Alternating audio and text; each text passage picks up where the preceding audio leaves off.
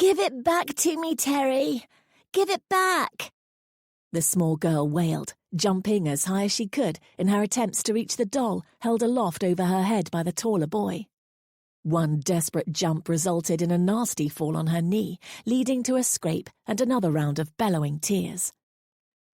"It's not nice to pick on little girls," a young but convincingly authoritative voice said from several yards away. The little girl pushed her mussed brown hair away from her eyes to see the owner approaching, a little boy, even taller than the one holding her doll hostage. "Stay out of it," the bully sneered. The little girl did not see clearly what happened next from her vantage point on the ground.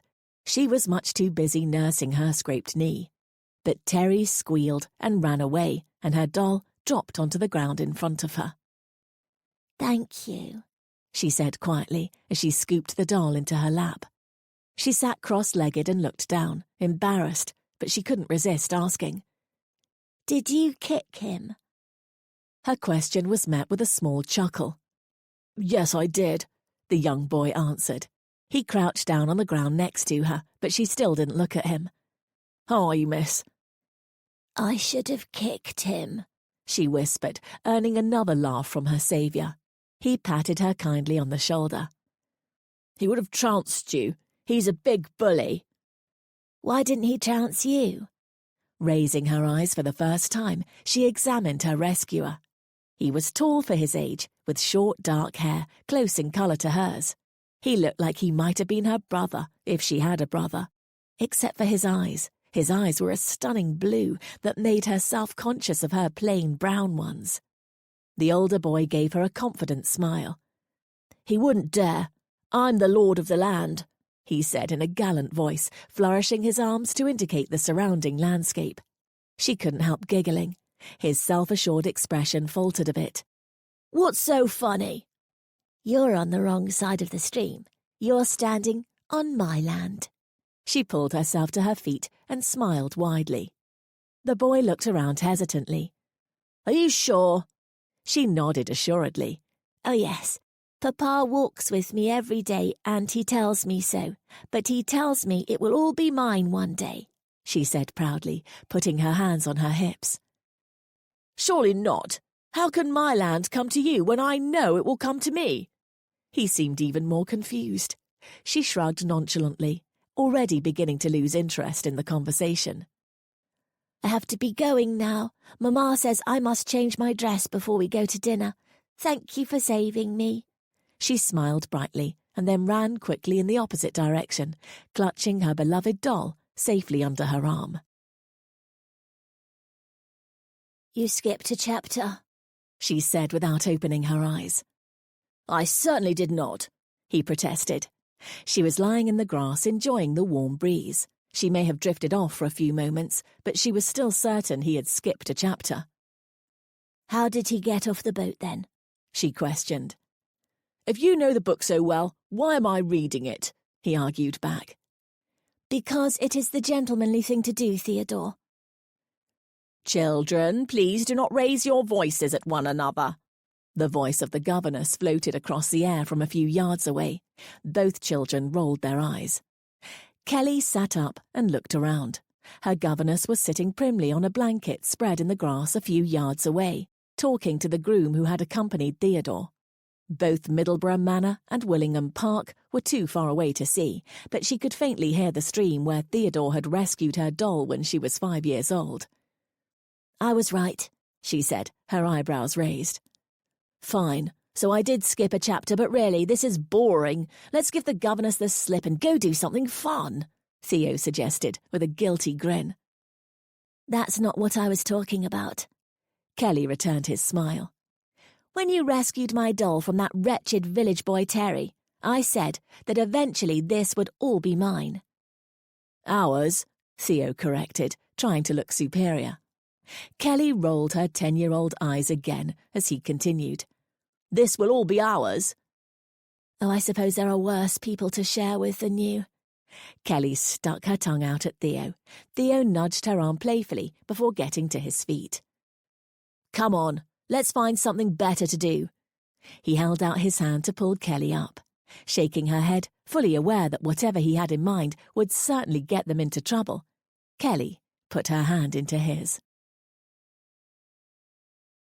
"Calm down, Kelly. We will be there momentarily," her mother said with annoyance. "It's been months and months, Mamma," Kelly said excitedly, leaning as far out the window as she could, trying to judge their distance from Willingham Park. They were nearing the bend in the drive, which meant it would be in sight momentarily. She could barely contain herself. It seemed like forever since Theo's father had sent him away to school, and Kelly had been hopelessly bored without him. "And I'm sure young Theodore will behave very appropriately, as I expect you to, Kelly," her mother lectured, but her call was too late. The carriage halted, and 13-year-old Kelly launched herself from it. She started to fly up the steps, but stumbled to a hurried halt when she saw the trio awaiting them. Lord Alston, Theo's father, was tall and aloof. Even from a distance, it was clear that he was not the type to make idle conversation. His wife, Lady Alston, had light brown hair arranged in an elegant coiffure. She was the image of everything a countess should be. Calm, composed, with a welcoming smile on her face as she waited to graciously greet their guests. Of course, Kelly was most concerned about the third member of the party. Theo was his father in miniature, dark hair, tall even as a teenager. Kelly could barely contain her eagerness as she slowed and tried to climb the last few stairs daintily, as her mother was always imploring her to do. "Good evening, Miss Collins," Lord Alston said formally. Kelly bobbed a hasty curtsy to Lord and Lady Alston before turning excitedly to their third companion. "Theo, I've got so much to tell you." "Good evening, Miss Collins," Theo repeated formally. He bowed slightly. Kelly took a step back in confusion. That was quite unlike Theo. She watched him carefully, expecting his characteristic grin to creep across his face at any moment, his laugh to tell her that he was joking with her. But his face and demeanour stayed calm and cool. "Good evening, Lord Alston, Lady Alston." Kelly's mother came gracefully up the steps behind her. "My goodness, Theodore, how grown up you look," she exclaimed, curtsying and holding out her hand formally. Theo took it, kissing her hand and bowing. Then her mother turned to his parents and followed them inside. Kelly remained frozen in front of Theo. What was wrong? Why was he being so strange? "Shall we go in?" Theo said awkwardly after a few moments, holding out his arm. Well, yes?" Kelly trailed off. She didn't know what to do or say, so she picked up the formality her mother had trained her for, the formality which she had never once experienced or expected with Theo. She put her arm in his and allowed him to lead her inside. Chapter 1. She supposed there were worse things, like going to a penal colony in Australia or being kidnapped by pirates in the Caribbean. It must be worse to spend the day in the stocks or go days without food or water. As she sat in the carriage, bouncing along towards London, Kelly Collins continued to make a list in her head of things that were worse than being shipped off to London unceremoniously by her parents with one express mission: find your fiancé and convince him to marry you. "Sit up straight, Kelly. You'll never catch anyone's eye if you slouch like that." Her mother's voice cut sharply into her mental list-making. Kelly gritted her teeth as she straightened her back against the uncomfortable carriage seat, but she did not respond. Her mother's words had the unavoidable result of making her think about her current predicament. Stifling a defeated sigh, she returned to her list. Being branded with a cattle iron, getting run over by a carriage. "The Countess of Crawford is giving a ball tonight. I have it on good authority that Lord Alston will be there, so that is where we will put in our first appearance." Claire Collins interrupted again.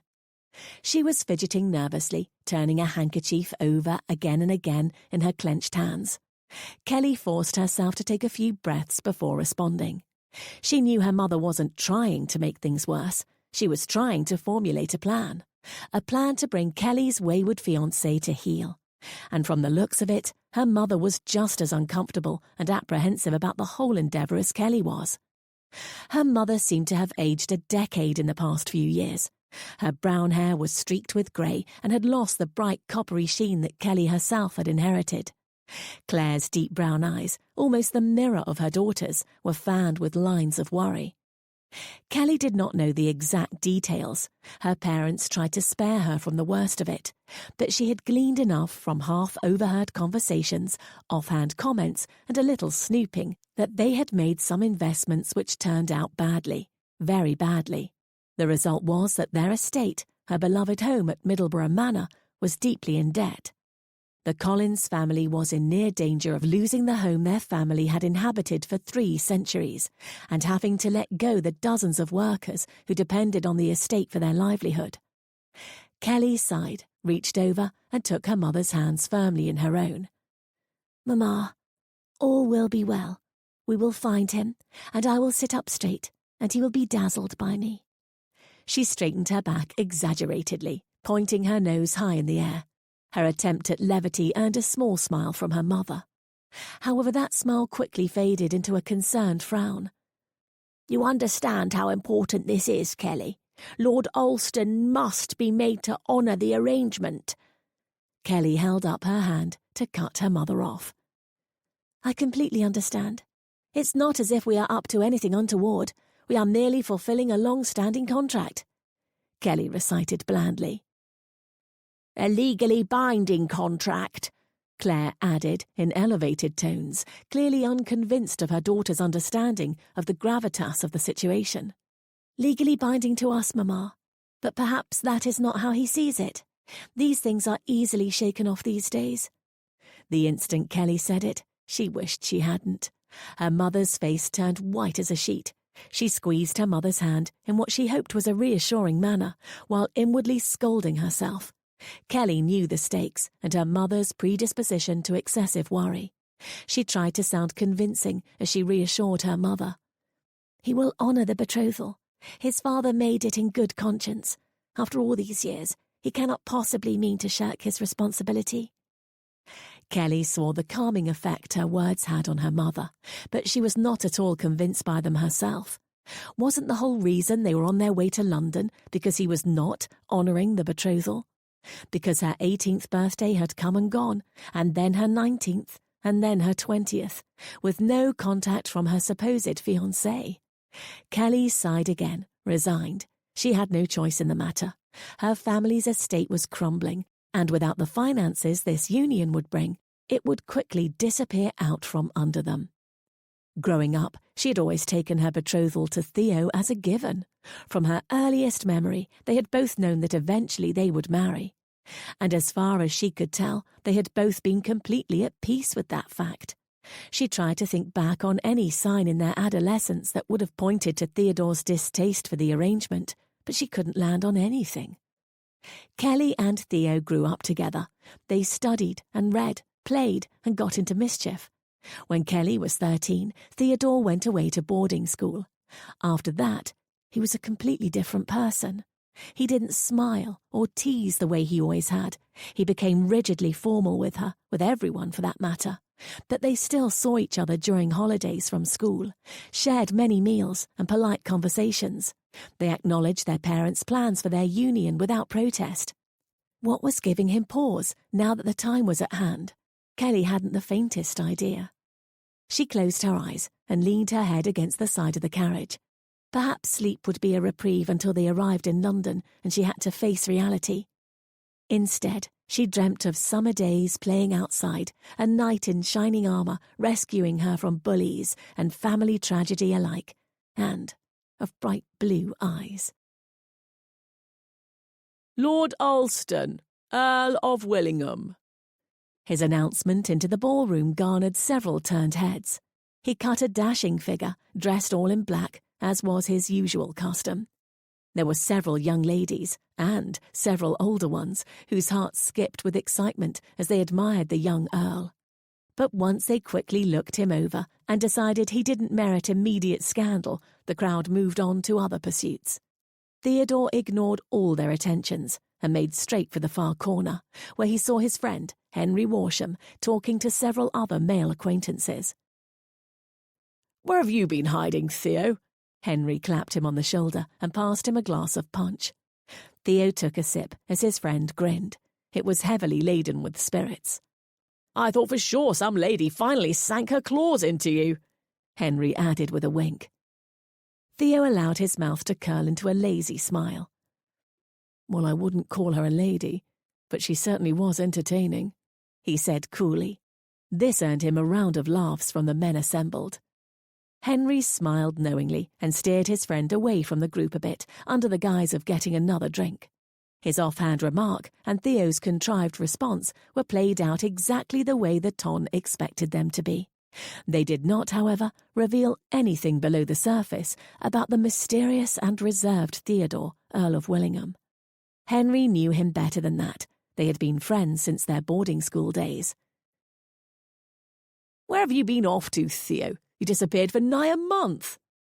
"Maddie's been after me to have you round for dinner, but I hadn't the courage to tell her I had no idea where you were," Henry said when they were alone. "Oh, just here and there," Theo answered nonchalantly. He refilled his drink at one of the many punch bowls and took another sip. Henry didn't press for a further answer. If his friend wanted to share, he would in due course.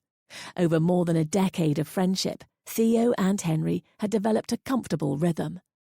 Theo wasn't generally a forthcoming person. It wasn't that he was rude or secretive. He just preferred not to discuss himself or his personal life. It had been drilled into him from the moment he became a man. The face you presented to the world should be well crafted and controlled, no matter what storms brewed beneath the surface. If there was anything his father taught him, it was that. "Well, now that you're back, you will have to come to dinner. Once Maddie sees you, there will be no escape." As if her ears were burning, Henry's wife appeared amid the ever-growing crowd of revellers. Her distinctive laugh could be heard above the din of the crowd, and even in the busy throng she stood out. She wasn't a tall woman, but her boisterous demeanour always seemed to command attention. "Theo, you're here," she smiled widely, offering him her hand and grinning as he kissed it dutifully. "You're a beast to disappear like that for weeks without explanation," she chided, only half-jokingly, as she brushed her long blonde hair back over her shoulder. She suspected that he had been avoiding her attempts to set him up with a female acquaintance of hers, but she couldn't be sure. "If I think you're cross with me, I will be truly wounded," he said back, without the slightest circumspection. Madison laughed indulgently. She had a soft spot for Theo. She had ever since her husband first introduced her to him. He always seemed so alone and so damnably comfortable with that fact that it was her dearest endeavour to make sure the opposite was true. "You know I can never be cross with you, Theo. But how am I supposed to throw eligible lady after eligible lady into your path if you won't stick around?" she asked brazenly, crossing her arms. "Has the thought occurred to you that I'm not interested in an eligible lady?" he answered truthfully, arching his eyebrows. He wasn't a fool. He knew what Madison had been up to for ages, despite how he might feign ignorance, and he wasn't about to get himself saddled with one of the silly debutantes she kept trying to entangle him with. Madison raised hers in challenge. "Not interested? We will see. In any case, I shall expect you for dinner tomorrow night. You can tell us all about what you have been up to," she said pointedly. "That's not likely," Henry put in, giving Theo a conspiring grin. "But he'll accept," Madison said confidently. Theo nodded his acquiesce, but his attention was on the other side of the ballroom, on the woman who had just entered. She was wearing a light shade of brown that was unusual for a young woman, but complemented her rich dark brown hair, striking dark hair that was partially pinned up, but already trying to escape the pins. Even from a distance, he could appreciate her generously rounded breasts and hips. Though he was certain she was single, the way she moved, glancing back at her companion as if for approval, suggested she was chaperoned and therefore unmarried. She wasn't his usual type. He preferred his women older and more experienced. There was no guessing about what they wanted from him. But the newcomer caught his attention and held it. He couldn't see her well so far across the ballroom, but there was something vaguely familiar about her. He wasn't able to place her exactly, but the way she absently tossed an errant curl over her shoulder and tilted her head to speak to her companion rang with recognition. Theo vaguely noted the other woman with her. Her hair was lighter, and from the way she dressed, he guessed she was older, though he could not tell for sure because she was turned away from him. The older woman leaned over and whispered to the liveried man standing at the doorway so he could announce their presence to the assembled crowd. Theo turned his head so he could clearly hear as the herald announced, "The Right Honourable Lady Claire Collins, Baroness Middleborough, and her daughter, Miss Kelly Collins." Chapter 2. Kelly surveyed the wide array of people as she descended the stairs into the main ballroom. Her mother led the way a few steps ahead of her, clearly charting a path for her to follow. Kelly was grateful. She had not attended an event this large since her come-out 2 years ago. Her parents could not afford a long and expensive season, so after her presentation and a few social events, they had returned to the country. As it was, she had no idea how they were affording this excursion into the capital. They were staying at the London home of her mother's aunt, conveniently away on the continent this season. The thought reminded her all too unkindly of her mission. By the time Kelly descended the stairs into the crush of the ballroom, her mother was already engaged in conversation with an older woman who Kelly vaguely recognised as Countess Crawford, their hostess. "I am so happy to see you back in town," she exclaimed to Claire Collins. "Yes, we thought it would be important to bring Kelly," her mother answered. To Kelly, the comment seemed laced with implication, begging the Countess to ask the pertinent follow-up question. "But of course, it's time for this young lady to catch a husband." Kelly winced at the Countess's forwardness, but her mother seemed unfazed. This was exactly the line of conversation that she wanted to bring up. Her mother certainly wasn't wasting any time in moving forward with her plans to bring Theodore on board. "Kelly is already betrothed, a long-standing agreement made by fathers long ago," she trailed off. This time Kelly was sure it was deliberate. For all of her doubt on the carriage ride to town, Claire certainly seemed to have a plan of attack. "Oh, who indeed?" the Countess asked with interest. She was thrilled that she would be the starting point for a new piece of ton gossip. "To Lord Alston, Earl of Willingham. Willingham and Middleborough are neighbouring estates, as you might know. As I said, the arrangement has been in place since they were both quite young," Kelly's mother explained without missing a beat. Kelly let out a breath she didn't know she was holding. There it was. The cat was out of the bag for all of society to see. Now either her fiancé would feel pressured to honour the betrothal, or she would be humiliated in front of the ton. "Lord Alston is here. He arrived not 5 minutes before you," the Countess said excitedly. She began scanning the room, trying to locate the specific guest. Her eyes searched the ballroom, dance floor, and outskirts already crowded with guests. Unsuccessful, she turned a markedly disappointed gaze back to Kelly and her mother. "Well, he is about somewhere. I'm sure you will enjoy catching up with him." Indeed. Kelly nodded politely as the Countess moved away to greet another guest. For the next hour, Kelly allowed herself to be pulled around behind her mother as she renewed acquaintances, but she stood somewhat back from the exchanges. She felt many people's eyes on her. Could her mother's declaration have spread that quickly? Or was there something wrong with her appearance? Kelly had never been comfortable in London amidst the haute ton. The women here were so elegant, graceful, and well-spoken. Not necessarily intelligent, Kelly thought with a small smile, and often quite superficial. When she had been in London for her debut, she had been surprised by how the women of the ton gossiped so negatively about others and kept themselves interested in such vain pursuits. But they didn't stumble over their words, as Kelly often did when she was nervous. And they certainly considered her inferior, given her rural upbringing. But Kelly was fine with that. She preferred the quieter pace of life back at Middleborough, the fresh air, the rolling hills, the lack of intrigue and gossip. But she had come to London to save that very life, she reminded herself. Her home and all the beloved people that inhabited it were worth whatever uneasiness she might feel now. "Excuse me, Mamma. I'm going to get a bit of fresh air." She was feeling stifled by the density of people and the weight of her mission. She needed a few moments alone. Retreating into the cool night air on the terrace, Kelly was thankful to find it relatively deserted. The cold tinge in the air had discouraged all but a few scattered people from venturing outside. Rubbing her hands up and down her bare arms to generate heat, she walked slowly along the railing and gazed absently over the darkened gardens. "Good evening, Miss Collins." A deep voice broke her reverie suddenly. Spinning around to find the source, Kelly instantly took a step back when she did. What? She opened her mouth to speak, but the words seemed to die on her tongue. This earned a dark chuckle from her companion. "You still have a way with words, I see," Theo said dryly. Kelly frowned. "Theo," she managed to say quietly, curtsying slightly, but keeping her eyes on him. She looked him over carefully, examining how his shoulders had widened and he had grown even taller. Then she arrived at his eyes. His startlingly blue eyes had not changed at all. Theo always had a way of looking at her that made her feel like he could see right into her soul, past whatever words she was saying to the root of her feelings. Caught now in his gaze, she desperately hoped that wasn't still true.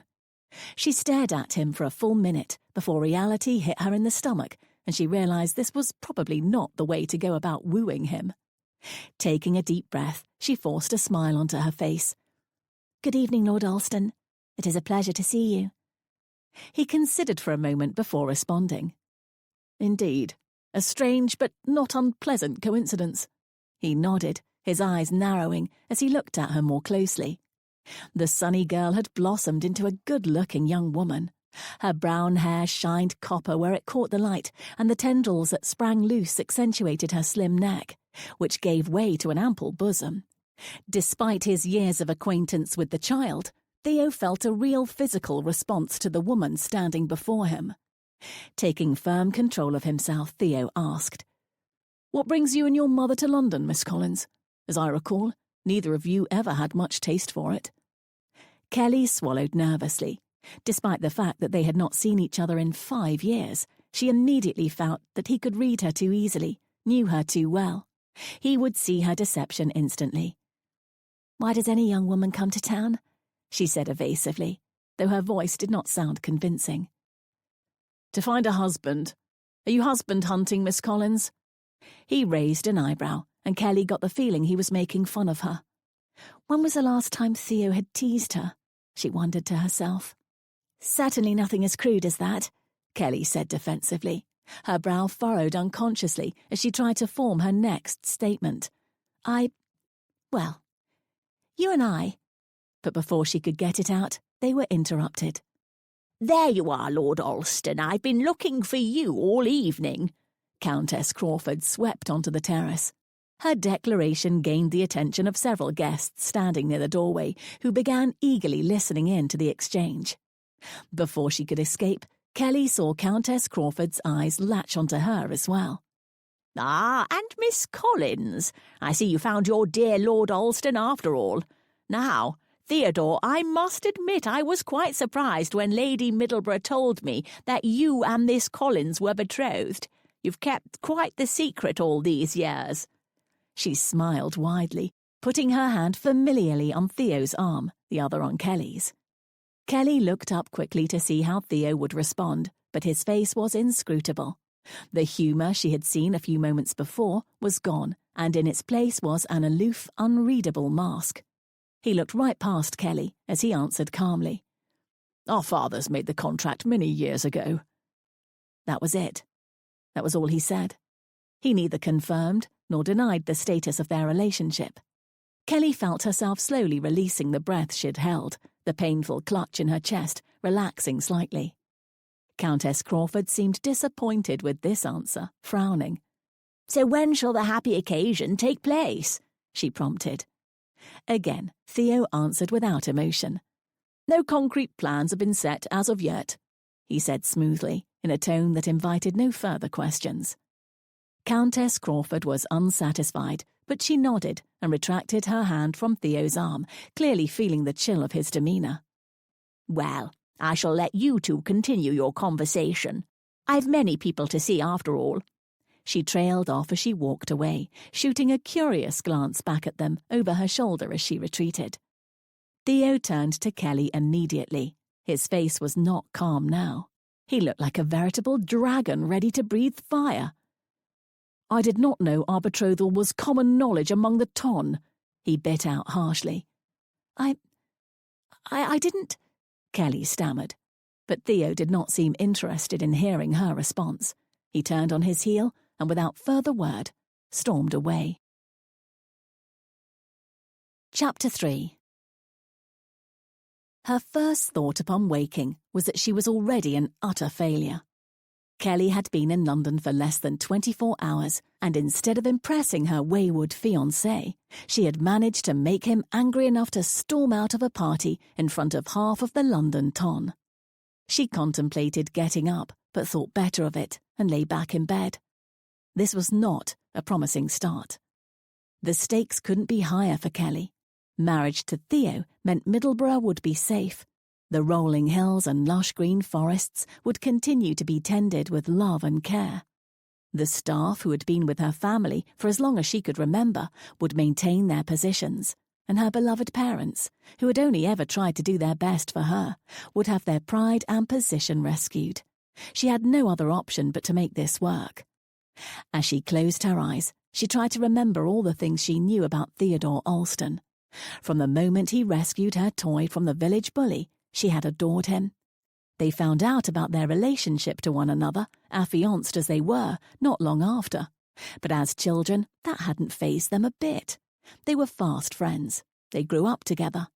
Until Theo was sent away to boarding school. Nothing was ever the same after that. They still saw one another on holidays, but more to please their parents than because they had anything in common. It was as if the carefree and lovable boy she had known for so many years had disappeared overnight. There were no more lessons in tree climbing or adventures to be had after escaping the watchful eyes of adults. To this day, she had no idea what had changed so suddenly between them. She frowned at the thought. Maybe this was a mystery that would be unlocked now that she and Theodore were both adults. Maybe it was somehow related to his hesitation in marrying her. She thought of the last time she had seen Theo, before the previous night, of course. It was at his father's funeral at Willingham Park. Theo had just finished school. Kelly was still only 15, so there was no expectation that they would marry immediately, but their parents had continued to arrange visits between them up until that point to maintain their acquaintance with one another. Not that it mattered. Theo was always so formal and guarded that Kelly felt she could have seen him every day and not known him any better. Was he still like that? She thought she had experienced some humour last night, before his mood turned sour. That was certainly a side she hadn't seen of him since he was trying to trick her into some sort of teenage shenanigans. But he had been cool and aloof when discussing their betrothal with Countess Crawford. He hadn't appeared ruffled at all until they were again alone, and he stormed off. His father's funeral had been a large affair. Theo's mother had presided over the event with quiet dignity, her silent son at her side. Kelly particularly remembered the luncheon at Willingham following the church service. Her mother had encouraged her to approach Theo and offer her personal condolences, as it seemed appropriate for a man's future wife to do. You're very sorry." She had been so nervous that she had stumbled over her words. Theo hadn't laughed at her then, as he had last night. He had just stared at her blankly.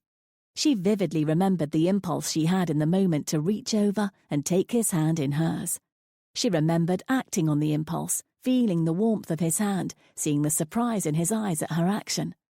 Then he gently squeezed her hand and quietly said, "Thank you."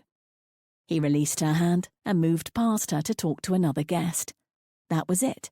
He had spoken only 2 words to her, met her eyes for only a moment, and yet Kelly could still remember how sad and lonely those icy blue eyes had looked, in contrast to how warm and alive his hand had felt in hers. She sighed at the memory, not sure if she should count it among the happy ones or not. Resigned to get up and face the day, she pulled herself out of bed and rang for her maid. She wasn't a fussy person and was dressed for the day quickly. When she entered the dining room below, she found it empty. Mamma must still be abed, she thought to herself, as she sat down to eat. "Madam, I'm so sorry to interrupt you. A footman poked his head in the door. "But your mother left this note for you." He held out a neatly folded piece of paper. Kelly frowned. She hadn't thought she had slept late, but her mother still seemed to have beaten her out of the gate. "Thank you," she said absently, unfolding the note and reading. Well, it appeared her mother was wasting no time in renewing the acquaintances that would assure them entrance to all of the Toms' social gatherings. Kelly was told to be ready that evening and to keep out of trouble for the day. Kelly felt a bit offended by that. What trouble could she possibly get into? She knew the stakes of this trip. She wouldn't get up to something foolish. She sighed and glanced out the window. The weather looked nice enough. Maybe she would just take a book and go read in the park. "You disappeared quickly last night," Henry commented as he slowed his horse to a walk alongside Theo's. "The company had a sobering effect," Theo said ominously. Henry was unfazed. Theo sighed inwardly. He did not want to discuss the previous night's events. Encountering Kelly Collins had been like being hit over the head with a club. It had always been like that with Kelly. She was too attractive for her own good and too intelligent for his, though he did find the fact that she had not outgrown her mumbling worthy of a chuckle. It was as charming now as ever. She had always been a good-looking child, but she had grown into a beautiful woman. The freckles on her cheeks had faded, and her body had filled in too many womanly curves for him to be comfortable with. Those eyes, he sighed inwardly. He had always been so easily swayed by them. From the time she was a giddy 5-year-old, begging him not to tell on her for stealing pastries from the kitchen, those eyes had been problematic for him. The fact that they were now accompanied by a lush body made him uneasy. "I thought you liked the young lady. You sure couldn't take your eyes off her from the moment she walked in," Henry prodded, grinning at his friend. Theo's frown deepened. "Some things are not what they appear," he answered. "Oh, stop being cryptic." Henry rolled his eyes. "What's wrong with the girl?" "It's a long story," Theo sighed. "There's a big park," his friend countered. "You never could leave well enough alone, could you, Warsham?" "Never," Henry confirmed with a grin. Now Theo rolled his eyes. Where did he even begin to explain his situation with Miss Collins? He might as well tell Henry. Now that Kelly was in London, their involvement was going to become common knowledge soon. Hell, now that Countess Crawford knew, it was only a matter of days before this juicy new gossip made the rounds. "It's complicated," he began. "Yes, I think we've established that," Henry teased. "Enough! I'm not going into—" Fine, I'll stop teasing. Do continue." Attempting a straight face and failing, Henry fiddled with his reins to stop from laughing outright at his friend's obvious discomfort. Theo gave him a dark look, but continued anyway. "I'm already acquainted with Miss Collins, or at least I was in the past. Her father is Baron Middleborough of Middleborough Manor, which adjoins Willingham."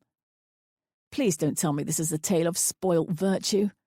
"It's not," Theo said shortly. "Historically, the Barons Middleborough and the Earls of Willingham have squabbled over the border between the two estates. One generation the line is drawn one place, then the next generation it changes a bit, and both sides claim they have somehow been cheated by the other. My father had a wider vision than that. Instead of arguing over a few acres here or there, he envisioned both estates incorporated into one. So when we were both very young, Miss Collins's and I's fathers reached an agreement intended to unite our two estates and put to rest any dispute once and for all. In short, for most of our lives, Miss Collins and I have been—" "Betrothed!" Henry finished with a whoop. He couldn't contain his laughter. Theo was less than amused. "I'm so glad you find this situation amusing, Warsham, because she's now almost certainly come to London to call me to account. I'm surprised you haven't staked yours. There's the whole of Middleborough to be had. No wonder your father had you betrothed," he said sardonically. "I don't care about what my father wanted." Theo's brow furrowed. His lips tightened into a line. "Nor am I bound by his land-thirsty obligations." "So you mean to toss her over, then?" Henry pulled up his horse rather abruptly, frowning at Theo. He knew Theo wasn't keen on the idea of marriage, especially one that was arranged by his father. But somehow he couldn't picture him humiliating a lady in the way that Miss Collins would undoubtedly be if he publicly denounced their engagement. Theo shrugged. He honestly wasn't sure what he was going to do about Miss Collins. For the time being, however, he was going to put this messy business from his mind. "Let's ride," he said, as he kicked his mount into a canter. Henry sighed. This was going to be a messy business. Chapter 4. "May I share your bench?" Kelly was startled from reading. "I beg your pardon?" she said automatically. "May I share your bench?" the other woman repeated. "Of course," Kelly responded. Gathering her wits about her, Kelly looked at the other woman. She was about the same age as her, perhaps a year or two older. Her long blonde hair was in a sleek braid that fell over one shoulder, and she was elegantly adorned in a lavender day dress.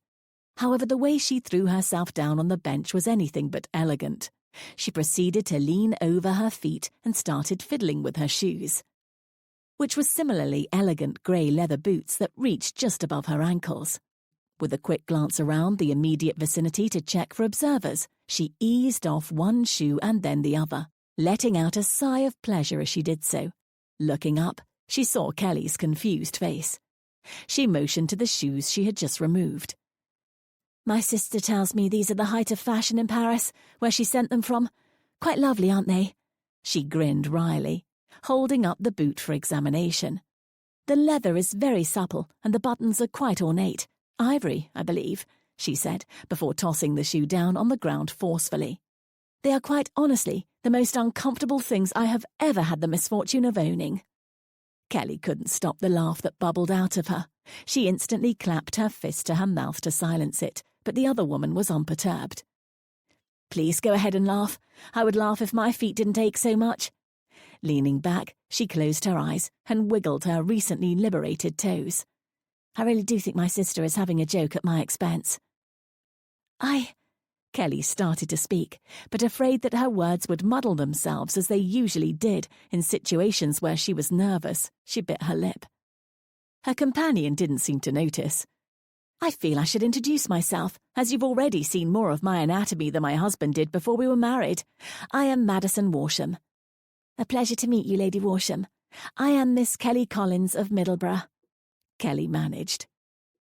"Well, Kelly, I will call you that, as we are already so advanced in our acquaintance thanks to my sister's fashion advice. You are my saviour," Madison said exaggeratedly, a quick smile coming to her face and instantly enhancing her beauty. "If I hadn't seen this bench, I probably would have sat right down in the grass." Kelly laughed again. She felt her tension and nervousness easing. "Right in the grass, my lady." "Maddie, you must call me Maddie. It wouldn't do for me to call you Kelly, and you to waste time with all this my lady business. We're to be friends, remember?" Madison's smile widened. "And yes, I would have put myself right down in the grass and waited for my husband to come find me. He is riding around here somewhere." She cast a quick eye around them, but did not spot him. Her eyes fell on Kelly's book. "What are you reading?" "Oh, it's nothing special," Kelly said, showing Madison the book. "Just something to pass the time and keep me out of trouble, as my mother would say." "Keep you out of trouble? Whatever kind of trouble would you get into?" Madison looked at the book for a second and then handed it back to Kelly with a quizzical look. "I haven't the faintest idea, but my mother is convinced I will make a muddle of this trip to London one way or another." "Well, that's not the right outlook," Madison said with a humph. But then a new thought twinkled in her eyes. "You're new to London?" "I haven't been here since my debut when I was 17. "And what brings you now?" Madison asked eagerly. Kelly paused. "It's complicated," she said slowly. Madison's eyebrows raised, her interest piqued. "That sounds interesting," she said with an encouraging smile. As much as she liked her new friend, Kelly wasn't quite ready to spill her secret yet. She didn't even really know who Madison was. A lady of standing, clearly, but who exactly was not clear. "It's not interesting. Just a mother worried about the usual things." "Marriage, of course," Madison said bluntly. She could tell by the look on Kelly's face that she had guessed correctly. "That is all mothers of women our age worry about. Before I married Henry, my mother was an absolute lunatic, foisting me on every marriageable gentleman within the county lines. At least it's not just me, then, Kelly said with a sigh. But you're a pretty girl. Madison leaned back a bit, as if to get a better look at the picture that Kelly presented. I can't imagine you haven't had offers, she observed frankly. Well, I haven't exactly. As I said, it is complicated, she trailed off. This is a very unusual conversation, Kelly said, starting to feel uncomfortable again. Madison laughed. I suppose it is. We've only just met, but I feel instantly at ease with you. Perhaps because we have shared the traumatic experience of these shoes. She chuckled again. I've just the thing. To show your mother you can handle yourself perfectly well, I shall invite you to dinner tonight. Nothing formal, I assure you. Madison put up her hand when Kelly instantly started to protest. Just my husband and a couple of friends, but it will show that you've gained the approval of an important societal matron, the Marchioness of Clyden. Madison straightened her back like a rod and put her nose up in the air in fake pomposity. Kelly couldn't help but laugh. I don't think my mother will be able to argue with that, Kelly agreed. But just how do you intend on getting home? You're not planning on walking through Piccadilly barefoot, are you? I can go fetch you some shoes to borrow and bring them back if you wait here. That is very sweet, but Henry should be along soon. He and Theo always ride back this way in the mornings. He'll lecture my ear off for walking out here alone, but then he'll be helpful enough. But Kelly did not hear what else Madison had to say. She froze when the name passed Madison's lips at the exact moment that she sighted two riders turning down the lane and heading distinctly in their direction. Chapter 5. Henry, Madison called, waving her hand in the air to catch the two men's attention. Kelly's first instinct was to wish that the ground would somehow swallow her up. She could tell the exact moment that Theo realized who she was, and the look of surprise followed by a deep frown made her want to sink into the bench itself. Madison appeared completely unaware of her distress. She was smiling broadly at the men as they closed the remaining yards between them. Kelly forced herself to take a deep breath and sit up straight. She could not be a coward now. Too much was riding on her ability to charm the elusive Lord Alston into honouring their marriage contract. She had to be serene, attractive, interesting. The opposite of how she had behaved the previous night, she thought to herself ruefully. Trying her best to keep her nerves at bay, she fixed a sunny smile on her face. Oh, Henry, it's about time you came along. We've been waiting for you, Madison said with joking reprove. I wore those awful shoes my sister sent me and they've torn my feet to bits. I'm going to need to ride home with you. She gestured down at the offending shoes with a crinkle of her eyebrows. Madison, have you taken your shoes off right here on the park bench? Henry answered, shaking his head. You wonder why people are always gossiping about you. Madison pursed her lips in annoyance. Yes, I have, and there is nothing scandalous about it. The only person who witnessed my ordeal was Miss Collins. She indicated Kelly. And I assure you, her and I are already the dearest of friends. Henry didn't respond immediately, but looked quickly over at Theo, who was silent and staring at the ground. A smile slowly spread over Henry's handsome face. Miss Collins, it is a pleasure to meet you. Oh yes, Kelly, this is my husband, Henry Walsham, Marquis of Clyden. Darling, this is Miss Kelly Collins, Madison said quickly. And this handsome brute is Theodore Alston, Earl of Willingham. We are already acquainted, Kelly broke in, her smile steady. For a moment she was surprised by her own forwardness, but she decided to surge ahead. It's a pleasure to see you again so soon, Lord Alston. Theo wasn't looking at the ground anymore, but right at Kelly. Kelly was startled by the intensity of his gaze. She felt like he could see right through her sunny facade. Theo's assessment of Kelly was much as it had been the night before. He just didn't know what to make of her. She couldn't have orchestrated this encounter, as she had no way of knowing he would be in the park, nor arranged her chance meeting with Madison. Besides, the Kelly he had always known hadn't a manipulative or calculating bone in her body. Yet somehow, here they were, face to face with one another again. He knew full well why she had come to London. It did not take a genius to puzzle it out. He hadn't ignored her father's many letters over the years out of spite or malice. He simply hadn't known how to, nor wanted to deal with the situation. After 3 years, her family was ready to force the issue one way or the other. He didn't want to humiliate little Kelly Collins, but he also wasn't about to submit to the tortuous state of matrimony. He needed to convince Kelly that he was not a desirable husband. It was the truth, of course. He would never consent to make himself miserable for the rest of his life, and he knew the state of marriage was nothing short of miserable. A plan started to form in Theo's head. He would convince her that he was not the one for her.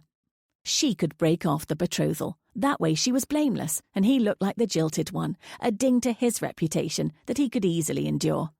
Then she would find another husband, and he would be free to continue his life in peace. That was the game, and he was sure to be the winner. He smiled at Kelly, noting the surprise that flitted across her face. "It's a pleasure to see you as well, Miss Collins." Knowing she would stumble if she spoke, Kelly nodded. This was certainly a different Theodore than the evening before. Now he was being cordial. What was he playing at? Thankfully, Madison jumped in and saved her from having to come up with something appropriate to say. "Kelly has agreed to join us for our small dinner party this evening, and of course, I will hold you to your commitment to attend, Theo." Madison looked pointedly at the handsome man astride beside her husband as she said it. Theo's face didn't betray anything. "I will be there," Theodore said smoothly. "Until this evening, Miss Collins." He nodded to Kelly, Madison, and Henry, and then trotted off his horse down the path. Kelly looked after him musingly, uncomfortably aware of the butterflies that had taken flight inside her stomach. "I don't see how you've managed to garner an invitation from the Marchioness of Clyden," Kelly's mother said doubtfully. She followed Kelly down the stairs and stood with her hand on the banister as a maid handed her daughter a pelisse that matched her dress to ward off the chill of the evening. "I told you, Mamma. It was all a chance encounter. We happened upon each other in the park and became acquainted." Kelly ignored her mother's arched eyebrows as she smoothed her dress. She didn't have a wide variety to choose from, but she'd always thought shades of green particularly becoming on her. As she fastened the mother-of-pearl buttons of the pelisse, she turned back to her mother. "I thought you'd be thrilled when you heard that Lord Alston would be in attendance." "I am. I'm just not entirely sure this is appropriate," Lady Middleborough said slowly. "I really should be chaperoning you." "The Marchioness of Clyden will act as my chaperone, Mamma. She has graciously offered to take me under her wing for the season and ensure that I get all the right introductions at the right places. She is perfectly respectable."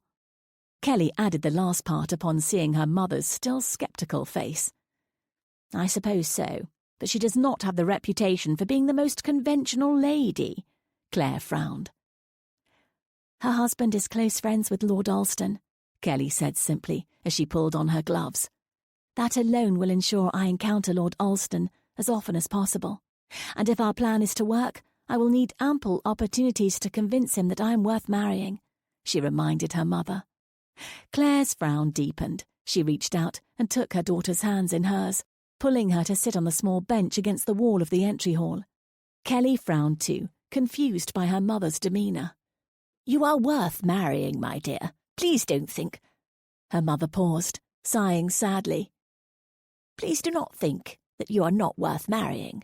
Any gentleman would be lucky to have you.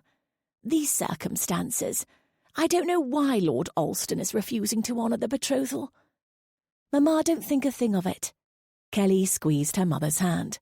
"I am well, and all shall work out with Lord Alston. You shall see." She forced herself to smile at her mother as she said the words and sent up a silent prayer that she would be brave enough to make good on them. With a last squeeze to her mother, Kelly set off in the waiting carriage for the London home of the Marquess and Marchioness of Clyden. As she smoothed her pale turquoise skirts for the 10th time, she went over her strategy again in her mind. She must be accommodating and agreeable to show Theo that she would make a model wife. She would demonstrate to him that she was perfectly suited to his needs, no matter what they were. She would make it clear that there was absolutely nothing in her character which could give him cause to break the betrothal. Smoothing her dress again, she hoped she could manage it. Theodore arrived a bit early, as he always tended to do. The Warsham's butler admitted him with a smile and bid him wait in the salon for the lord and lady of the house. Henry joined him a few moments later. "I'm quite surprised you didn't beg off," Henry said forthrightly as he poured himself and Theo a drink from the crystal decanter on the sideboard. "Better to meet the challenge head-on, I suppose," Theo said wryly as he accepted the drink. "Madison can't think I'm oblivious to her antics." "Of course not. I just don't think she cares what you think," Henry smiled. "She doesn't care what I think either, if it makes you feel any better." "It doesn't," Theo answered. "But she won't succeed. She can't very well match you up with a woman you're already engaged to now, can she?" Henry said with a chuckle. Theodore was about to answer that quip, but the door opened to admit another guest. In all, the dinner party was small, consisting of Henry and Madison, Madison's elder sister Leonora, and her husband Lord Avery, and Christopher Bowden, an old friend of Madison's. Then Theodore, and of course Kelly. Kelly was the last to arrive, and by the time she did, Theodore was starting on his second drink. Madison got up instantly to greet her, but Theodore hung back watching. Though he looked nervous when she came in, her smiled greeting to Madison was genuine. Her eyes scanned the room, and he knew the instant they landed on him. At first, she glanced away quickly, seemingly embarrassed that she had caught him staring at her. She paused for a second, then raised her eyes calmly to his, and slowly smiled. Then she looked away again, focusing on Leonora and her husband as they were introduced to her by Madison. "Who the devil is that?" Christopher said, coming to stand beside Theo, drink in hand. "I certainly would have noticed her before." The appreciation in his voice was clear. "She hasn't been up to town in years," Henry supplied helpfully from the other side of Theo. "Miss Kelly Collins, daughter of Baron Middleborough." "She's not married, then? Lovely."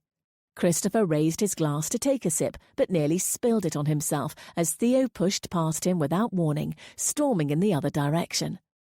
"What was that about?" Christopher turned to Henry, who raised his eyebrows and shrugged slightly. Theo could not put a name to it, but he was put off the moment he heard the tone of Christopher's voice. Perhaps it was because he had known Kelly nearly all of his life and felt a certain responsibility towards her, given their situation. He certainly didn't feel anything as petty as jealousy. They had hardly spoken to each other in years. He had been protecting Kelly since they were children. That must be the emotion surfacing now. He moved instinctively towards her, but now that he was near, he didn't know how to act. He didn't want to give her any undue encouragement or make her think he was interested, but he couldn't help being drawn to her. He did have to convince her he wasn't a worthy husband, so she would turn her sights elsewhere, a task he might as well start now. "Miss Collins," he said smoothly, inserting himself into the conversation. "As always, it is a pleasure to see you." "Thank you, Lord Alston." Kelly, lips curved slightly, but the nervous expression remained. "I believe you already know Lady Warsham's relatives, Lord and Lady Avery?" "Indeed. It is good to see you both again." Theodore kissed Leonora's hand and shook Lord Avery's. "How nice of you to join us, Lord Alston. Now that you are back in town, the ladies can begin swooning once again," Leonora said with a cheeky smile. "I would probably swoon for him too if I wasn't a married lady." She winked broadly at Kelly. "Alas, Lady Avery, now you know why I eschew the thought of marriage, for you are already taken." Theodore answered, hand over his heart for effect. Kelly's heart gave an incongruous thump. It had been so long since she had seen this side of Theo. She felt a pleasant warmth spreading through her body in response. Leonora, easily 15 years Theo's senior, laughed heartily. "I shall have to whisk you away immediately, Leonora, so you don't fall under his spell," her husband said with mock haste, pulling her towards the other side of the room. Kelly and Theo both smiled as the other couple departed, but when their eyes came back to each other, the expressions faded into awkwardness. Before either could say anything, the butler announced dinner was served. Politely Theo offered his arm, and Kelly accepted it, as he led her into the dining room. Here we go, they both thought to themselves. Chapter 6. Do you like to travel, Miss Collins? Leonora asked. I suppose so, Kelly answered thoughtfully. Honestly, I haven't had much occasion to travel, but I don't mind a long carriage ride, and the few times I've been on a boat, I wasn't bothered, so I suppose I am eager to do more. Theodore sighed inwardly. He had just given a rambling explanation of how much he'd travelled as a peer of the realm, how his responsibilities to his multiple estates meant he made several long journeys each year. He had catalogued and exaggerated the hardships of this travel as much as he thought would still be believable, and calm little Kelly Collins smiled serenely and said she would like to travel more. "Do you have many siblings, Miss Collins?" said Leonora, shooting a look at Theodore over her raised fork. It appeared Madison had made some sort of matchmaking alliance with her elder sister. I do not. I had neighbours and friends I was close with, of course. Kelly felt Theodore stiffen to her left, but she didn't look at him. But I always wanted brothers and sisters. You have to take the bad with the good. Look at those shoes my devil of a sister Mira sent me, Madison interjected, though I suppose Leonora isn't so bad. Thank you, dear sister. Leonora wrinkled her nose at her younger sister. I think because I was the only child, I've always wanted many children of my own, a little troop to run around and keep each other company, and of course for me to spoil, Kelly said, her smile widening as she spoke.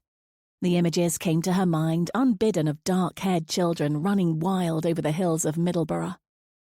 Theodore saw his opportunity. Of course, until they are old enough to go away to boarding school, he interjected. You can't keep your children under your thumb forever. I do agree. Going away to Harrow was the best thing that ever happened to me. Getting away from all of my sisters, Henry put in with a chuckle. I will tell your sisters you said that, Madison said with a grin. It builds character. It makes you a man, learning to take care of yourself and have some sense of responsibility, Henry said in his own defence. I most certainly agree, Theodore nodded, noting the look of dismay on Kelly's face. Perfect, he thought. It was the first time all evening she hadn't jumped to agree with him. I shall certainly send my sons off to Harrow as soon as they're old enough. I must disagree. I know of one young man in particular who went away and came back changed much for the worse. As soon as she said it, Kelly wished she had not, although to all the others it was just another addition to the conversation. Theodore was looking directly at her, with a distinct frown on his face. What do you mean? Madison asked innocently. Kelly swallowed and tried to keep her tone light, in keeping with the conversation. You know how some of those schools are? They knock the spirit right out of the boys, teaching them to be so straight-laced and proper that by the time they come home you hardly know who they are. But they must learn to behave properly at some point. They'll never learn anything at their mother's skirts. Theo made the comment to the table generally, but his gaze had not shifted from Kelly. Proper behaviour can be taught at home, Kelly disagreed, trying hard to keep her voice from betraying her emotions and not entirely succeeding. They have to learn to be men, Theo said shortly. Kelly opened her mouth to retort and then forced it closed. Under the table, her hands were balled into fists. The pain in her chest was so real it felt as fresh as that moment on the steps almost 10 years ago. The day that the Theo of her youth, friend and confidant, had been replaced by the stoic younger version of the man now sitting before her. Of course you are right, my lord, she said stiffly. The conversation turned to other topics, and Kelly busied herself playing with the food on her plate. So much for being pliant and agreeable, she thought. But she couldn't help herself. The idea of her own sons being sent away, coming back as taciturn, emotionless young men, made her go cold inside. The Theo she had adored had been taken from her in just that way. Theo could see that she was almost in tears, but he couldn't understand why. He had seized upon the topic because he wanted to give an example of how they were not suited to one another.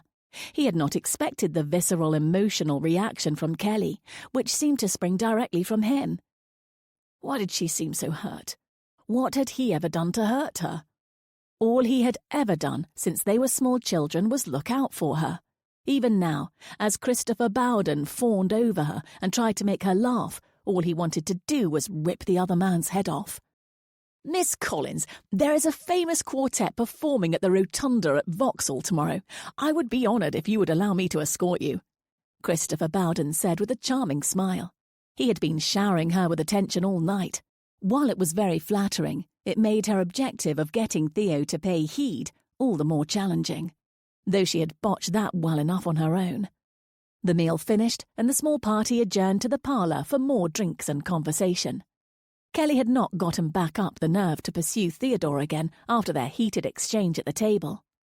Chatting with Christopher Bowden provided an enjoyable diversion, but Kelly knew that agreeing to go with him would be dangerously close to courting and certainly wouldn't give Theo the right idea.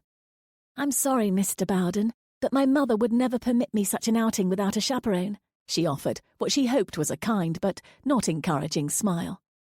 "Then please bring one by all means. Your mother is more than welcome to attend as your chaperone," he said accommodatingly. Christopher Bowden was an exceptionally handsome man, with golden hair and seawater blue eyes.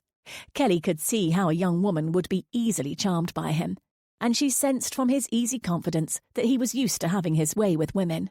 Despite this, she felt no real attraction to him. His persuasive blue eyes just made her think of Theo's brighter, more intense ones. "I cannot," she said again, but she could feel herself starting to stumble over her words. In the eyes of propriety, there was no reason for her to refuse. But she could not accept, or it would certainly give Theo the wrong impression. Please forgive me, What Miss Collins means to say is that her fiancé would be most distressed if she were to accept your invitation," Theo said coolly. He had watched Christopher's flattering attentions to Kelly all night, and now had enough. "Fiancé? Miss Collins, I had no idea you were betrothed," Christopher said with confusion. "It's a long-standing family arrangement," Kelly managed to say. "Forgive me, but perhaps you would still consider my offer. I should very much like to further our acquaintance if things are not entirely finalised with your betrothed." The young man pressed on, flashing his charming smile. "My fiancé will not be going with you to the concert, Christopher," Theo said firmly. It took a moment for the words to set in before he realised what he had done. Inwardly, he groaned, though he knew it was only a matter of time before all assembled would have learned the truth through other sources. "Your fiancé? Hell, Theo, if she was your betrothed, why didn't you just say so before?" Christopher said in astonishment. "Pardon my language, Miss Collins." "Betrothed?" Madison shrieked. Somehow she had managed to lock in on that word even from across the room where she was supposedly engaged in another conversation. All of the eyes in the room were suddenly on Theo and Kelly. Madison's face was a mixture of shock and delight, while Henry chuckled to himself and took a swig of his brandy. "Theodore, did you say that you and Kelly are betrothed?" Madison cried, a disbelieving smile taking over her face. "Miss Collins and I have been engaged since we were young children," Theodore said tightly. He could feel Kelly tensing next to him, and even as he instinctively moved closer to her, he cursed himself for the impulse. It seemed like his legendary control had deserted him tonight. "Why didn't you say anything earlier? This is marvellous!" Madison crossed the room and clasped Kelly's hands in excitement. "We wanted to give Miss Collins some time to adjust back to the city before we made a more public announcement," Theo said, making up the excuse and hoping it sounded plausible. He took one of Kelly's hands out of Madison's and firmly drew her away. "If you'll excuse us for just a moment, Madison, I'd like a more private word with my fiancé." Of course, Madison said, beaming. She ushered them into the adjoining room amidst congratulations from the other attendees. She paused at the door in indecision and then winked at Theo. "I'll leave this door partially open, for the sake of propriety." Kelly stared after her in stunned silence. Theo rolled his eyes. "It's not like I'm going to ravage you with a room of people 10 feet away," he said under his breath. He let go of her hand and took a few steps back from her, crossing his arms. "I did not mean for our relationship to become known like that." Kelly took a deep breath. "Of course, my lord," she said. You didn't want it known at all, she thought. I don't usually lose control of my temper like that, he said as he started pacing. I understand, my lord, she said calmly. Usually you are too calm and controlled. I suppose I couldn't keep it quiet forever, now that you're in town. I suppose not, she nodded. That was the whole point of my coming here. His face creased into a frown as he walked the perimeter of the room. Madison will make sure everyone knows. She's happy as a cat that's found the cream. If you say so, my lord, Kelly agreed. Damn it, Kelly, don't you have anything more to say than that? He snapped, turning quickly to face her. I thought you didn't lose your temper often, she said with a smug smile. Despite himself, Theo felt his frown melt and a soft chuckle bubble up from his chest. You always were a mouthy little thing. I think you'll find I'm quite agreeable, Kelly said sweetly. Too damned agreeable, he alleged, eyebrows raised. What exactly are you playing at, Miss Collins? Nothing at all, Kelly said innocently, but she felt the melting pressure of his eyes on her. When had he become so handsome? Suddenly she was very aware of how alone they were, even with the door to the next room just a few feet away. He had always been attractive, but as a man, those brilliant blue eyes paired with his thick, dark hair had become a lethal combination. No wonder everyone is so surprised he is engaged to me. I must look like a country mouse in comparison. I'm trying to be a perfectly accommodating fiancé, Kelly said, taking a step back from him this time, away from his overwhelming masculinity. You were never a particularly accommodating child, Theo said, stepping closer to her. I have changed, she said truthfully. She wasn't the same carefree child she had been. The stakes were much higher now, and she had to grow up and act accordingly. Perhaps, Theo said slowly, his next step bringing them close enough to touch. But perhaps not too much, he said quietly, brushing away a tendril of hair that had fallen across her cheek. Kelly saw the emotion on his face, though she couldn't identify it. It seemed almost like yearning. But for what? Any such display of emotion was unusual from Theo, let alone anything that made him seem vulnerable. You can still see your freckles if you look closely, he said softly. It was as if all the air had rushed out of her body and she had neither strength nor will to draw another breath. Kelly was frozen to the spot, her skin tingling where he had touched it. His face was close to hers, only a few inches separating them. And then he took a sudden and distinct step back. Kelly felt the air rush back to her lungs, and she turned away from him so he wouldn't see the emotions rushing across her face. What do we do now? She whispered, more to herself than to him. Between Countess Crawford and our friend Madison, the whole ton will know of our association very shortly. The mask of calm composure dropped back over Theo. Yes, I can see that, Kelly agreed. We are betrothed. Kelly, Theo started, and then stopped, trying out the words in his mind. I'm not a suitable husband. I will not make a good husband for you. Kelly frowned. Whatever do you mean? I shall be amenable to your needs, whatever they may be. I'm sure you would, Kelly, but I would not make a good husband to anyone. Marriage is not for me, he said with an air of finality. Kelly was perplexed. What a strange statement, from a peer of the realm. But you must marry eventually. I assure you, I will be a thoughtful and accommodating wife. I am ready, she said, hoping her desperation wasn't as evident as it felt. Kelly, I'm not going to change my mind about this. Then I suppose we are at an impasse, for neither am I. You must marry eventually, and I am your betrothed, Kelly said firmly, digging down and finding her own emotional strength. Riding the wave of confidence flowing through her, she took a step towards him, forgetting the space she had purposefully placed between them just moments earlier. Please, Theodore, let me show you. I will be no burden to you, no trouble at all, truly. She was cut off abruptly as she felt Theo reach out and drag her to him. Before she was aware of what was happening, his lips were on hers in a crushing kiss. Crushing was the word she thought of to describe it later. As he kissed her, all thoughts tumbled from her head. Kelly had never been kissed by anyone before. His mouth was somehow hard and yet velvety soft at the same time. Her lips tingled at the sensation of his rubbing against hers, and it seemed to spread through her chest where her heart started pounding wildly. The feelings were intensely pleasurable, so much more than Kelly had ever imagined a kiss could be. The gentle pressure of his tongue urged her lips apart, and she was startled when she felt his tongue enter her mouth. Her abrupt response seemed to startle Theo back to reality. He pulled away from her slightly, but didn't release her arms. He dragged in a ragged breath before saying softly, "You're more trouble than you know." Before she could ask him what he meant, he dropped her arms and returned to the adjoining room. Chapter 7.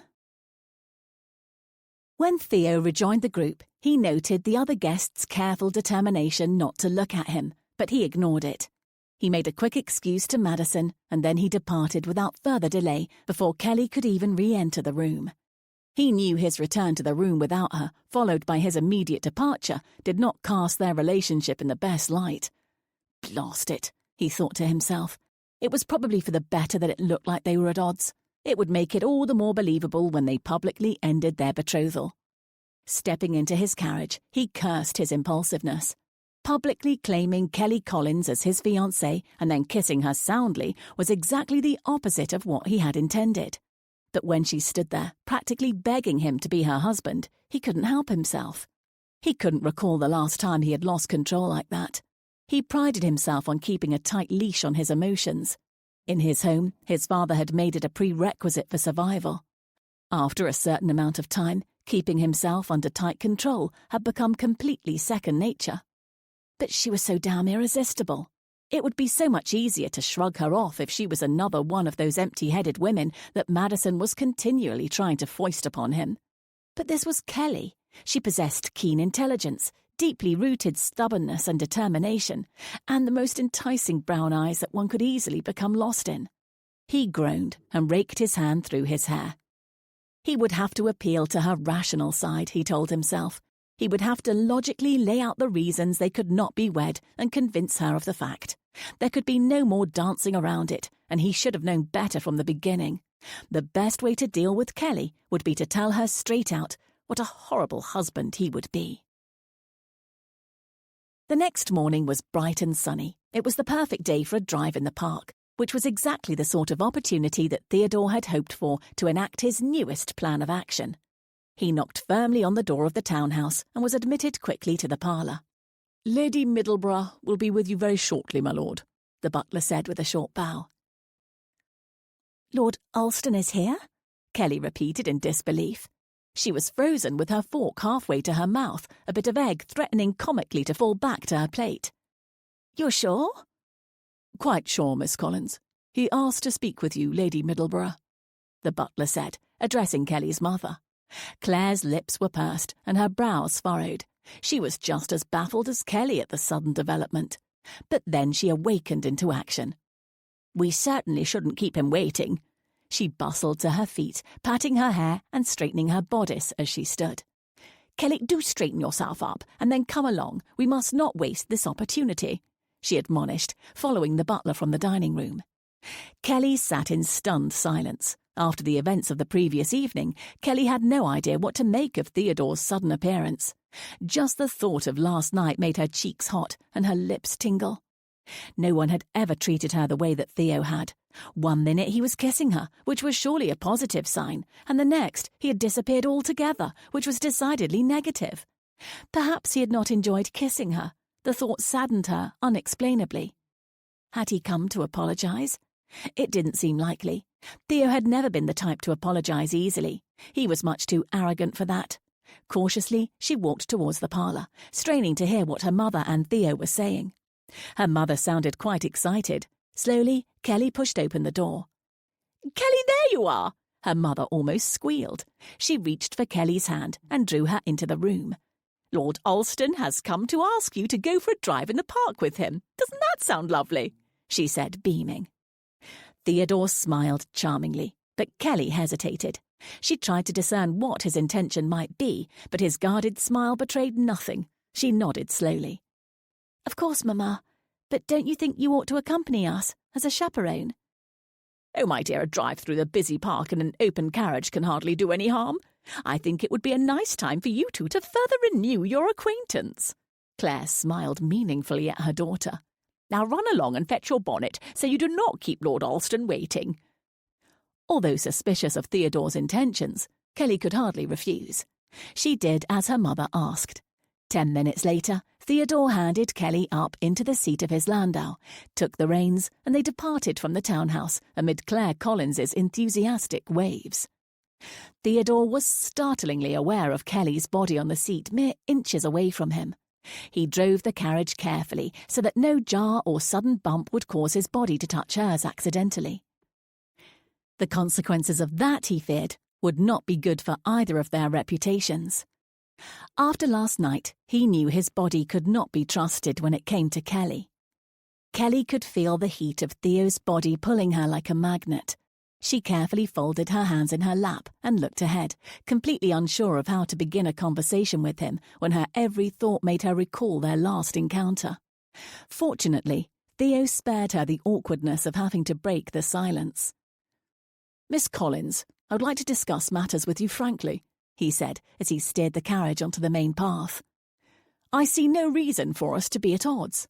We have known one another for the greater part of our lives, and we should be able to converse now as adults." "I suppose that is true," Kelly agreed, bemused by Theo's manner. She turned to look at him, but his gaze was focused determinedly ahead, unwilling to spare her even a glance.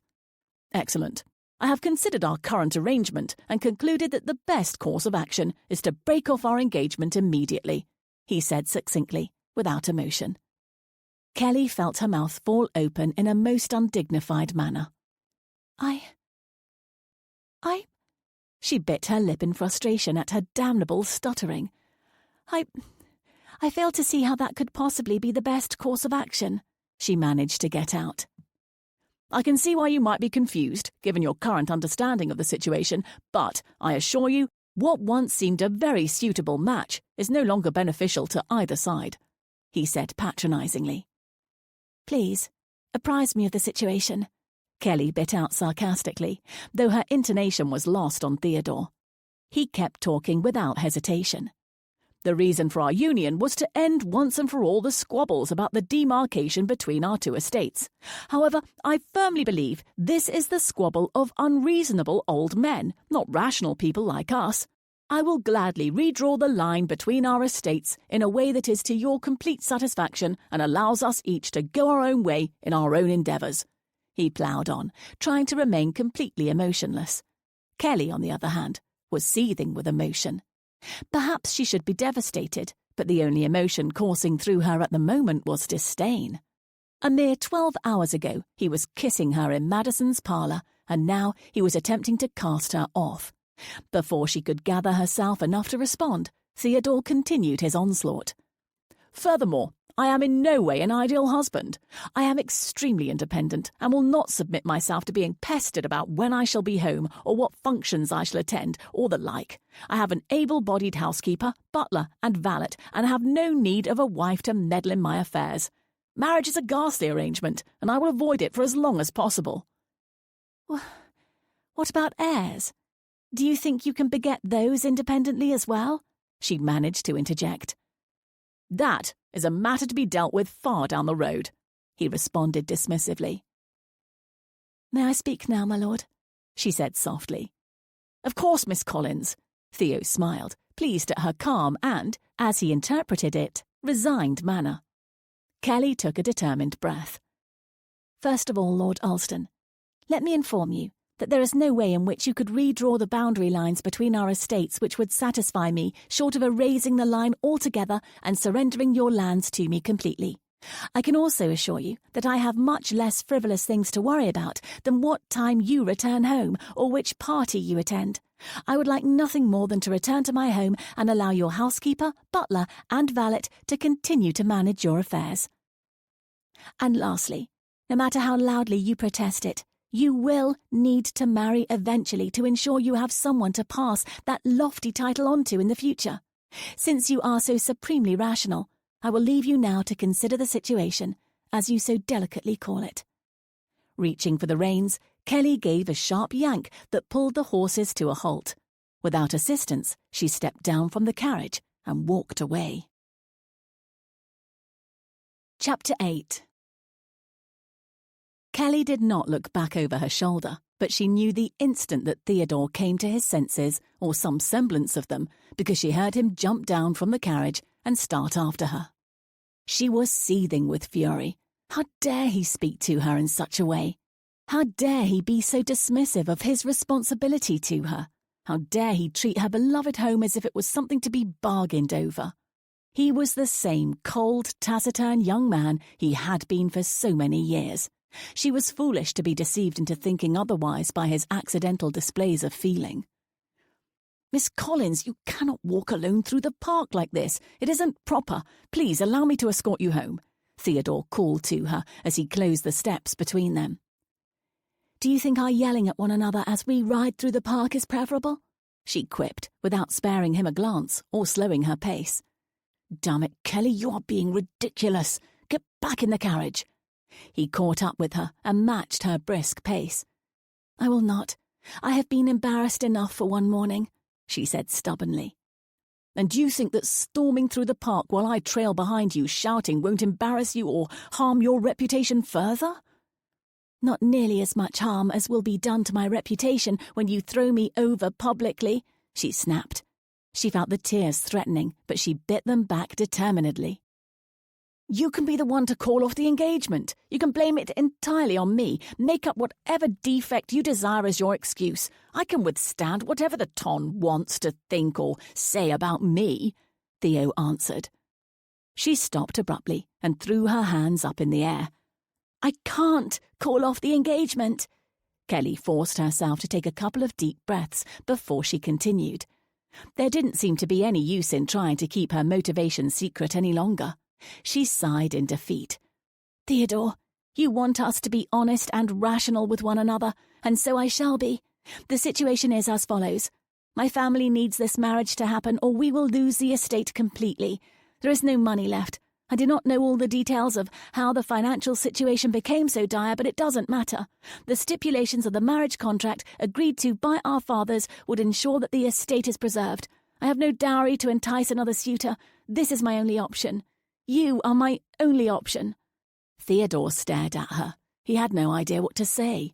Of all the possible reactions, the chain of events which had left him standing in the park, yards away from his carriage and face to face with Kelly, hands on her hips and heart in her eyes, was not what he had expected. After a few moments, Kelly turned away and put one hand to her mouth, trying to regain her composure. Taking stock of the odd looks they were getting from passers-by, Theo kept his face and voice calm and neutral. "Thank you for your honesty, Miss Collins. Now, please, allow me to escort you back to the carriage."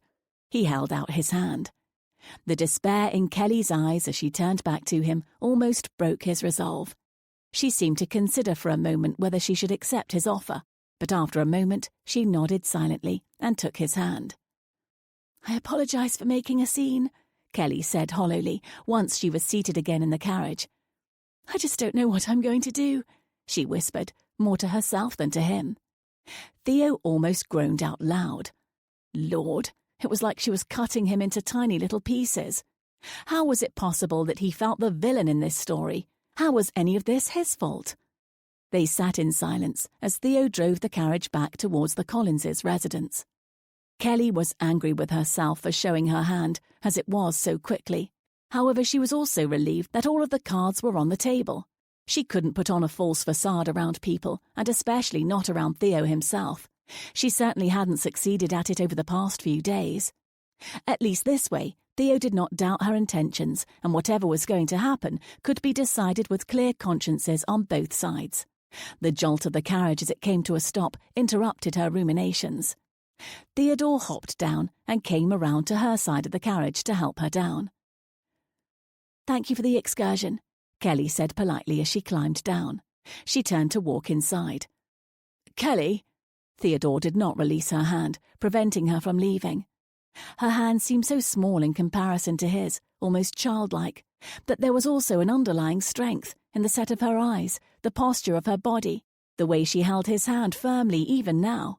He was overwhelmed by a desire to take care of her, to take away that burden which she carried. "There is a solution to this that will satisfy both of our needs and desires, I am certain of it. I need some time to think on it, but I promise you do not have to solve this on your own." On a sudden and uncharacteristic impulse, he brought her hand to his lips and kissed it softly.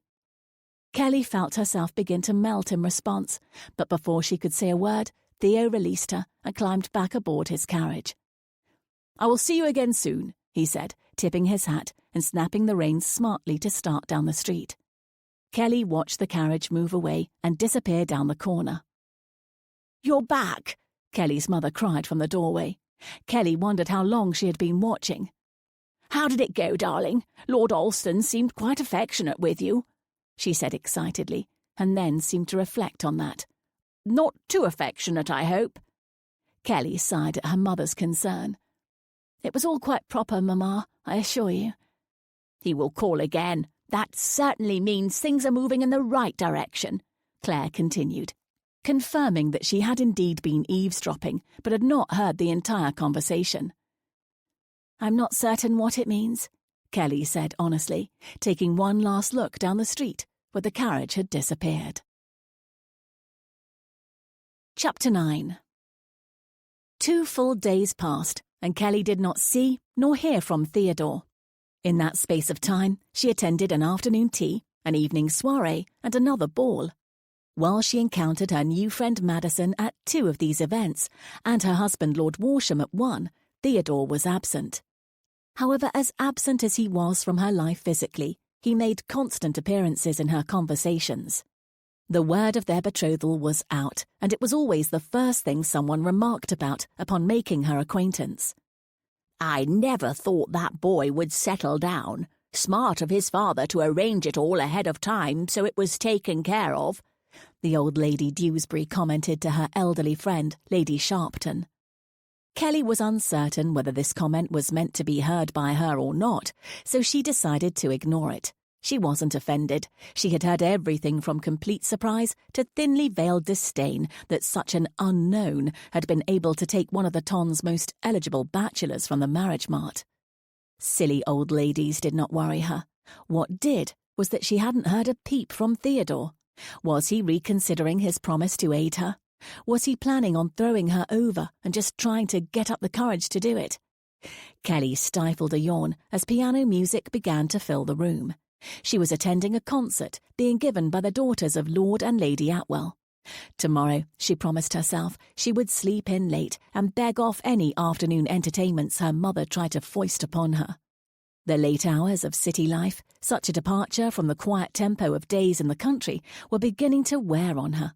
Letting the music flow over her, Kelly felt her eyes start to drift shut, just as someone took the seat next to her.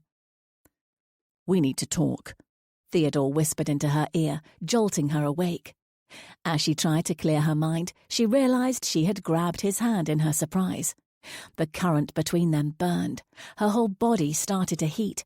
Unsure of herself and these strange feelings, she began to let go, but Theodore's grip tightened. "Come with me," he whispered. Silently, he drew her to her feet. They were seated near the back of the room, and as they stood, the Atwell daughters began a jaunty piano piece that held everyone's attention. No one seemed to notice as Theo led Kelly quietly into the hallway. "Lord Alston, I'm sure this is not appropriate. My mother will notice I'm gone at any moment," Kelly admonished immediately. "We'll only be gone a few minutes. Besides, as an engaged couple, we're allowed a bit more lenience," Theodore whispered.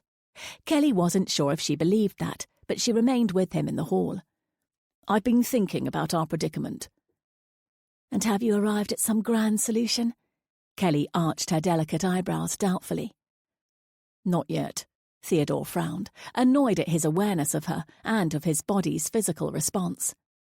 They were outside of the music room in the wide hallway, but their bodies were close together so they could hear each other's whispers. Only inches separated them, and Theo had to do everything in his power to keep himself from closing that distance. Kelly, however, seemed unaffected.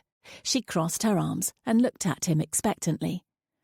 "I will come up with something. In the meantime, we will continue the charade of being engaged." "It's not a charade," Kelly protested. We are engaged, or have you forgotten? You know what I mean. We will see each other socially, polite exchanges and so on, but not too much. We don't want to appear so smitten that when we call things off, people are shocked. When we call things off? Theo, I don't think that's being realistic. Theo cut off her worried response. Look, I need more time to figure this out. He took her hand and squeezed it. I promise I will fix this, Kelly. Haven't I always protected you? Kelly held her breath. She nodded silently. We should return now. I will go in first. You follow me in a few moments. He released her hand and stepped back towards the concert.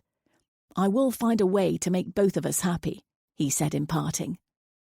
As he left her standing there, Kelly had the feeling that the answer to what would make her happy was getting more complicated by the moment. Once she had been honest with him about her plight, his aloofness seemed to fade, and this other side of him emerged. This Theo, reassuring, smiling, was completely disarming. So close to the Theo she had known, yet she was afraid to trust his warm demeanour. When she re-entered the room and took her seat, she did not see Theodore. She tried to quell the little trill of disappointment that popped up and focus on the music. Of course, she was so wrapped up in her own musings that she barely noticed what was happening around her. Before she realised it, the guests around her were applauding and beginning to converse. The performance had ended. Miss Haley Atwell is most talented on the piano, but Miss Isabella Atwell certainly leaves much to be desired, Lady Dewsbury turned and said to Lady Sharpton. Rolling her eyes, Kelly excused herself from the gossipy old ladies. Her mother was not far away, chatting amiably with the Earl of Carrick. She didn't think Madison was present, and Theodore seemed to have disappeared. Miss Collins, it is a pleasure to see you again. Christopher Bowden emerged from the gathered crowd, took her hand, and smiled widely. And you, sir? Kelly returned his smile, grateful to have someone to talk to other than her mother or the old ladies. Is your fiancé accompanying you this evening? Bowden asked, glancing around warily. I'm here with my mother, Lady Middleborough, Kelly answered, since Theodore seemed to have disappeared. I'm glad to hear it, Bowden said with an impish grin. He was making it very difficult to have even the briefest of conversations with you. Mr. Bowden, Kelly scoffed, you shouldn't tease. Please, call me Christopher, he returned, his smile deepening. Now that would be entirely improper. But Kelly couldn't help but chuckle and return his smile. She did enjoy Christopher, who was quick to make a joke and quick to smile. He was much more straightforward than Theo, and although she knew it could go nowhere, and she didn't want it to go anywhere, she was enjoying his attention. She noted that the other guests were observing them, perhaps a little questioningly. It seemed, without even actively trying, she was perpetuating Theodore's desired impression that their attachment was not set in stone. From across the room, Theodore watched Kelly and Christopher closely. He heard Kelly's tinkling laugh across the large, crowded room, as if it were the only sound. Damn, this should not bother him. This was exactly what he wanted, for people to think that his and Kelly's engagement was a sham cooked up by their parents, which would understandably be undone now that they were both adults. Did she have to make it look so convincing? Her mouth partially open, like she was waiting on bated breath for Christopher's next statement. It didn't matter, he told himself. She was not his to worry about. And even so, Christopher could be a suitable match for her. He was not exceptionally wealthy, but his family was comfortable. She wouldn't want for anything as his wife. Christopher's wife. Theo had an almost physical reaction to the thought. She laughed again, putting her hand prettily to her chest. Christopher leaned over and put his hand familiarly on her arm while he whispered something close to her ear. Theo felt an intense burning spark to life in his gut. Enough. Chapter 10. Kelly was taking a steadying sip of her punch, laughter still in her eyes, when she noticed that Christopher's smile had faded and he had stiffened. Lord Alston, good evening, she heard him say formally. And then she was aware of the presence behind her. She felt a possessive hand at the small of her back and the emanating heat of his body close to hers. Good evening to you, Mr. Bowden, Theodore said coolly. I see you have been keeping my fiancé entertained while I was delayed. Thank you for that." His hand was like a brand where it rested on her back. Kelly felt like the heat was taking over her body. "May I be let in on the joke, my love?" he said casually. Kelly stared at him dumbly. My love? Had he taken leave of his senses? Christopher came to her rescue. "I was relating a rather embarrassing story of a childhood prank gone awry, my lord." "How charming. Did you know that Miss Collins and I grew up together? We have so many fondly shared memories from our childhood. Do you remember the time, Kelly, when that fish got a hold of your pole and dragged you into the pond?" The use of her given name was not lost on Kelly, nor the familiarity that it implied. Kelly's eyes narrowed. "As I recall, Lord Alston, it was your fishing pole, and you asked me to stand watch on it while you tried your hand at catching a fish with your bare hands, an endeavour which landed you in the pond as well, if I remember correctly." "Ah, so it was," Theo admitted, flashing a charming smile meant for Kelly alone and looking rather intently into her eyes. "Please excuse me, I do not wish to intrude." Christopher Bowden gave a small bow and quickly departed. Theo continued to smile adoringly until he was well away. You, Kelly began, only to be interrupted. "Thank goodness he finally took his leave," Theo said in a clipped tone. "Only because you made him feel so awkward, standing here staring at me like a lovesick fool," Kelly bit out. "Isn't that what fiancés are supposed to do?" he asked mockingly. "One minute you say we should act detached, only polite with one another, then the next you are here carrying on. What is the matter with you?" she asked, stepping away from him and crossing her arms. "I did not say anything that was not true," Theodore defended. "But you could have talked about anything. Instead, you tell a story clearly meant to make Mr. Bowden feel excluded and go away." "That is because I wanted him to go away." His tone started to elevate. "Why? We were having a perfectly amicable conversation." Kelly raised her eyebrows expectantly. "He was far too interested in you, an already betrothed woman." "A farce of a betrothal, as you are fond of reminding me. Perhaps he has caught on to that, which is exactly what you wanted, isn't it?" "Stay away from him, Kelly." His dark tone took Kelly aback. She paused for a second. Why did this matter to him so much? You aren't being fair, Theodore. She stammered. "It is time you were returned to your mother." And just like that, the calm, cool veneer was back in place. Theodore took her arm and led her back to Claire Collins. He gave a short bow to her mother and placed a polite kiss on the top of her hand. "Good evening, Miss Collins." And then he left, leaving Kelly feeling even more perplexed than she had at the start of the evening. Chapter 11. Theodore was overwhelmed at his idiocy. He should have left that damnable party directly after his first conversation with Kelly. That had been his only reason for attending. He should not have allowed himself to watch her or to jealously intervene in her conversation with Christopher Bowden. His father would have mocked him mercilessly for his lack of self-control. He would have scolded him, lectured him about the impropriety and indignity of not having complete control of one's actions. He could feel a headache forming as he mounted the stairs to his townhouse. Rubbing absently at his temples, he missed noticing the other carriage pulled up in front as he entered. "My lord." His butler opened the door, taking his coat from him. "My lord, her ladyship." The older man tried to get the warning out, but he was too late. "Theodore!"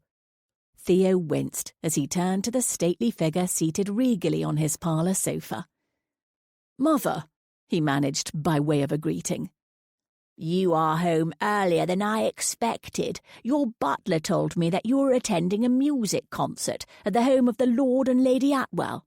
After that treat, I expected you would retire to your gentleman's club to help your ears recover," she said with a shrewd smile. She stood and embraced him, a show of affection that Theodore accepted readily.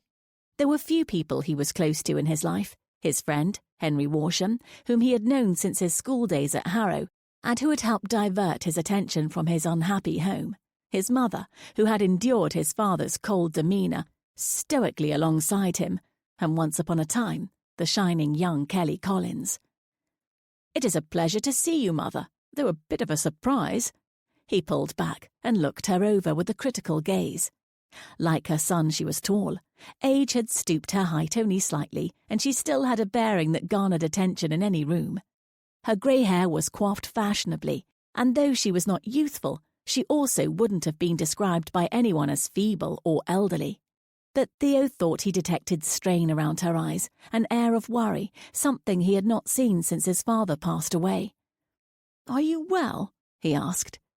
Lady Eleanor Alston waved her hand dismissively. Of course. I was just starting to feel a bit bored by myself out in the country.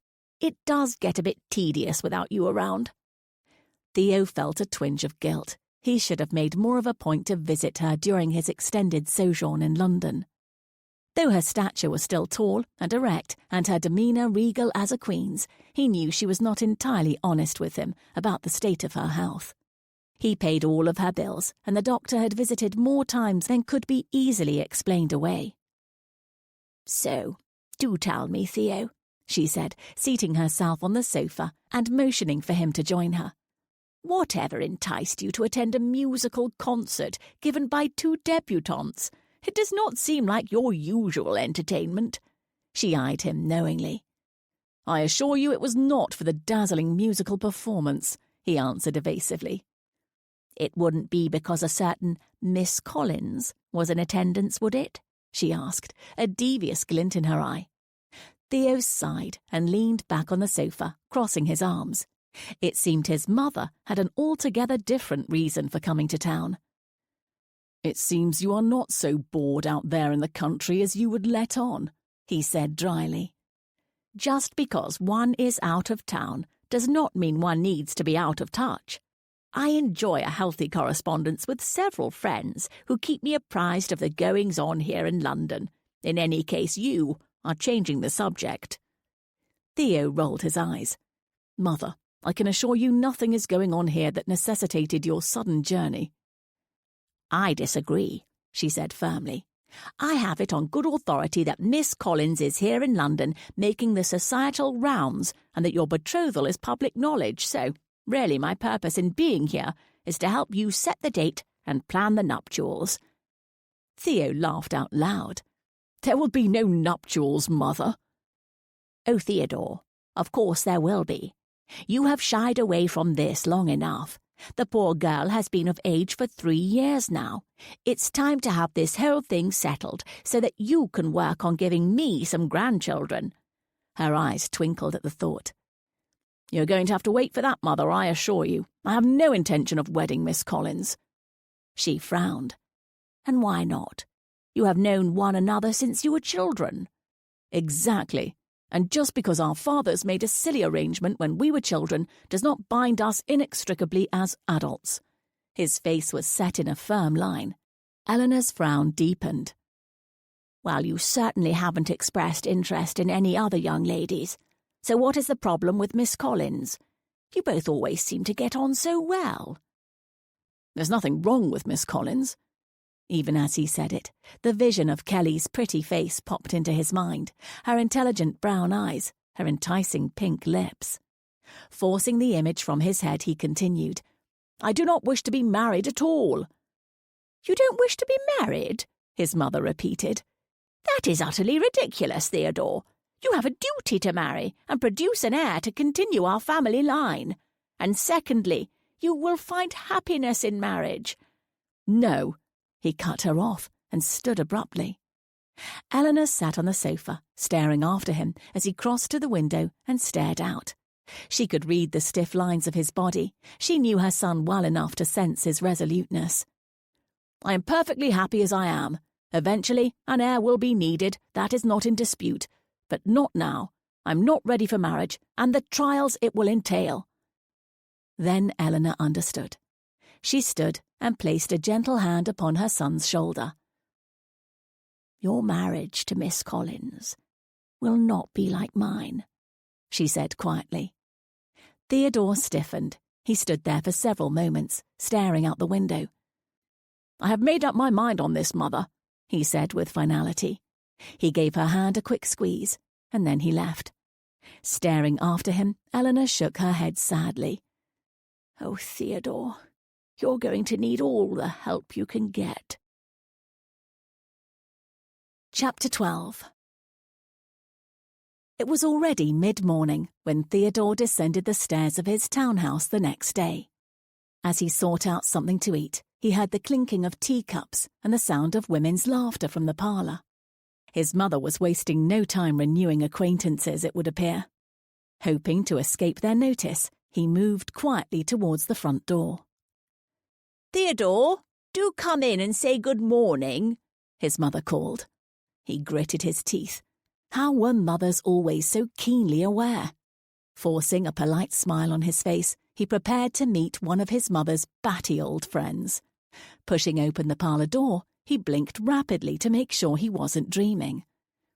"Good morning, Theodore," Madison said with a wide smile. She was seated on the sofa, a teacup in her hand, appearing to get on famously with his mother. "Good morning to you, Madison. Mother?" He nodded his greetings. "I did not know the two of you were acquainted." "Well, we weren't, until today," Madison answered, her smile getting even broader. If that was possible. You have always been such good friends with Lady Warsham's husband. It seemed remiss that I had not met his lovely wife. I sent around a note last night inviting her for tea this morning, and she graciously agreed," his mother explained. It was perfectly reasonable, but Theo was not fully convinced.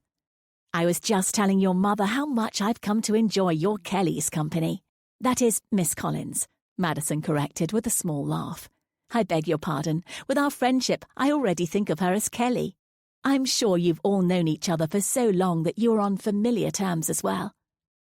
Theodore did not like this one bit. He knew what Madison had on her mind from the first moment she clapped eyes on Kelly.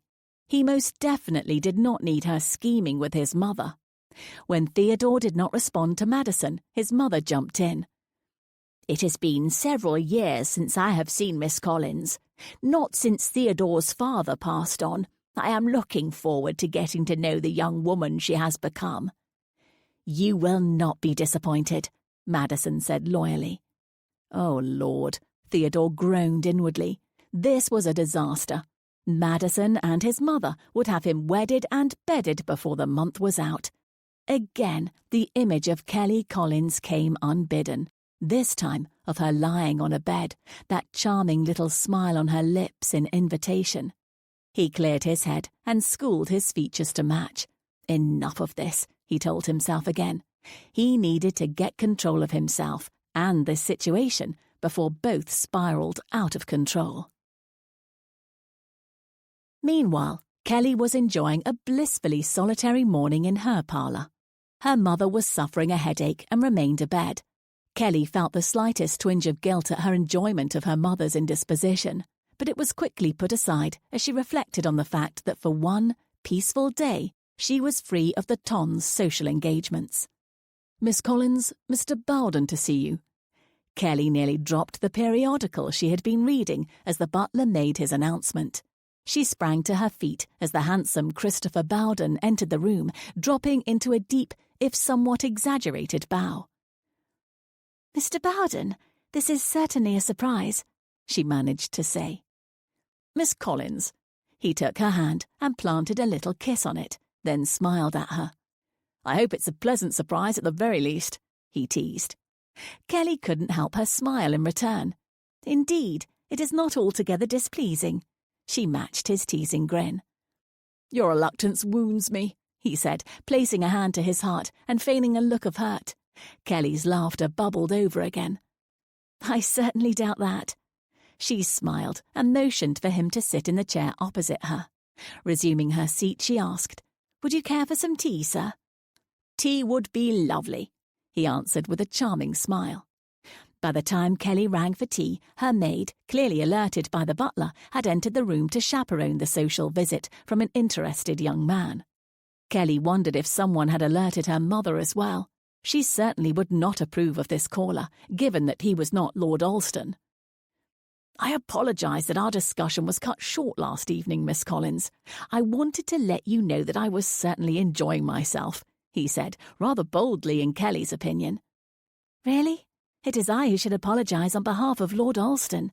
I'm sorry he was unkind to you, she said genuinely. Think nothing of it. He's always been rather unpleasant, Christopher said with a wink. Kelly frowned. He's not unpleasant, she said defensively. There is nothing wrong with being well composed, she heard herself say, disbelieving that the words had just come out of her own mouth. Was she really defending Theodore's controlled, contrived demeanour, the very thing that had frustrated her for so many years? But she was unexplainably put off to hear anyone criticising him. I suppose not, Christopher said slowly, aware of the change in her tone. I was merely commenting on. Miss Collins, Lord Alston to see you, the butler announced at the door.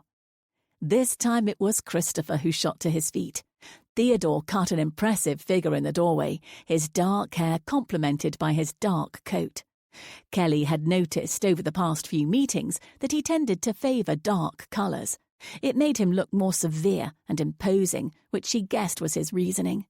It didn't exactly make him an inviting figure, but it also had the unintended effect of making his dark brown hair look richer and his startling blue eyes stand out even more noticeably.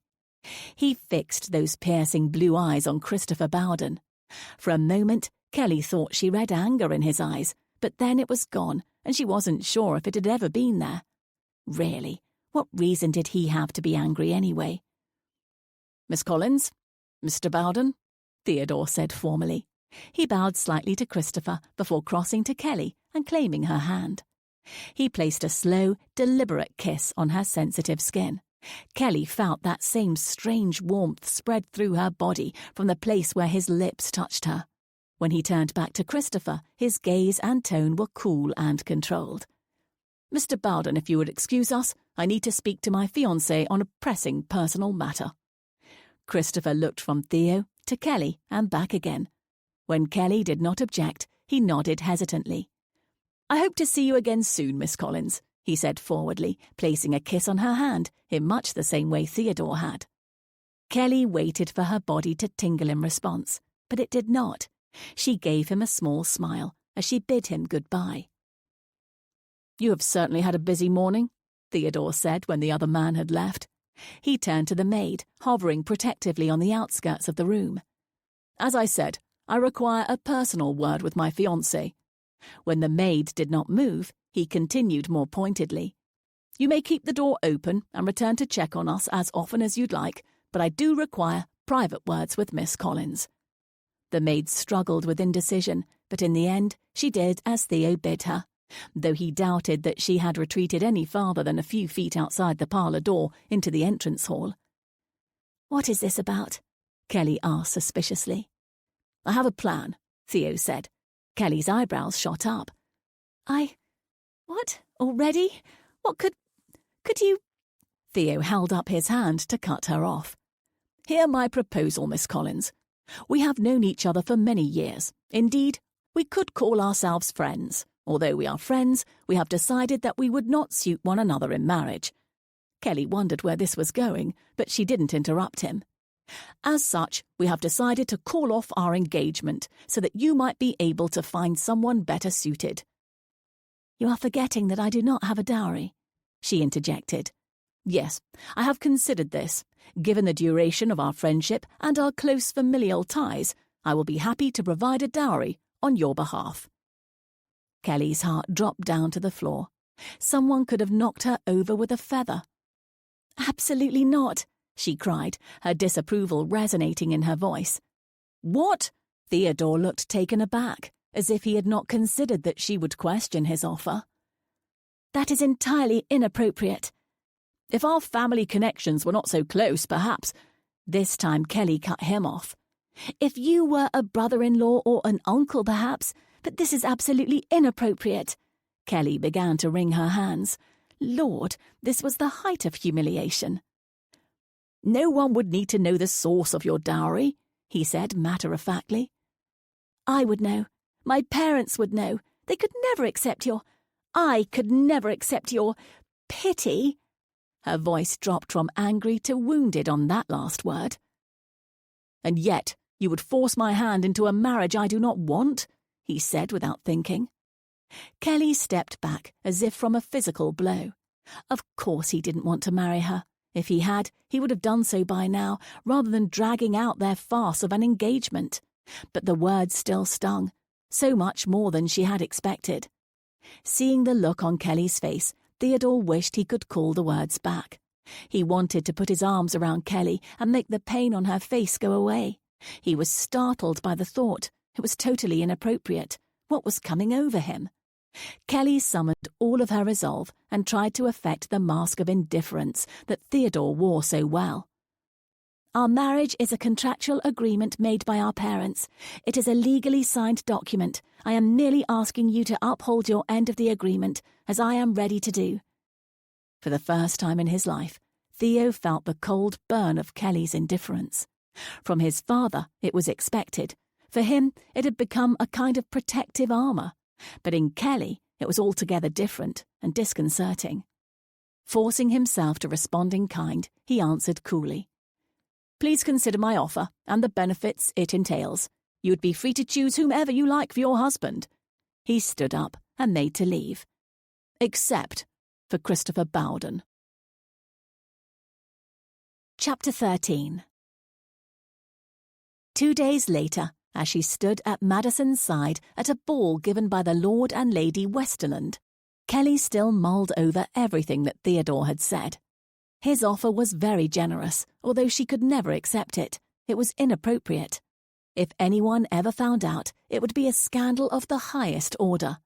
There was also her pride, and that of her family.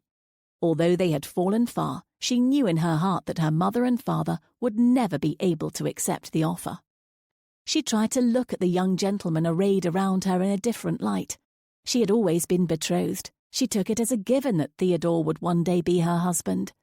As she studied the assembled men, she found that even if given the choice, her thoughts still turned persistently to Theo. As if knowing that he was in her thoughts, she spotted Theo approaching from across the room. She matched his bow with a ladylike curtsy of greeting. Good evening, Miss Collins, he smiled, but Kelly wondered if it was genuine. His every move was always so calculated. She thought she had seen flashes of emotion, but maybe that was all contrived as well. She honestly did not know. May I have the honour of the next dance? He asked. Kelly glanced at her dance card. I believe it is already spoken for, my lord, she said. Then perhaps a different dance. He caught her card in his hand, consulted it, and then wrote his name. I will see you soon, he promised, smiling that too perfectly engineered smile again. He didn't even say hello to me, Madison said, a bemused smile on her face. He really must be smitten with you, Kelly. Ha! Kelly laughed sarcastically. Although she hadn't given her new friend the specifics of her situation with Theo, she sensed that Madison had put most of it together on her own, through astute observation and probably some insight from her husband. He is different around you, you know, Madison said gently. Kelly gave her a doubtful look. Madison nodded her head. I've known Theo for several years now. He is always so controlled, and yet with you, I think he seems to lose control. Is that a good thing? Kelly asked doubtfully. I don't know. Madison shrugged, but then smiled. But I've certainly never seen him lose control around any other ladies. Kelly mulled over that thought for a while. Since that engaging young boy had disappeared to boarding school and returned a straight-laced young man, Kelly had been keenly aware of the wall of formality that Theodore erected between them. And yet, there were moments over the past weeks where she had seen it crack, in his outbursts to Christopher Bowden, and most notably in his mysterious kiss. Maybe the boy she adored was still there, somewhere beneath the surface. Kelly danced twice more before the dance claimed by Theodore came around. As the first few melodious notes rang out, she began to wonder if he had forgotten her. Then he appeared suddenly, as if out of nowhere. Theodore forced himself to count to 10 before he approached Kelly to claim his dance. He did not want to appear too eager. Taking her in his arms on the dance floor, he couldn't help but notice how well they fit together. From his height, he could see the rich, deep brown colour of her hair. She wore it so perfectly bound up now, yet he remembered the long, unrestrained locks she had sported in their youth. He wondered how long her hair was now, if it still curled slightly at the ends. He also had a view of her well-formed breasts, concealed with all propriety by her modest debutante's dress, but whose delectable curve could not be missed from his angle. "Lord Alston?" Kelly said questioningly. Theodore shook his head as if clearing it. Was he really daydreaming about her breasts? Kelly Collins? He had known her since she was a child. "You're staring," Kelly said when he did not respond. "I beg your pardon, Miss Collins," he said quickly. Kelly considered him. He had indeed been staring at her breasts in particular, she suspected. Perhaps he was not as disinterested as he would have her believe. He gave her a charming, clearly contrived smile. "I was considering which of your laudable attributes to focus on while talking to your prospective suitors," he said. She bit her lip and frowned. "I do not have prospective suitors, remember?" "Ah, but you see, you need to change your perspective. If you accept my offer, you can have your pick of the town's most eligible young men." He nodded his head towards the crowds of noblemen present. "You should begin thinking of all of them as your prospective suitors." "I will not be accepting your offer," she said firmly, the frown setting more deeply on her pretty face. He had an immediate desire to make it disappear. "Enough of that. No young man wants a woman who is cross and disagreeable and unhappy." "I do not care what other young men want," she argued back, perhaps a bit too loudly. She earned the glances of other dancers near them. Looking down, she concentrated on her feet as they moved to the rhythmic music. She felt Theodore's hand gently touch beneath her chin, raising her face to his. "I do not want to see you unhappy," he said softly. Kelly felt the flood of emotions course through her.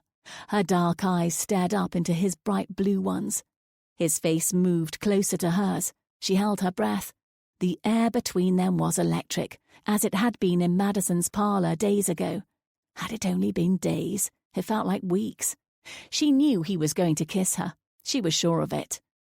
Then the music ended, and he took a step away from her. He pulled her hand to his lips and kissed it, all very proper. She chided herself. Of course he was not going to kiss her, here in the middle of Lady Westerland's ballroom, in front of half of polite society. As he led her off the dance floor, Kelly felt keen disappointment. As they neared where Madison was waiting, she felt his hand leave hers. The tide of disappointment began to flow through her. Then she felt his warm breath in her ear. "Meet me in the garden in 10 minutes." And then he was gone. He didn't know why he asked her to meet him. There was no clear purpose. There was nothing he needed to say or do to further his plan. But he said the words before he could stop himself, and here he was, waiting for her. He rubbed his hand over his face and tried to clear his head. He needed to think of some plausible reason for this meeting. There was no way he could let her know that it was his raging desire that had gotten out of control. Kelly didn't say anything when she arrived. She hung back, watching him for a moment. The Westerlands' gardens were extensive and exquisitely maintained. Theo was waiting for her under an arbour twined with vines while she was partially obscured from his view by a thick hedge. He rubbed his hand up over his face, tousling his hair. She smiled, remembering a younger Theo, one who did not shield his emotions. He was unguarded now, and he looked worried. She sighed. He was probably worried about the fact that he was having no success getting her to go along with his scheme. Setting the line of her lips firm, she stepped forward to join him. "Lord Alston," she greeted. He couldn't stop the smile that came to his face naturally, so he tried to play it off. "Miss Collins, thank you for joining me. I had some thoughts about gentlemen you should consider, but the ballroom didn't seem the most prudent place to continue our conversation," he said smoothly. Kelly rolled her eyes. "As I've told you, again and again, I'm not considering any other gentleman." "You think that now, but if you got to know some of them, perhaps developed an affection for one of them, then perhaps you would find it easier to take me up on my offer," he suggested. As he talked, he walked casually through the arbour, toying with a leaf that hung down, feigning a level of disinterest in the whole conversation. Annoyed, Kelly followed him. She planted herself directly in front of him. Hands on her hips, she said, "I will not go about forming an attachment to someone I cannot marry. First of all, as we are engaged, society would not look at all favourably upon me. And secondly, I do not relish the heartache of developing romantic feelings for someone I cannot have. Especially because I already have romantic feelings for you," her mind finished. That set her back. Oh dear, she thought. That was an unexpected wrinkle. What would you know about romantic feelings? Theo quirked a brow, his face close to hers. Too close. She had put herself too close. Her mind told her to step back, but her body did not listen. She could not say which part of her psyche directed her next action. She must have lost her mind because she leaned up and pressed her lips to his. Theo opened his mouth in surprise. His reaction was natural, physical, beyond his control, he told himself later. His body leaned closer to hers, his tongue gently nudging her lips apart and deepening the kiss. She made a little sound of surprise, but welcomed him, her lips moving experimentally against his, her body pressing closer to him of its own volition. She felt that same warmth she felt whenever he touched her. It started at her lips, spread through her chest and body, to previously unknown places, stirring new feelings and desires. She felt the urge to touch him. She reached out with her hands to embrace him. Her gentle touch was like a spark. Theo broke away from her instantly. He saw the surprise on her face at his withdrawal, and the quick up and down of her chest as she took several deep breaths. He felt his breath coming quick and hot. In a familiar motion, he raked his hand over his face and through his hair. Minutes seemed to pass as they each silently regained their composure. When he finally trusted himself enough to speak, he said, "I will call on you tomorrow for a walk in the royal gardens, so we may discuss things further." She turned her eyes up to his, full of questions and emotions. He leaned down and gently kissed her cheek, and then he left, before he lost every last vestige of his control. Chapter 14. Drat the man, Kelly thought as she paced anxiously in her parlour. 1 minute, he was calmly telling her she should be considering other suitors. The next, he was setting clandestine meetings and kissing her. Well, she kissed him, she corrected herself, but it was not as if he had protested. He did not want to marry her. His insistence on her accepting his offer made that clear enough. But he certainly was not ambivalent to her. She bit her lip as she thought that over. "You certainly have yourself worked up," Claire Collins observed as she entered the room. Kelly's mother seated herself primly on the sofa and looked up at her daughter expectantly. When she didn't receive an answer, she pressed, "How are things coming along with Lord Alston? I saw you dance together last night. He seemed quite taken with you." "I doubt that, Mother." Kelly sighed heavily. Her mother didn't know the half of it. She felt sure that Theodore had some feelings towards her, but she couldn't make sense of them herself. Physical desire? Perhaps. A sense of duty? Most likely. Desire to marry her? Non-existent. "Nonsense. He couldn't keep his eyes off you all evening." "We only danced once," Kelly said sceptically. "But did he dance with anyone else?" Claire asked. Kelly didn't know the answer to that, but her mother answered her own question. "No, he did not. He just hovered and watched. He is paying you quite a lot of attention, which is certainly a good thing." Kelly could see how her mother would think so. "But that does not mean he wants to marry me." She tried to keep the sadness out of her voice. "No young man wants to get married, Kelly, but he has a duty to fulfill. That is our purpose here, remember? To make sure that he honours that duty," she said. Kelly felt her heart drop. Yes, that was why they had come to London. When had Kelly come to care so much about whether Theo wanted to marry her, instead of simply whether or not he would? She knew the answer. She had felt this way all along, deep down, because she cared about Theo. She wanted him to be happy. Despite everything that had happened between them in the past, he was her friend. The idea of forcing him to do something that made him unhappy made her heart ache. "But I can make him happy," a small voice inside of her said. The question was, could she convince Theodore of that? She was not a manipulative person. Her complete lack of guile and how quickly she had revealed the truth to Theodore about her situation attested to that. But she did believe she could make him happy. She had to find a way to make Theo believe that too. As if knowing he was in her thoughts, Theo appeared in the doorway, announced by the butler.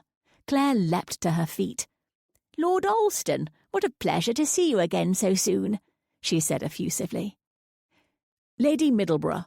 He bowed slightly to Claire, but his gaze went almost immediately to Kelly. Though he spoke to Kelly's mother, his eyes were fixed intently on Kelly. "I hope to take your daughter for an outing to view the gardens at Buckingham House." "Of course." Kelly's mother glanced nervously between the two young people. She could feel the undercurrent of charged energy between them. But from the look on her face, it was clear that she wasn't sure what to make of it.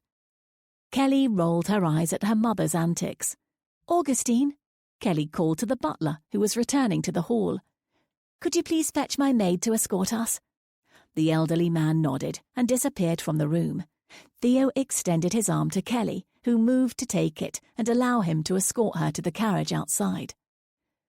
"I will accompany you as well," her mother said suddenly. Both Kelly and Theodore turned around abruptly to face her. Kelly knew she wore her surprise on her face.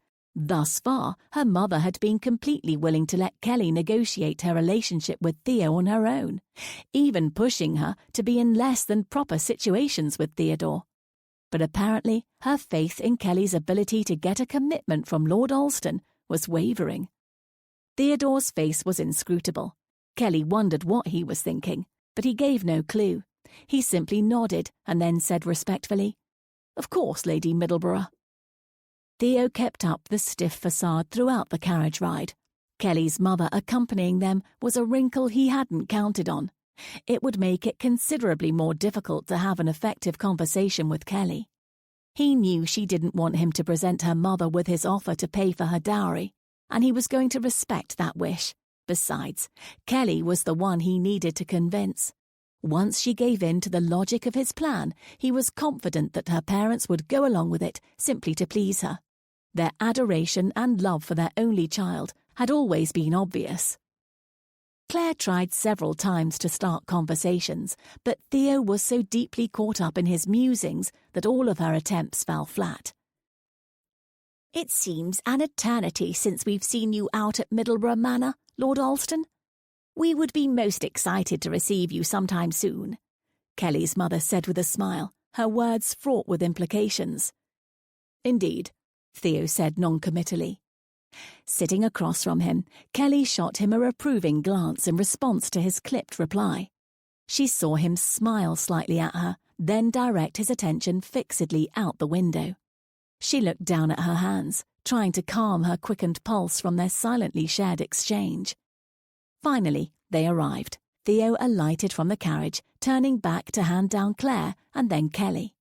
Putting her hand in Theo's, Kelly allowed him to help her down. When he moved to let go, she held on for a moment, giving his hand a quick squeeze.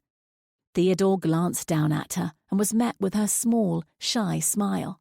He seemed to think for a moment, then he tucked her hand into his arm companionably and led her up the path.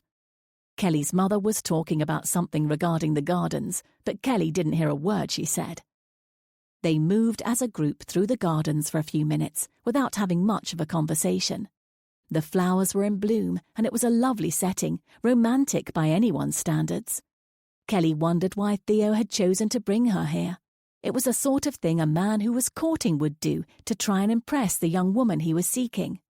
Since that clearly couldn't be the case, she wondered at his motivations. They reached a fork in the path, and Theodore took the opportunity to speak up. "Lady Middleborough, I would like to show Miss Collins a particularly rare flower just over this way. Would you permit me to?" He trailed off, but his suggestion was clear. Would he be allowed to have a few moments of privacy with Kelly? "Of course," Claire said quickly, loath she deny him anything. In her mind, there was very little she would refuse him if it had even the slightest chance of leading to the desired ends. However, she did hesitate for a moment before adding, "You'll of course stay near enough that I can see you. While you are engaged, it wouldn't do to cast any suspicion on Kelly's good name." "Without a doubt, madam." Giving a little bow, Theodore didn't wait for a response before leading Kelly away. He didn't want to give her time to second guess. He needed time to speak to Kelly without her mother hearing their every word. Kelly couldn't contain her chuckle. "That was not well done, Theo. She is trying so hard to make you happy. She could hardly say no." "Why is she concerned about making me happy?" Theo asked, clearly confused. Kelly stopped laughing and sighed. "She thinks if she does anything to offend you, then you won't honour the engagement." "I see," was all he said in response. Kelly's brow furrowed as she considered him. "Why are you so set against marrying me, Theo?" Her forthrightness made Theo raise his own eyebrows, though he should have expected it by this point. She had been unfailingly honest with him about her reasons for coming to London and for wanting to get married. "That does not matter, Kelly," he said firmly. "Of course it does," she said quietly. "We have been betrothed for most of our lives. It never seemed to bother you when we were growing up. So why does it bother you now?" She was making herself vulnerable by asking the question. He could say anything. Perhaps he did not find her attractive, or he was in love with someone else. But if Kelly was going to convince him to marry her, she needed whatever insight she could get. "It doesn't matter," Theo repeated, though this time Kelly thought she detected a hint of sadness in his voice. She fought the urge to push him further, sensing that he would close up on her if she did. They walked for a few minutes in silence before he spoke again. "The reason I brought you here is to advise you on some gentleman that I think would be worth your consideration." Kelly's eyebrows shot to the sky. "I thought we had established that was not a viable course of action." He ignored her. "Lord Alan Towton would be an acceptable match.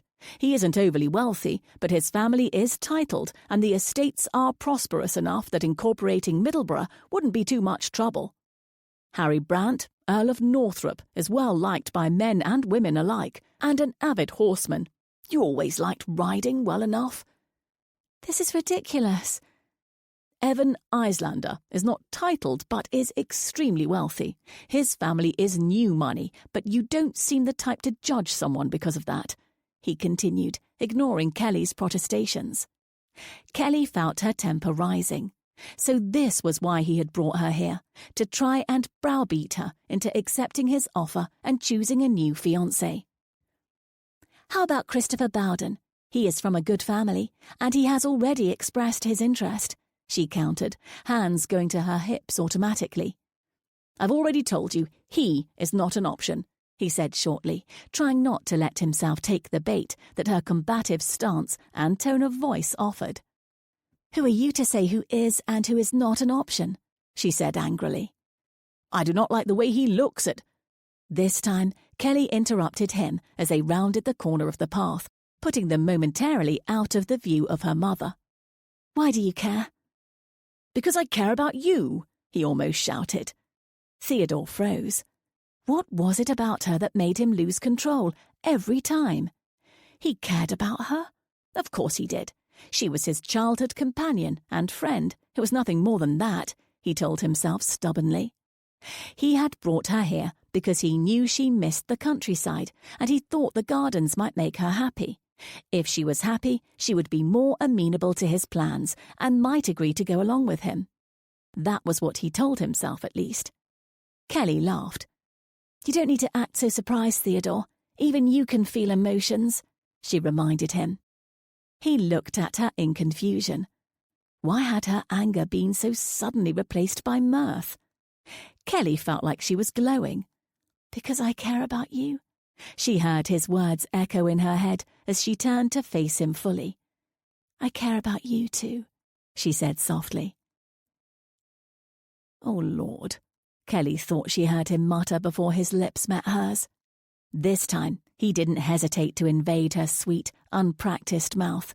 He claimed it instantly, as if it was his to explore and enjoy. His hands cupped her soft cheeks and held her in place so she couldn't retreat. Retreat was the farthest thing from her mind. Kelly felt like she was being carried away on a cloud to her personal heaven. Her glimpse into his feelings, however fleeting, had given her hope. Hearing her mother's voice and step coming nearer, Theo broke away. It was their briefest kiss yet, as they knew her mother would appear around the corner at any moment. But to Kelly, it felt the most special. Chapter 15. As he slowed his horse to a walk, Theodore was thankful for the brief respite that the physical exertion had given him. For days, he had been trying very hard not to think about Kelly Collins, and he failed miserably. At least for the few minutes he and Henry were galloping along, his focus was on his mount. Pulling his horse up alongside his friend, Henry seemed to read his mind. "How's your engagement developing?" he asked, a mischievous glint in his eye.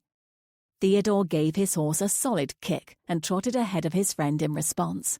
He heard Henry's laughter over his shoulder as his friend kicked his mount to catch up. Unfazed by Theo's attempts at evasion, Henry continued. "Madison said you took her to the Royal Gardens the day before yesterday." "And if I did?" Theo said sharply. He did not want to have this conversation. "Seems like a real courtship you are carrying on," his friend observed, undeterred by Theo's tone of voice. "We are engaged, as you seem to enjoy pointing out. It is hardly inappropriate to walk around some plants with one's fiancé." "True enough," Henry nodded as they rounded the corner of the street where Henry and Madison's mansion was located. Thankful that the topic had finally been dropped, Theodore was about to ask Henry about his newly purchased horse when his friend interrupted him. "But for someone who isn't planning on marrying the girl, you seem to be spending a lot of time with her." Theo sighed heavily as they arrived and dismounted, handing over their horses to be stabled. "We have known one another for a long time. We are friends." "It seems a lot more than friendship to me," Henry observed as they climbed the stairs and entered the house. "I've seen the way you look at her. If I wasn't completely in love with my wife, I would give her more than a second look." He winked suggestively. "And you have to have noticed that other gentlemen are already doing as much." "She's my fiancé," Theodore said with finality, as if that brooked no further discussion. But Henry would not be stymied. "But what does that mean? If you refuse to marry the girl, then stop wasting her time and let her get on with her life." "I'm not wasting her time, I'm helping her." "Helping her do what?" "Find a suitable husband." "From what I can tell, you are the husband she wants." Theodore started to respond, but was cut short as Madison walked into the entryway, cutting off the men's retreat to Henry's study. "Good morning, love." Henry kissed his wife's cheek. She embraced him, but her eyes never left Theo. "Henry, I'd like a private word with Theodore." Her voice was even and calm, but the glint in her eyes made Theo's warning bells go off. He looked quickly to his friend, who put his hands up in surrender. He would not intercede with his wife. Giving him a mock salute, Henry ducked past Madison and continued down the hallway to his study. "The parlour, if you please," she said to Theo, motioning towards the open door. Theo moved into the room, declining to sit, and instead taking a place leaning against the wall, his arms crossed in front of his body. "What is it, Madison?" he asked directly.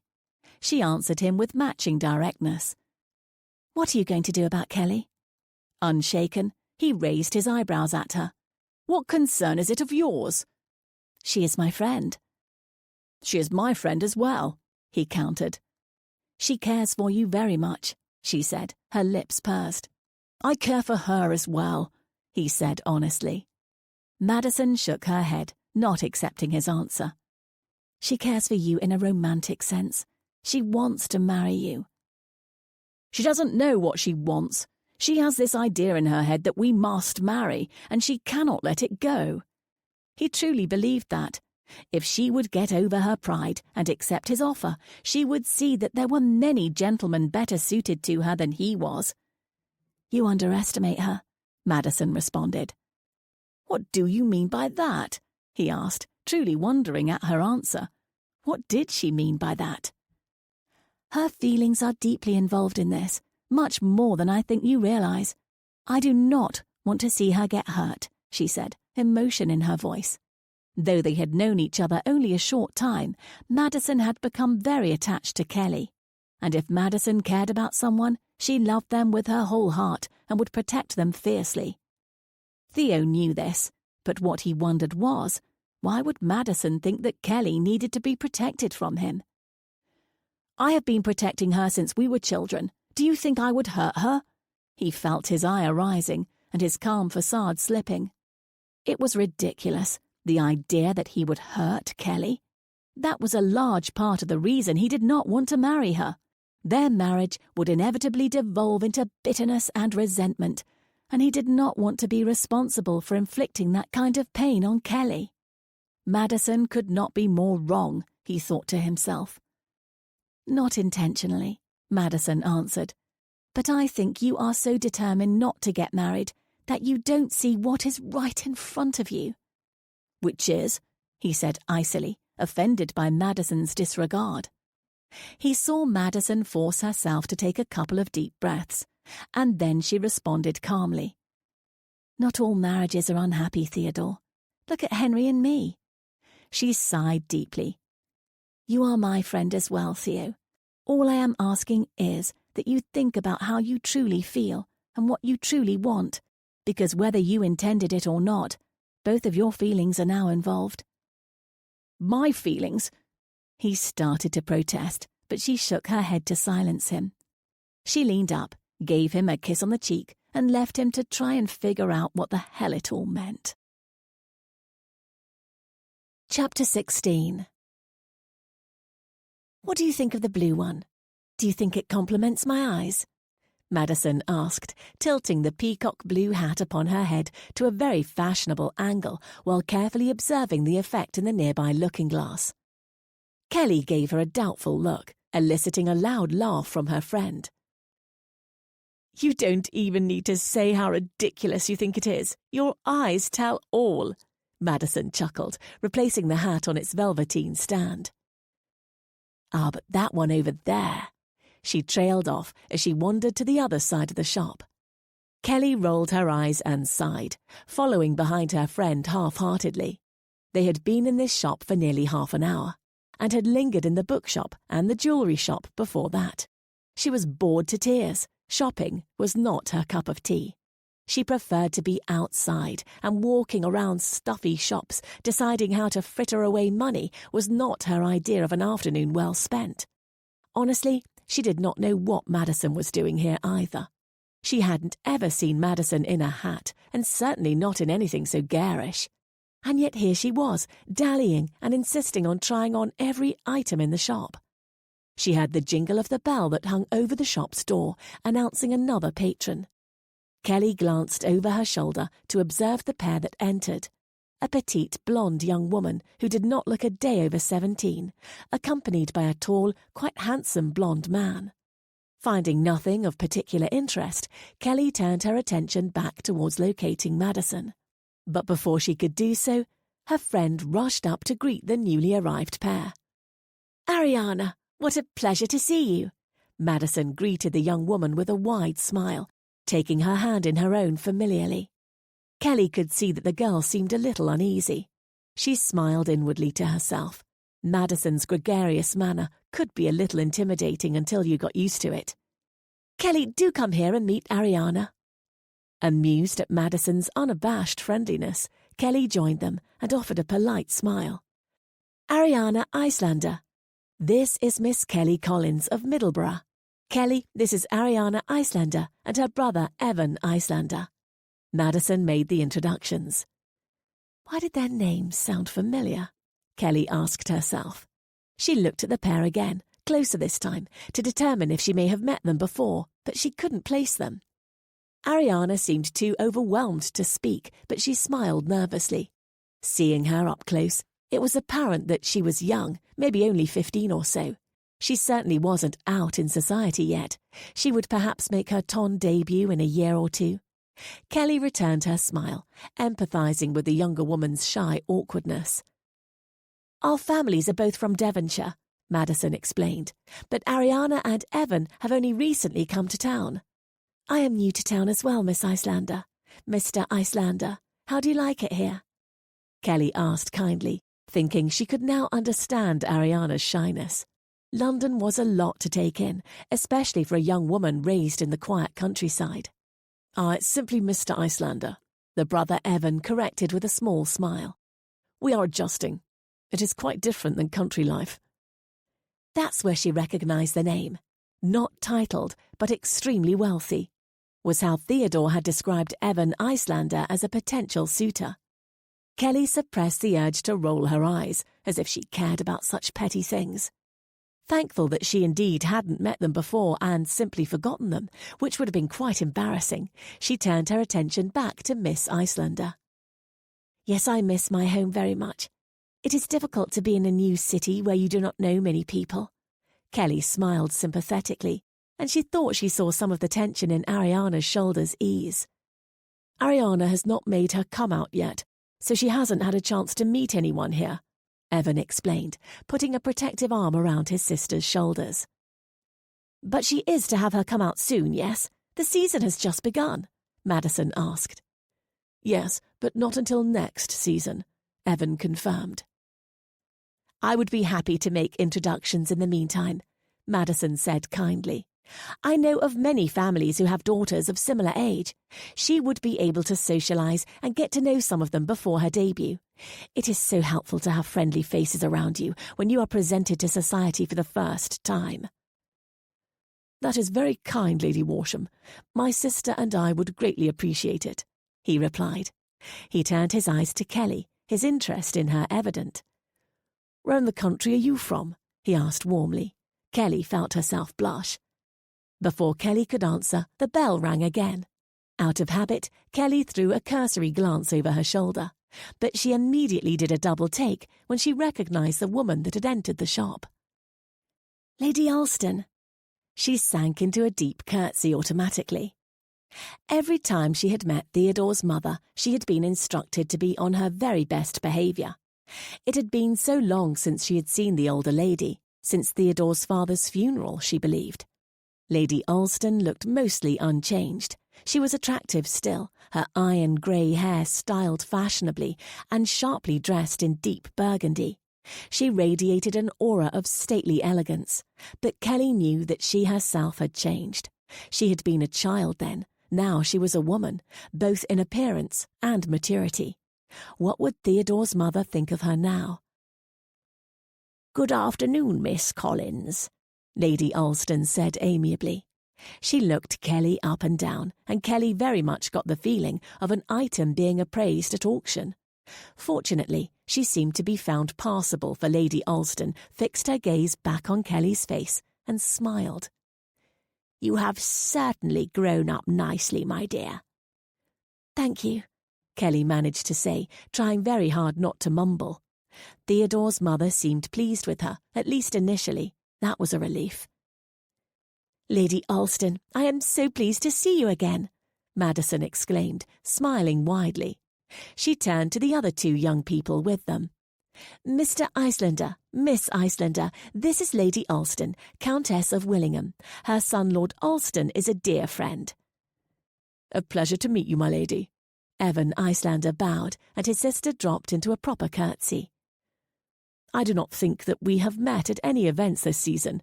Have you just come up to town?" "Indeed. I've come to assist my son in planning his upcoming nuptials. Here he is." She turned as the door opened behind her and Theodore walked unsuspectingly into the quickly crowding shop.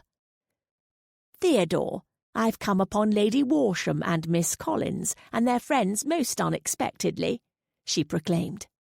Theodore's eyes narrowed. He glanced from his mother to Madison, feeling sure there was nothing unexpected about this meeting. This was clearly part of the scheme that his mother and Madison had been concocting when he had happened upon them having tea together. He also had no doubt as to their intentions. They were of a single mind with regards to him and Kelly. Somehow this supposed chance meeting was meant to advance his relationship with Kelly. "Icelander," he said with a nod. He had met Evan Icelander on several occasions. They were members of the same gentlemen's club. He did not know him well, but he had a reputation as a shrewd businessman and generally affable person. Overall, he seemed harmless, which was why he had proposed him as a potential suitor for Kelly. However, seeing them standing together, with Evan's eyes smiling enthusiastically at Kelly and a very becoming blush on Kelly's cheeks, he found that he did not like the man much at all. "Madison, Miss Collins?" He acknowledged Kelly with the slightest inclination of his head, but his eyes held hers for one paralysing moment before darting back to his mother. "Congratulations, Lord Alston. We've just been informed of your upcoming marriage," Evan Icelander said. Theodore's eyes flew accusingly to Kelly, but before she could defend himself, his mother stepped in.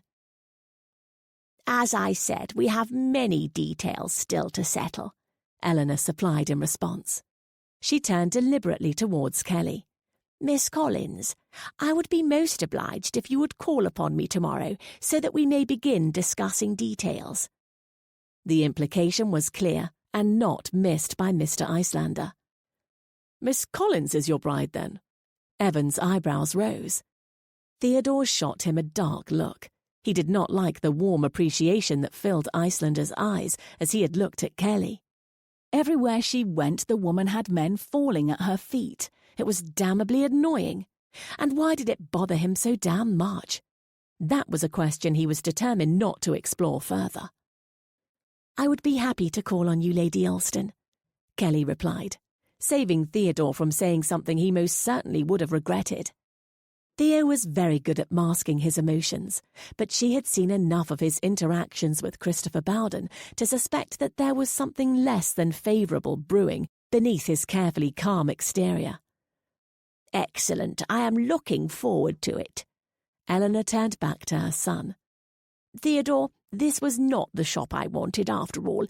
Please escort me outside so we may get about our business." His mother had accomplished what she wanted, a pretext for meeting Kelly and making their marriage seem as if it was already a foregone conclusion. He would have to talk to his mother about this. He could not allow this to go on. However, this was not the venue. "Of course," he answered instead, taking his mother's arm. Theo bid goodbye to the other members of the party. When his eyes landed on Kelly, they were indiscernible. "Until tomorrow, it would seem," he said softly. Chapter 17. "Where are you off to, Theodore?" his mother's voice called from the sitting room. He nodded to his butler to give directions to have his horse saddled, and then turned back to answer his mother. After they left Bond Street the previous afternoon, he had quickly deposited his mother back at the townhouse and made excuses about having previous commitments for the evening. In reality, he had retreated to his gentleman's club to avoid his mother's sidelong glances and too knowing looks. He knew that he needed to speak with her and tell her firmly that his engagement to Kelly was not going forward. But she was still his mother, and contradicting her was never easy. When she took breakfast in her room this morning, he thought for sure he was in the clear. Lady Alston was perched on the sofa, drinking tea and looking serene. "Good morning, Mother. I'm off to join Henry Worsham. We have a few parliamentary matters to discuss." "Surely Henry can wait a few minutes. Miss Collins will be arriving shortly, and I would like you to be here to greet her," his mother said nonchalantly, as if having tea with his fiancé was a completely normal occurrence. Theo gritted his teeth. There was no avoiding the conversation now, he supposed, resigning himself to the task. "Mother, that is not a good idea." "Don't you like Miss Collins?" "Of course I do." "Don't you find her pleasant, enjoyable to talk to, attractive?"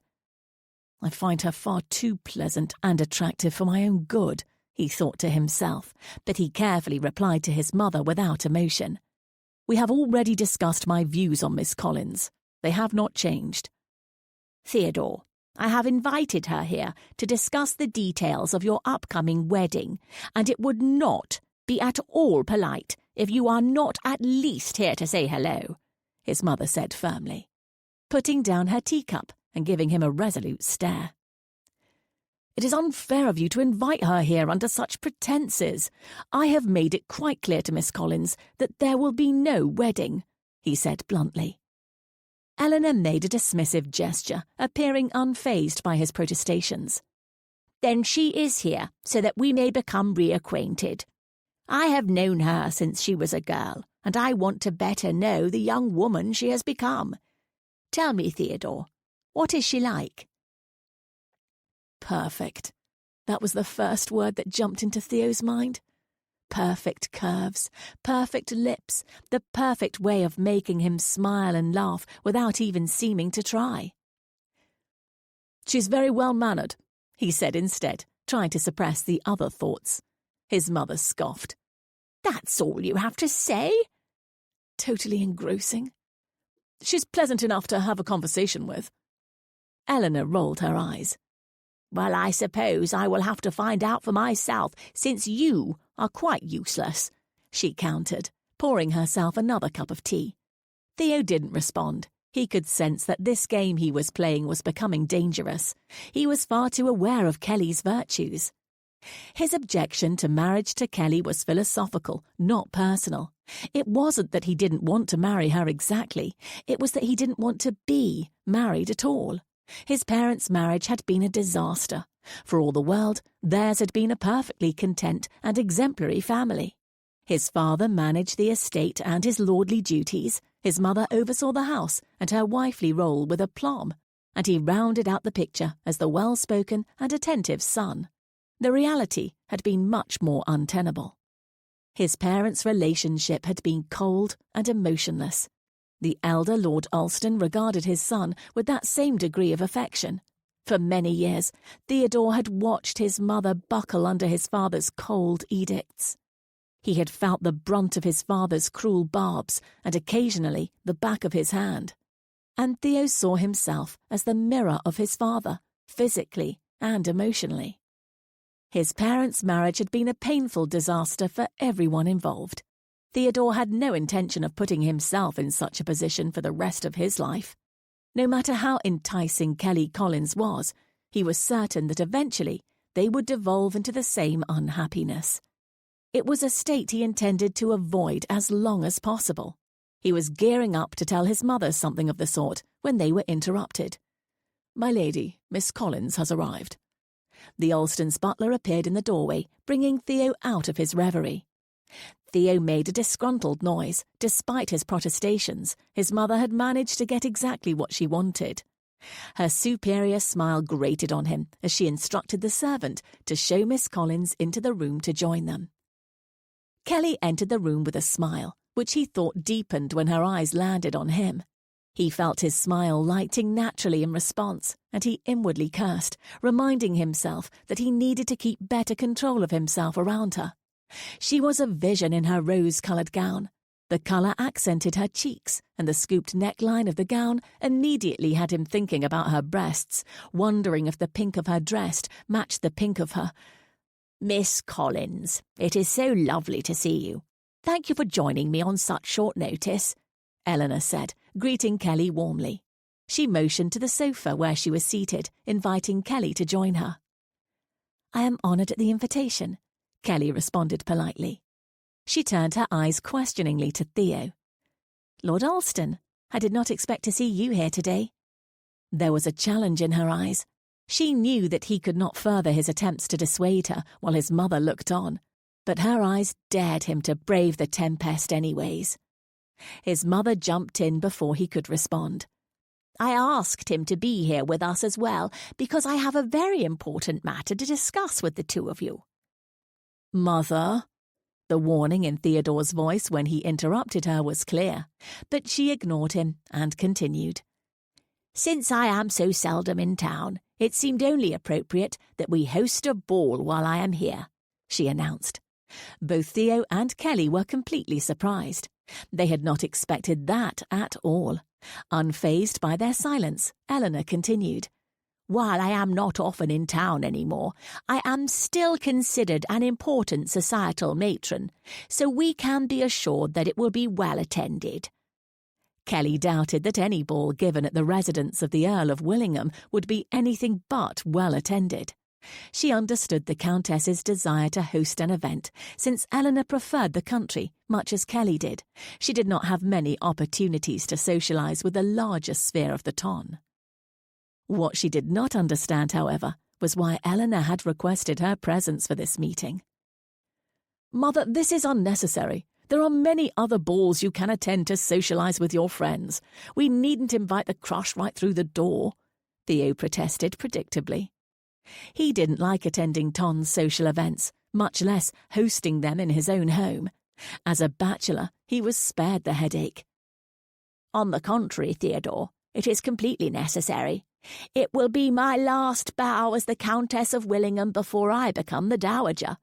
It will be a passing of the baton of sorts." Eleanor turned her eyes to Kelly. "Miss Collins, I would deeply appreciate your assistance in the planning and execution. It is the perfect way to cement your new position within the ton." Kelly could see Theodore's frustration rising. He was not handling his mother's blindsiding him particularly well. She felt torn. Theo's mother was being exceptionally kind to her. Eleanor was giving her an entree into the elite world of the ton, making sure that society knew that she approved of her and her marriage to her son. However, Kelly knew exactly how Theodore felt about that. Kelly's mission when she came to London had been to ensure that Theodore married her and ensure that her family avoided financial ruin. Now that his mother was here, ready to assist her in all but forcing his hand, she couldn't help but feel like she was betraying Theo. But in the end, she caved to the combined familial pressures. "I would be happy to assist you in any way I can," Kelly forced herself to say. She saw Theodore's countenance darken and close up. She knew that he wanted her to refuse, but she couldn't do it. Planning with Lady Ulston would require many meetings and therefore opportunities for Kelly to interact with Theo and try to convince him that she could make him happy as his wife. "Excellent. We should start planning out the guest list immediately." Eleanor took her victory as her due, smiling triumphantly. "You may go about your parliamentary business now, Theodore. We will relay the important particulars to you in due course," she said, dismissing him and turning back to Kelly. Theodore barely succeeded in keeping his frustration in check. He said a curt goodbye and left while he still maintained some modicum of control. His mother had openly defied his wishes regarding advancing his relationship with Kelly, and Kelly had gone right along with her. He had been effectively outmaneuvered, which left him wondering how on earth he was going to convince Kelly to give up her notions of marriage, when everyone but him seemed to be on her side. Chapter 18. Kelly met with Lady Ulston several times over the next 2 weeks to plan the Countess's celebration. Lady Ulston had even called upon Kelly's mother, and although they did not explicitly talk of marriage, their conversations were stilted with layers of meaning that neither one attempted to disguise. Their mothers seemed to be steaming steadily forward with the notion that their marriage was imminent, despite Kelly's continued protests to her mother that nothing Theodore had said or done indicated that he was any closer to accepting their union. For his part, Kelly was sure that Theodore had told his mother much the same. Theodore had studiously avoided her since that morning in his parlour with his mother. Although she had visited his townhouse many times to meet with Lady Ulston, Theodore was conspicuously absent. Even Lady Ulston made an offhand comment about her stubborn son, which in the moment made Kelly chuckle, but in retrospect made her more worried. If his mother was unable to sway him, surely she didn't stand a chance. With the impending Ulston ball scheduled 1 week hence, Kelly felt a need to escape. Lady Ulston, though sweet and kind, had kept her very busy with preparations. When she wasn't attending to details for the upcoming event, her mother was obsessing over what dress and jewellery Kelly should wear or pressing her for information regarding Theo. Wanting only to be alone, she told her mother she was going for a visit with Madison. By doing so, she knew her mother would not require her to take a maid to escort her. She need only take a footman to drive the carriage. However, after they were a few streets away from her family's residence, Kelly rapped on the roof of the carriage to get the footman's attention. "Randall, I've remembered that Lady Warsham is not available this afternoon. She told me, but I forgot until just now." She tried to sound genuine as the lie left her lips. Guile was not her forte. She usually wore her emotions too close to the surface for her to be convincing. But Randall didn't know her that well, and she was in the carriage while he was outside. "That is no problem, madam. I will return you home," he said politely. "No, please," she said, continuing boldly with the plan she had formulated in her head. "It would be a shame to waste this fine weather, especially since we are already about. If you'll just drive on to the park and go around by the lake, I'd like to take a walk." The footman looked uneasy. "We really should return and get a maid or Lady Middleborough, don't you think, madam?" "It's just a quick turn around the park. It will be fine. Perfectly fine." She tried to sound nonchalant and also firm. She leaned back inside the carriage, hoping that he wouldn't protest. The young Randall seemed to think for a moment, and then the carriage lurched into motion without further protest. It was not long before the carriage came to a stop, and from her glance outside, Kelly confirmed that they had reached the park. She allowed Randall to help her from the carriage, but rebuked his desire to walk with her. All she wanted was a few moments of peace. Assuring him that she would stay close and offering him a reassuring smile, she set off for the edge of the lake in the afternoon sunlight. She walked slowly, first down to the lake and then along the shore into a copse of trees. It was blissfully quiet, just as she had hoped. This area of the park wasn't frequented by her ever-growing number of ton acquaintances, so she was left in peace. Closing her eyes, she breathed in the weedy smell of the water, the crisp scent of the grass, the sweet aroma of the wildflowers. Then she smelled something headier. "How did you know I was here?" she asked, without turning around. Theodore paused a few steps behind her. He had approached silently, stopped himself from calling out to her when he saw the way she was reveling in the stillness. "I was coming to call on you. I saw you leave in the carriage and I followed." Kelly didn't respond immediately. Instead, she sat down on the ground, settling herself in the grass among the flowers. This was a different Kelly, quiet, pensive, reflective. As a youth she had been chatty and gregarious, and as a young woman he had experienced both her wit and her temper. But this was a new side, quietly contemplative. Theodore felt his chest tighten with some unrecognizable feeling. Dropping down beside her on the ground, he didn't break the silence. He stared out at the lake before them, thinking silently. He had forced himself to stay away from her. She exerted some sort of pull on him that he just couldn't control. And when she was near his good judgment, his years of carefully crafted detachment and cool composure melted away. And he did not know how to deal with that, so he had stayed away from her. For 2 long and agonizing weeks, hoping that the feeling would lessen and he would be able to engage with her like any other young woman of his acquaintance. She looked like a painting, posed with the sun streaming through her hair and the trees blowing in the breeze behind her. As he looked at her, he feared the separation hadn't mattered at all. Kelly carefully regarded the man sitting next to her. She tried to reconcile the boy she had known in her childhood with the stone-faced young man of her adolescence, with the charming, overwhelmingly attractive, but carefully distant man she had come to know in the past month. Finally she spoke. "Do you recall that lake we found in the woods on the edge of Middleborough? I must have been 9 or 10 years old." Theodore smiled slightly. "I remember. We gave our nurses the slip and pretended to be bandits in the woods." "I thought that lake was a magical place. It was perfect, undiscovered. It belonged only to us," she said, the image vivid in her mind. "But it wasn't a lake. I went looking for it a few years later.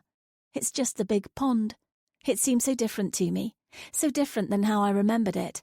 I was so disappointed. I felt like the world had betrayed me somehow by not living up to what I expected." Theo considered for a few moments before responding. "The lake didn't change, but the way you saw it did. Your perspective was different. Your youthful idealism had faded," he replied. He had the feeling they were discussing much more than just a childhood memory. Perhaps, she paused before adding softly, I wonder what I would think of it now. Unable to come up with a reply, Theo stared out at the lake before them now. The silence stretched between them, neither of them eager to talk about the issues and feelings that presently enveloped them. Eventually, Kelly broke the silence. Your mother thinks that I should arrive before the ball starts, so that I may stand with you to greet the guests as they arrive, she said, keeping her eyes carefully trained ahead. Theodore nodded silently. Unable to keep her emotions from bubbling over, Kelly reached for his hand as she continued earnestly. I want you to know that I've done nothing to encourage or mislead her with regards to your feelings. It is she who insists that we proceed as if a wedding is imminent. Although a wedding to him was what she desperately wanted, it was important to Kelly that he knew she was not trying to deceive him or get to him through his mother. Aside from familial obligations and societal pressures, Kelly found herself most concerned about his feelings. I know, he responded. He stared down at her hand closed around his, trying to get a handle on his feelings. He wanted so badly to take her in his arms and erase the confusion and melancholy that she was feeling. He wanted to pull her against him and kiss her full pink lips that even now were trembling with emotion. He wanted her. Theo leaned in towards her, intending to give her a quick embrace, a small show of platonic reassurance. He honestly believed he could do it. But weeks of barely contained desire came straight to the surface, and when he leaned closer and took her lips, there was nothing platonic or innocent about it. The situation they found themselves in might be complicated. His feelings for her were certainly more than he was willing to explore or acknowledge. But this was simple. He was unquestionably attracted to her, and giving in to those physical feelings was easier than contemplating the more complex ones. Kelly wasn't surprised when he kissed her. On some level, she had expected it from the moment he approached her. The magnetism between them was irresistible. He kissed her softly at first, his lips touching hers lightly, slanting against hers this way and then that. Then he deepened the kiss, sliding his tongue first along the line of her lips, then deeper into her mouth. She felt herself quiver in response as his tongue met hers. Slowly, sweetly, his tongue teased hers, showing her what to do. This time when she reached to touch him, he did not recoil. As her hands slid up his arms and over his shoulders, his hands slid behind her back and lowered her into the soft grass. Their bodies pressed against each other instinctively, reaching for the closeness they both craved. As they kissed, his hands slid over the front of her gown, to her stomach, and then slowly upward. Kelly was surprised when she felt his hand softly caress the swell of her breast above the neckline of her dress, but the warmth of his touch made her entire body tingle. She clung to him, letting herself kiss him with more ardor and less restraint. She moaned softly when he pulled away. Theo caressed the tops of her breasts with his knuckles softly, then lowered his lips to her skin. He placed a row of soft kisses along the line where her beautiful breasts disappeared beneath the fabric of her dress. He deftly loosened the front of her gown and slid his hand inside. Kelly gasped as his hand made contact with the tender skin of her breast. He met her gasp with a kiss, steady and intoxicating, as his hand began to explore, stroking the smooth skin along the side of her breast and then lightly teasing her nipple until it firmed under his touch. She moaned into him as he kissed her, her body arching against his in primal need and desire that didn't need to be taught. Then something was calling her back, pulling her from her heady trance. As if through earmuffs she heard the call. "Miss Collins!" Theo heard it too. He pulled himself away from her, looking in the direction of the caller. The small stand of trees partially secluded them from view. That, and the distance which Kelly had wandered from the carriage, had served as protection to hide them. "Miss Collins!" the footman called again, clearly getting closer. Somehow Kelly managed to find her voice. "I'll be right along," she called. "I'm perfectly fine. Please go back to the carriage and ready the horses. I'll be right along." Kelly hoped she sounded more perfectly fine than she felt. She must have convinced Randall, for she heard him retreating in the direction he had come. She let out a sigh of relief. Only then did she look at Theodore. Kelly, I shouldn't have, he started, but she shook her head to stop him. You don't need to apologize, Theo. He searched her eyes, looking for anger or guile, but he found none. He helped her straighten her clothes, and then took her hand and drew her to her feet. Squeezing her hands together uneasily, she said, I will see you at the ball. Theo's eyes held hers for a few moments longer, and then she turned and walked away. I can't wait, he heard his heart say quietly. Chapter 19. I'm not sure about that. Let's try it the other way again, pinned back more off her face. Claire directed the maid standing at Kelly's shoulder, pins sticking out of her mouth where she had put them absently while rearranging Kelly's hair for the 4th or 5th time. Kelly had lost count. She sighed, waving away the compliant maid's hands as she attempted to start again. Really, Mother, it's fine, Kelly said with exasperation. Fine is not what we want, Kelly, not in a moment like this. Kelly's mother ushered the maid forward again. Everything needs to be perfect. Tonight is critical to convincing Lord Alston. Convincing him to marry me? And you think after these last 2 months my hairstyle is going to do that? Kelly snapped.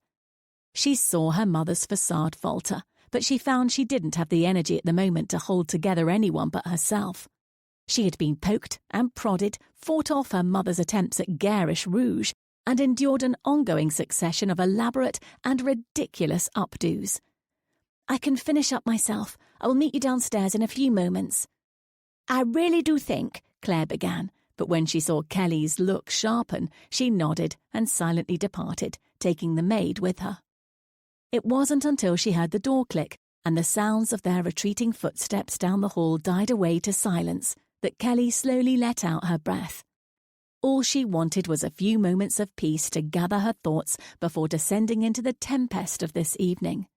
In a few minutes, she would have to go downstairs, enter the carriage, and ride the short distance to Theo's residence. Then, before all the notable members of London's haute ton, she would stand between Theodore and Eleanor and preside over this grand event as if she were on the precipice of stepping into that role permanently. Societal matron, countess, wife. She felt like she was on a precipice, clear enough, but of what she wasn't sure. She felt certain that the next step she and Theo took would be a decisive one. Marriage, happiness, that all-encompassing giddiness she felt when he was near. Or loss, humiliation, and betrayal. She turned the words over in her mind, scoffing at how melodramatic they sounded. But even as she did, she realized how true they would be. Until Theodore had re-entered her life, she had been sweetly oblivious to the notion that she might need him in it. Now that she had spent time with him again, she remembered. He filled the special place inside her that he had occupied in their youth and then some. She did not think she would ever be able to forget that or be anything but keenly aware of its loss. After the way they had carried on, both publicly and privately, she knew the sting of his loss would also cause her deep humiliation. Both from being publicly cast aside, and perhaps more painfully, for having naively let their physical relationship advance so far when the outcome was far from assured. So much hung in the balance. This wasn't just a matter of saving her family and home from ruin anymore. It was about saving herself and Theo. She loved him. When the thought entered her mind unbidden, she didn't start with surprise. She didn't question it. She knew its truth. She loved him, not as a friend of many years, or as a child might worship an elder. She loved him for the man that he was. Closed off, yes, still aloof and tightly composed. And while she did not understand him, she had witnessed glimpses of the humour, wit, and passion. Enough to ensnare her body and soul. Well then, I suppose there is nothing for it but to marry the stubborn man, Kelly said aloud to herself. She chuckled at how practical and simple it sounded, when it was anything but practical or simple. Standing, she smoothed her dress and reached up, removing a handful of pins from her hair. She checked the effect in the mirror, hair partially pinned up, but with several thick, dark tendrils trailing over her back and shoulders. It was decidedly out of fashion, and she could already see her mother's scowling face in her mind's eye. But this was her battle, and she would be damned if she would wage it looking like someone other than herself.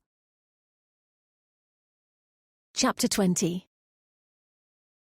Theodore felt like a caged animal. Below him on the main floor of the townhouse, he could hear the muffled voices of an army of servants arranging final touches for the evening's ball. Through his open window, he could hear the gardener ordering around his assistants as they lit artfully placed candles.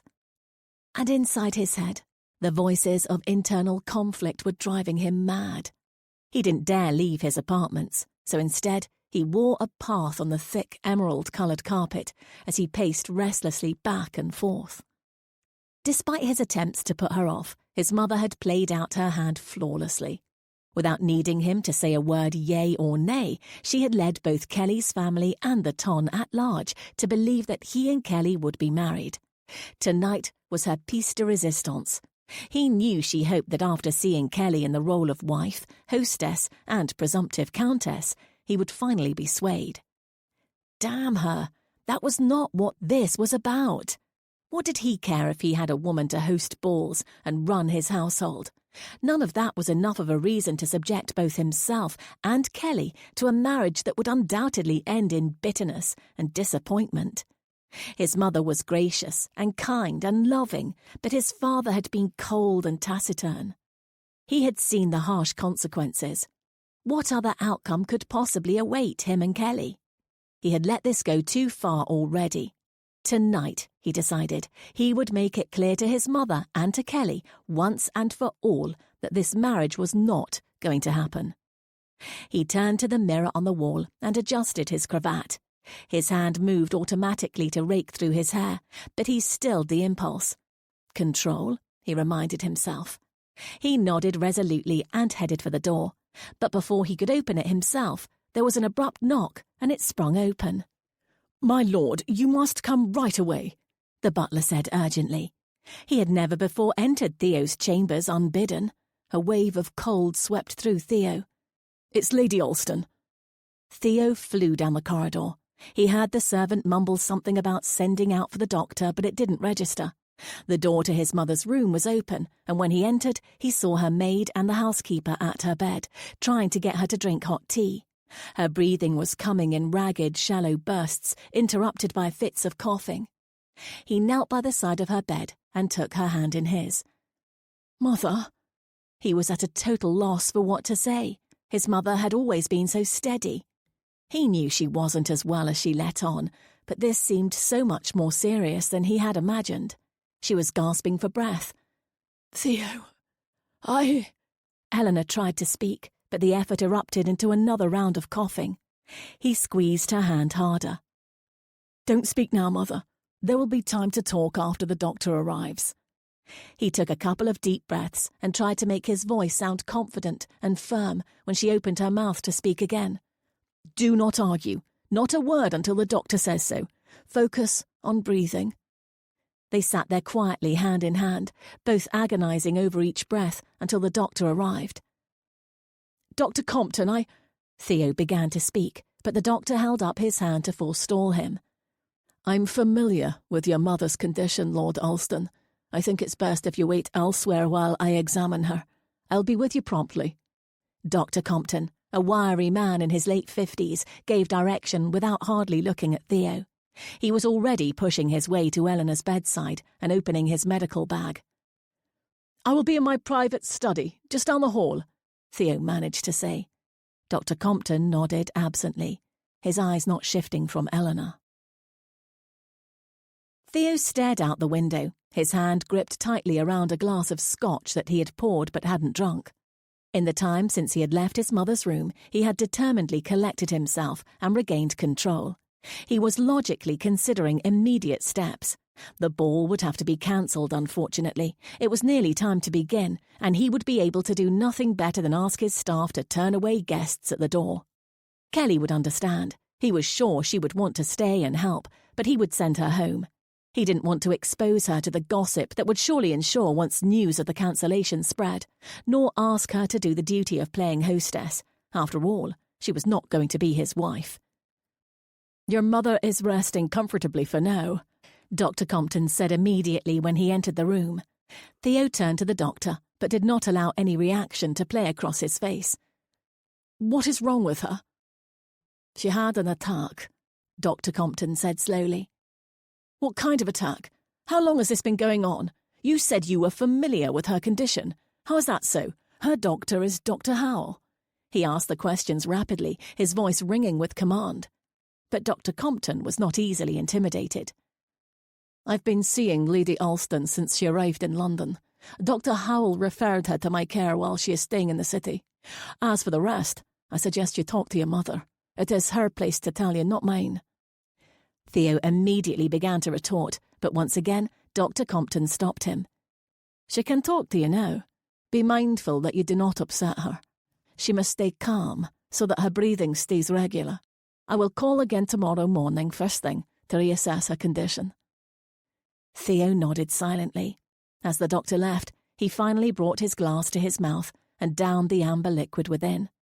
The burn in his throat helped him to stay steady as he walked down the hall to his mother's bedroom. Eleanor was reclining against her pillows. Her face was exceptionally pale, but her breathing was coming in soft, steady breaths. She held a steaming teacup in her lap, but her eyes were closed. Theodore entered silently, not wanting to disturb her. As he sat in the chair that the doctor had left at her bedside, her eyes flickered open. "Theodore, don't look so cross," she said softly. "I would not be cross if my own mother wasn't keeping secrets from me," he said, eyebrows raised. His mother's attempt at levity reassured him somewhat, but she was undeniably pale and weak. "You didn't need to know," Eleanor answered matter-of-factly. "I most certainly did. How long has this been going on?" Theo saw the stubborn set of her chin and knew she was contemplating not answering, but she must have thought better of it. "It started about 3 years ago," she admitted. 3 years, Mother! How could you have kept this a secret for so long? The doctor made it sound so serious." Theodore felt his temper start to rise. His mother had always been fiercely on his side. Together, they had endured his father's cruel barbs and cold isolation. And yet, she had been facing this alone. He was both angry that she had kept the secret and hurt that she had not felt able to trust him with it. If their relationship wasn't sacred, then nothing in his life made sense anymore. "It is serious, Theodore. Now stop raging at me and listen." Eleanor's tone was rising to match her son's. "Dr. Compton said you are not to get upset. You need to calm down," he started to say, but she interrupted him. "Then be quiet and let me say my piece. I didn't tell you 3 years ago because I thought your marriage to Kelly was imminent. I didn't want to cast a cloud on you two. You always seemed so well matched, and I wanted to afford you whatever happiness you might find together." As she talked, her voice levelled off. Ultimately, she was his mother, and she wanted more than anything to take away the pained look on his face. Theodore wanted to interrupt, but he didn't want to aggravate her symptoms, so he remained silent. "However, you did not marry Miss Collins, and then another year passed, and still nothing, despite my repeated hints. So when I heard Kelly and her mother had come to town, I went against Dr. Howell's wishes and followed. But enough is enough, Theodore. I want grandchildren while I still have a chance at being alive to see them." The desperation in her voice was evident. It almost pained Theodore to respond. "Mother, you do not understand. It will not turn out well between Kelly and me."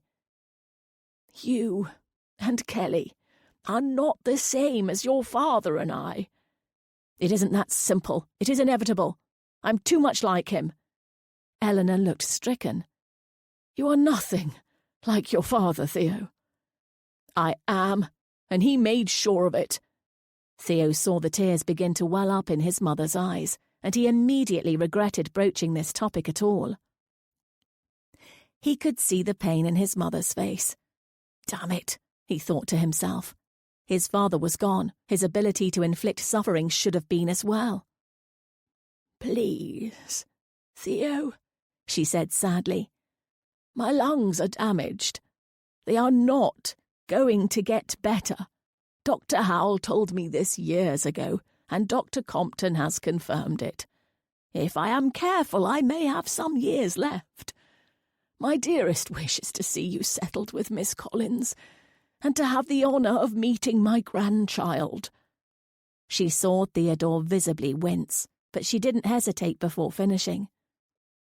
"It is the only thing I have ever truly asked of you." It was as if she had dealt a physical blow. Theo felt the air leave his body and his chest tighten. He owed his mother everything. It was as simple as that. If it had not been for her constant and unwavering love, he would have surely crumbled under his father's cold oppression. Every logical, determined, disciplined part of Theo's mind screamed as he slowly nodded his head.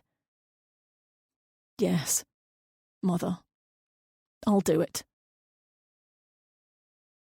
Chapter 21. As Kelly and her mother mounted the stairs in front of the Alston townhouse, the door swung open readily. Kelly forced herself to smile through her nerves. "Good evening," she said warmly to Alston's butler as he closed the door behind them. But she knew immediately that something was wrong. His face was lined and ashen. "What has happened?" "Lord Alston will explain," he said quietly as he guided them into the house. "Lady Middleborough, if you would wait in the parlour, Lord Alston would like to speak with Miss Collins in his private study." He motioned down the hallway to the parlour for Kelly's mother and up the stairs for Kelly. "That is not appropriate, sir. I must accompany my daughter," Claire Collins said. Surprise and interest evident. Whatever new development there was, she wanted to hear about it firsthand. "I am very sorry, madam, but Lord Alston was very clear. He wishes to see Miss Collins alone for a few moments before their guests arrive. He said it is a critical matter for the success of the evening." The elderly man sounded like he was reciting a script. Kelly suspected that Theo had anticipated her mother's resistance and told him what to say. "I'll be right along, Mother," Kelly said, starting for the stairs before her mother could protest further. "Bring my mother a cup of tea so she can relax before the chaos ensues. All will be well." She gave her mother a reassuring smile and silently willed her to go down the hall. Kelly had no idea what was going on, but she did know for certain that if her mother was with her, the likelihood of her getting an actual explanation from Theo was next to zero. Claire reluctantly started down the hall to the parlour. Kelly nervously climbed to the second floor, wondering what was amiss. The house was buzzing with energy, but it didn't feel quite like the upbeat excitement of an imminent ball. She realised when she reached the top of the stairs that she didn't know where Theo's apartments were. The butler had stayed downstairs with her mother, and there were no other servants in sight. She peered in both directions and saw that a door was open down the hallway to her left. She walked down the richly carpeted hall and peered inside. Theo was standing at the window, half turned away from her. Lord, he was handsome. His dark hair had gotten longer over the past few weeks and curled ever so slightly around his collar. She couldn't see his piercing blue eyes in the dim light, but he was an impressive figure in his all-black ensemble and striking white cravat. On most men, it would have looked austere. On him, it enhanced his mystery and allure. As he turned to look at her, she saw a series of emotions swim across his face. For a moment, she thought she identified sadness, fear, yearning, and then his familiar mask of composure came down. "Is everything well with you, Theo? Your butler seemed quite put out." Kelly trailed off uncertainly. "My mother is not feeling well. She will not be able to join us tonight," Theo answered evenly, careful not to betray any emotion. He had spent the last few minutes trying to calm the tempest raging inside of him. The only way to manage so many feelings was to try and feel nothing at all. "My goodness, I'm so sorry, Theo. If you need to be with her, Mother and I can—" "She will be fine. That is not what I want to speak to you about." Theo's voice was measured and careful. Kelly was beginning to know him well enough to detect that he was trying to keep a careful handle on his emotions, but she was not sure why. Theo moved closer to her and took her hand. He stared down at it for several long moments. The tension built between them until Kelly felt that if she struck a match, the pair of them would have burst into flame. Then Theo reached into his pocket and withdrew a sparkling ring. Without speaking, he slipped it onto her finger. Kelly stared dumbfounded. The oval golden topaz stone was ringed by tiny diamonds. In the dim candlelight of the room, it seemed to glow. "This belonged to my mother. She wanted me to give it to you," Theo said quietly, still staring at her hand, now adorned with the exquisite gem. Her gown was a bright copper colour that enhanced her sparkling eyes and rich brown hair. Ironically, his mother's ring seemed meant for Kelly on this night. It perfectly matched her ensemble. He seemed unable to speak, but when he turned his eyes up to meet hers, the question was in them. "Yes," Kelly breathed without hesitation. In the next second, she found herself crushed against Theo, his lips taking hers hungrily and his arms holding her tightly against him. Struggling to control the storm of emotions swirling through him, Theo poured himself into her kiss. He couldn't make sense of the pain and fear he felt for his mother, the mourning for his and Kelly's loss of freedom, or the strange lightness he had felt when she had accepted his silent proposal. This was not what he had wanted, for himself or Kelly. He was angry and resigned and confused. But his desire for Kelly was undeniable, and he let it take control. He let himself bathe in the sweetness of her touch, like a balm to his raw nerves. Kelly revelled in the warmth and elation that spread throughout her body. She felt every curve of her body where it touched Theo's, the way the fabric created delightful friction as they moved against each other. She pressed her lips eagerly against him, letting her tongue join his in a hot and searching dance. As her hands rubbed up and down his back and over his shoulders, she was delightfully aware of the warm circle of metal on her finger. Finally, she thought to herself. She had sensed Theo's emotions when they had been together by the lake. Kelly knew that she loved him, but he was always so hard to read. It seemed that he was finally giving in to the emotions he had fought so hard against. He hadn't said that he loved her, but there was time for that. It would come. For now, it was enough that he had finally acknowledged that he did want her as his wife. Kelly felt no need to hold back any more. She felt complete. She ran her hands through his thick hair, pulling him closer to her and deepening their kiss. Instinctively, she arched her hips against his. Theo slid his hands down her back and cupped her bottom, pulling her tightly against him. Kelly responded by bringing her hands around to his cravat and beginning to loosen it. Inexperienced though she was, she knew that she desperately wanted to feel his skin against hers. Slowly, Theo began to realize where their encounter was leading. With all the strength and control he could muster, he slowly slid his hands back to Kelly's waist and eased her away from him. When he pulled his lips from hers, she looked at him questioningly. "Not now," he said. "We have to go downstairs. Guests will be arriving soon." Kelly stared at him for another minute, her eyes searching his face, but she wasn't able to read it, and finally she nodded. A smile spread across her face as she entwined her hand with Theo's. "My mother will be waiting for us. We should tell her our good news." Theo nodded, but he didn't return her smile. "We will make a formal announcement of our engagement at the ball tonight. We will marry 1 month hence," he said. His voice was even and flat. He didn't push Kelly's hand away, but he didn't grip it back. Kelly felt something inside of her falter. Without saying more, Theo led her from the study and down the hall to the stairway. She could hear the sound of carriages outside and the hum of voices. They had been away longer than she thought. Guests were already beginning to spread throughout the lower level of the house. He started down the stairs, but Kelly paused and pulled back on his hand. "Theo, is everything well?" she asked him for the second time that evening. Theo didn't seem to be able to look directly at her. Moments ago, she had been suffused with happiness, but as she watched Theo, she felt seeds of doubt start to push their way to the surface. Theo forced a smile onto his face. "Everything is fine, Kelly. You look beautiful. Let's go find your mother." Chapter 22. The sun streaming into her bedroom woke Kelly the next morning. She stretched luxuriously, and as she did, the ring on her finger caught the sunlight and flashed across the ceiling. Slowly she rotated her hand back and forth in the light, admiring how it shone. She wasn't usually one to have her head turned by jewellery or costly gifts, but this meant so much to her. It meant that Theo was going to be her husband, and his mother had given her blessing, giving him her own ring to propose to Kelly. I must see her soon, to see how she is feeling and to thank her, Kelly thought. The ball had passed in a blur. She grinned as she recalled her mother's face when she had entered the room with Theo, how Claire's eyes had landed instantly on her hand and had widened and then shone with joy. Kelly had spent the night with her hand clasped in Leo's and her heart in her throat. She could hardly believe it had happened.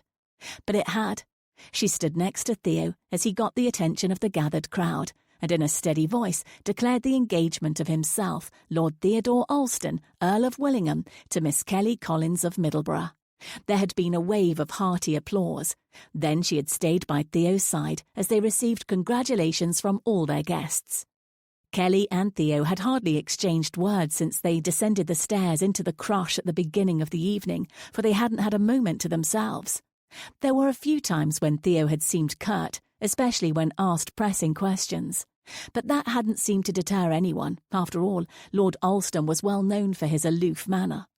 She suspected he was having a hard time adjusting to this new way of being, where feelings were given credence and value. It wasn't surprising to her that he was reverting to his more comfortable trope. Kelly twirled a hand through her long hair as she spun the gold band around and around her finger, enjoying its warmth. Her misgivings from the night before had not gone away entirely, and she was actively choosing not to give way to them. She had seen him trying to hold his emotions at bay for weeks. She had felt the tenderness, warmth, and desire of his kiss. Of course he would be awkward and unsure. Giving rein to his feelings and agreeing to marry was a big decision for anyone, especially Theodore. Kelly shivered delightfully at the memory of Theo's hands and lips upon her. "Enough lazing about. There is a wedding to plan," she said to the sunlight, with one last indulgent stretch before pulling herself out of bed. Theo was completely tied into knots. Dr. Compton left, reporting that Theo's mother Eleanor was recovering well, but cautioning that she should continue to rest and not become excited in any way. The ball had been an undeniable success. The Ton had readily accepted his engagement. Kelly had sparkled, the picture-perfect love-struck fiancé. He had felt numb the whole evening. And now he felt 100 things at once: guilt, frustration, confusion. "Good morning, my soon-to-be-married friend," Henry said with a jocular smile as he entered the room. He tossed his riding gloves onto one of the leather chairs and walked to pour himself a cup of tea from the tray in the corner. He completely missed Theo's dark look. "You should have seen Madison last night on the way home. I thought she was going to have a fit. She was so proud of herself. She takes personal credit for your successful engagement." "Then she shouldn't be so quick to celebrate," Theo said dryly. "What do you mean?" Henry frowned at the tone of Theo's voice and turned to look at his friend. He furrowed his eyebrows suspiciously, but as usual, he couldn't read Theo's face. "It's a sham, Henry. It always was." "Does this have something to do with that old chap I saw leaving when I arrived?" Henry asked, glancing meaningfully at the door through which Dr. Compton had left. Theo skipped the tea and poured himself something stronger. "The doctor. My mother is ill. Her lungs are weak. She had an attack last night." He paused and took a steadying sip before continuing. "I only agreed to marry Kelly because my mother practically begged me to give her a grandchild before she dies." Henry silently pursed his lips as he processed that information. "But Miss Collins certainly seemed elated. Surely you must have given her some assurance of your feelings." "She doesn't know about Mother," Theo answered, his voice tight. "So, Miss Collins is under the impression that you changed your mind on your own and that you genuinely want to marry her." "I suppose so." "Oh, God," Henry let out a deflated sigh. "I know." Theo, you need to tell her, his friend said slowly. Absolutely not. Theo put his drink down with a solid thud. Henry resisted the urge to cringe outwardly. She will find out eventually, and then she will be devastated. You have nothing to lose by telling her now. She won't back out of the engagement. She was willing to marry you for the sake of the arrangement your fathers made. Why would she change her mind now? Henry tried to reason. Damn it. This is the whole reason I didn't want to marry her in the first place. The first thing I do as her fiancé will be to hurt her. I won't do it. She has her reasons for marrying me, and I have my reasons for marrying her. Why does it need to be any more complicated than that? Theo's frustration was evident. Henry had never seen it so visible, or Theo so vulnerable. Madison had been telling him for weeks that Theodore's heart was more involved in this than he was willing to admit. Henry was beginning to think that she was right. She cares for you. That is her reason. Bear that in mind, whatever you decide to do, Henry said grimly. And you care for her, he thought to himself, but he was wise enough not to add that thought out loud. Miss Collins, Lord Alston is here to see you. Augustine, the Collinses' butler, opened the door to the parlour and admitted Theo without waiting for Kelly's approval. He had heard about the announcement, as had all of the Collins household staff. They had known what was at stake, their own livelihoods, as it were, and cheers had chorused through the lower levels of the house when the Collins ladies had returned the previous evening. Theo saw Kelly's eyes light up when she saw him. She had foregone any kind of coiffure, and instead her thick brown hair was long down her back, tied back simply off her face with a ribbon. It should have made her look younger, but to Theo it conjured images of what she might look like in the morning in her bed, with dark tendrils arrayed over her breasts. Kelly smiled shyly, putting down the paper she had been attending to. My mother has gone out for the afternoon. She's going to confirm the date with the church and then have an announcement printed in the Herald. She left me with the daunting task of working on the guest list for the wedding breakfast, she said, nodding to the writing desk where she had been sitting. Then she noticed something in his hand. Are those for me? Yes, of course. Theo held up a bouquet of flowers. He had bought them on a whim. He had never done something so impractical in his life. Maybe it was the guilt that he was feeling for not telling Kelly the truth when she had been so honest with him about her situation and feelings. Bringing flowers to one's fiancé was a completely sensible thing to do, he told himself. Guilt be damned. Thank you. Kelly took the flowers and smiled widely. Theo smiled back, but it wasn't the unabashed happiness that Kelly was feeling. His smile was slight, sultry, and sensual. I hope you don't mind. She swallowed hard and tried to stop herself from mumbling. But suddenly she was nervous around Theo. His smile made her heart jump. Mother going on with things. Lady Alston sent a note this morning telling her she ought to go ahead while she is unwell. Theodore nodded. It's fine. The quicker we get everything taken care of, the better.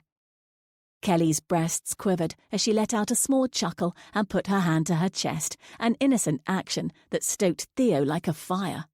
Instead of focusing on the untenable emotions swirling around them both, he was giving in fully to his physical desires.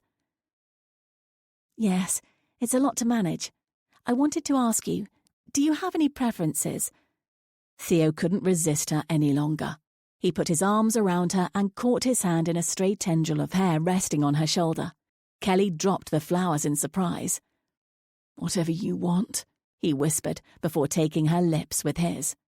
He moved his hands over her shoulders, back and bottom before tangling them in her hair and tugging back gently, exposing her neck to his kisses. She didn't realize she was moaning softly as he kissed behind her ear, down her neck to her collarbone, his tongue doing devilish and delicious things. When he started to move his lips back to hers, she boldly started to return the favor. She raked her hands through his hair, as she had seen him do dozens of times over the years, feeling his thick, coarse locks between her fingers. The word wanton popped into her mind, but she didn't care. She loved Theo, and in a few short weeks he would be her husband. Theo groaned as she experimentally kissed along his jaw and the curve of his neck. She felt a little bit of stubble against her lips. How intimate it felt to know this tiny detail of him so personally. "Kelly," he murmured. He had completely lost control, but he didn't try and stop himself right away. It felt so damn good to get lost in her. He felt himself hardening quickly and finally managed to pull himself away from her kisses. "God, Kelly," he exhaled forcefully. "Did I do something wrong?" she asked worriedly, biting her lower lip. "Quite the contrary," he said with a small laugh. "Creating an heir for the earldom with you isn't going to be a challenge at all." Kelly's face clouded over, but Theo didn't notice. He was busy trying to calm his internal fires. "I should leave you to the planning before I do something rash." He bent over and retrieved the flowers she had dropped, handing them back to her. Kelly took them automatically. "I will see you soon." Mistaking her quietness as her own attempt to control her raging desires, Theo gave her a quick kiss on the forehead and left. Kelly stared after him for a moment and then dropped down to the sofa. Her gaze shifted to the bouquet in her hand, but she barely processed the sight. "Creating an heir," he said. Hadn't she used exactly that argument when trying to convince him of the sensibleness of them marrying? It hadn't been a compelling enough reason for him then, but something had changed his mind, and now it was. Everything clicked into place. His sudden proposal, his aloof manner during the ball. He wasn't in love with her. The realization rolled through her like a storm front. He didn't really want to marry her at all. She was devastated. Chapter 23. The carriage ride to the dressmaker's shop a week later was pure torture for Kelly. Her mother was babbling on happily, talking about the arrangements she'd been making for the past several days. It had taken all of Kelly's energy to keep up a facade of excitement. The last week had been the longest of Kelly's life. The last thing she needed was for her mother to realize that something was amiss and add her worries to Kelly's already rampant ones. But she didn't know how much longer she could keep the charade going. She had studiously avoided interacting with Theo in anything but the most formal group settings. A family luncheon, tea with his mother and several of her friends, a ball. She had faked a headache when he called and asked to take her for a drive in the park. She was terrified that if she had a moment alone with him, she might break down entirely. Her head hurt, not to mention her pride. She realized now that she'd been foolish and naive. Her feelings of love had blinded her and allowed her to convince herself of something that was not possible. What made her most frustrated was that she was getting exactly what she had said she wanted from the beginning. Theo would be her husband, and thereby she would ensure the well-being of her family, her estate, and all the people that depended on her. But somewhere along the way, she had started wanting more. She didn't only want Theo as her husband, she wanted his love. She didn't only want him to desire her body, which he clearly did. She wanted him to desire her heart and mind as well. He was giving her exactly what she had asked him for all those weeks ago when she arrived in London, and yet now it didn't seem like enough. But she had no other choice. As she had said to him again and again, fulfillment of their marriage contract was the only answer to her problems. Well, the answer to her familial problems anyway. It seemed that the problem of her heart was one she was going to have to live with. The carriage lurched to a stop, and Kelly followed her mother inside. They were immediately greeted by a young shop girl dressed in black, her hair pinned back neatly under a white cap. "Lady Middleborough, Miss Collins," she bobbed a curtsy. "If you'll come right this way, Madame Janine will be with you momentarily. Lady Walsham has already arrived." They were led to a private parlour, where Madison was already seated and sipping tea. When she saw them, she jumped to her feet excitedly, nearly upsetting the table and steaming pot. "Lady Middleborough." Madison touched cheeks familiarly with Kelly's mother Claire, making her blush. Their growing acquaintance with Madison and her husband had conferred considerable status on their family, and Lady Middleborough was still not used to Madison's warm manner. "Oh, Kelly, I am bursting with excitement," Madison said as she turned to Kelly and grabbed her hands. She pulled her enthusiastically down to the settee, where there was already an array of swatches of fabric laid out. Madame Janine doesn't usually take commissions on this short of a timeline, but I insisted. I have spent enough of Henry's money in her shop over the past few years that she could hardly deny me. Madison winked broadly at Claire and Kelly. As Madison started pouring tea for them, a very tall older woman swept into the room. She was dressed in black as the shop girl had been, but the fabric was rich and the dress exquisite. She exuded authority and confidence. Lady Worsham. She greeted Madison first, her long-time client and highest-ranked person in the room. Ah, Madame Janine, Madison smiled brightly. May I present my dear friend Miss Kelly Collins and her mother, Lady Middleborough. She grabbed Kelly's hand and dragged her forward. Our lovely bride needs a new gown for her wedding, less than 3 weeks hence. Lady Middleborough, Miss Collins. Madame Janine curtsied slightly. She looked less than convinced. Yes, your correspondence did mention the particulars of your request. This is very short notice, Lady Worsham. I don't know what can be done in such a short time. I really can wear something I already have. The gowns from my come-out have hardly seen the light of day in the last few years, Kelly interjected, but Madison was already shaking her head. No, Kelly, that won't do. You are going to be the Countess of Willingham. I'm hardly a stickler for propriety, you know that, but this is your wedding. You should at least have a new gown. Kelly's mother was nodding along. I do agree with Lady Worsham. Appearances are important. Kelly resisted the urge to roll her eyes. Madame Janine made a show of being flustered, but eventually Madison cajoled her into an agreement. There isn't time to order anything. We will have to make do with items I already have on hand. She made a motion of her hand, and 2 assistants appeared as if out of thin air. They had clearly been on hand, Madame Janine's resistance token. Girls, fetch our selection of lace and samples of anything that would be appropriate for the wedding of a countess. Silk taffeta will do nicely, I think. Her stomach still in knots, Kelly accepted a cup of tea from Madison and sat on the sofa. She observed the parade of fabrics and accoutrements without enthusiasm. Luckily, Madison and her mother had strong opinions and dismissed many things right off. I don't think yellow would be the most complimentary colour to her skin. Do you agree, Lady Middleborough? Madison waved away several proffered silks, and Claire Collins nodded her agreement. This lace is very lovely. It would look nice around the hem and perhaps a touch on the sleeves, Claire said, glancing up at Madame Janine for input. The designer nodded approvingly. Kelly's mother looked to her. What do you think, Kelly? Kelly stumbled over her words, looking down at her hands and sighing deeply. Whatever is wrong, Kelly? You've been out of sorts all morning. Her mother looked at her worriedly, and Kelly did her best to straighten herself up. I'm perfectly well, she managed to get out. I did not sleep well last night, that is all. I like the lace, she added, though she knew her voice was hollow. Madison's brow furrowed.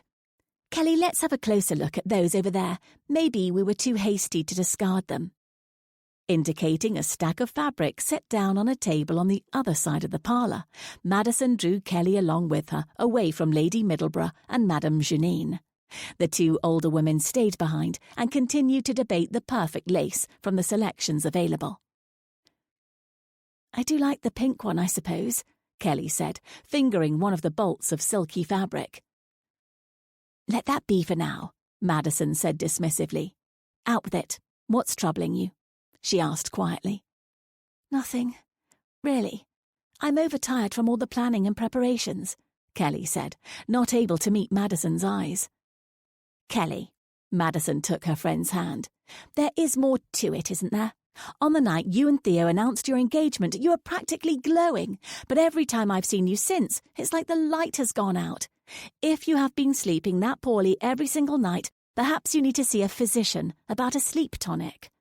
She attempted to tease, but the concern in her voice was obvious. Madison, Kelly wanted to share her burden, but she didn't even know where to start. She had made such a mess of things. It's something to do with Theo, yes. I warned him not to toy with your emotions, Madison started. It's not as if he hasn't been perfectly honest with me from the start, Kelly said bitterly. I should have known better than to let my feelings for him grow, but I couldn't stop myself. Her voice broke. You love him, Madison said gently. Yes, Kelly whispered sadly. And I thought he loved me, but I was a fool. He doesn't want to marry me. All he wants is an heir. The words tumbled out of Kelly, and as they did, she felt a wave of relief flow through her. Speaking the words aloud, telling them to someone else, was more soothing than she could have anticipated. Now it was Madison's turn to sigh deeply. Kelly saw that she looked conflicted, but eventually she made up her mind to speak. Love and marriage are complicated for Theodore. Henry hasn't told me everything. He would never break Theo's confidence, of course, but I wouldn't lose hope just yet. Kelly's eyebrows shot up. What do you mean? She asked cautiously. What do you know that I do not? What has he said? Madison shook her head. I am not sure of everything, and I do not want to mislead you with my speculation. I have come to know Theodore well these past several years, and I think I can connect the dots, but you should hear it from the horse's mouth, as they say. Theo will never open up to me. I have been trying for weeks, months, years it seems like. He has decided to close himself off, Kelly said defeatedly. Perhaps you should talk to his mother, Madison suggested. Lady Alston? What does she have to do with any of this? Giving a small shrug, Madison squeezed Kelly's hand. I really think you should ask her. There is perhaps nobody in the world who knows Theo better. Kelly nodded. Madison was right about that. While Theo was so often closed off to her, she had observed the genuine love and regard between mother and son on many occasions. Perhaps his mother would be willing to share with her, if only out of a desire to see Theo happy himself. Madison smiled encouragingly, and then turned back to the table before them. Now, you said you liked the pink, and I think you are completely correct. This colour looks lovely against your skin. Without missing a beat, Madison held up the pale pink silk. Kelly felt a small smile turn up the corners of her lips, and a flicker of hope light inside of her. Chapter 24. It took Kelly several more days to work up the nerve to go and talk to Lady Alston. Getting away from her mother long enough, and with a reasonable excuse, was difficult in itself. Finally, an opportunity presented itself, and Kelly forced herself to seize upon it. I need Lady Alston's finalised guest list for the wedding breakfast so that the invitations can go out tomorrow, but I am scheduled to meet with the florist to finalise the arrangements for the church in half an hour. Claire frowned and put her hands on her hips, clearly bemused at how she could have gotten herself into such a conundrum. I suppose I could send over a groom with the message to Lady Alston, though I don't want her to think it a sign of disrespect. She trailed off, her frown deepening. Kelly saw her chance. I can call upon Lady Alston, she said quickly. Her mother paused. Kelly had been less than enthusiastically engaged in the planning process. But there wasn't any reason not to send Kelly, and it would allay her current problem. Yes, fine, she nodded.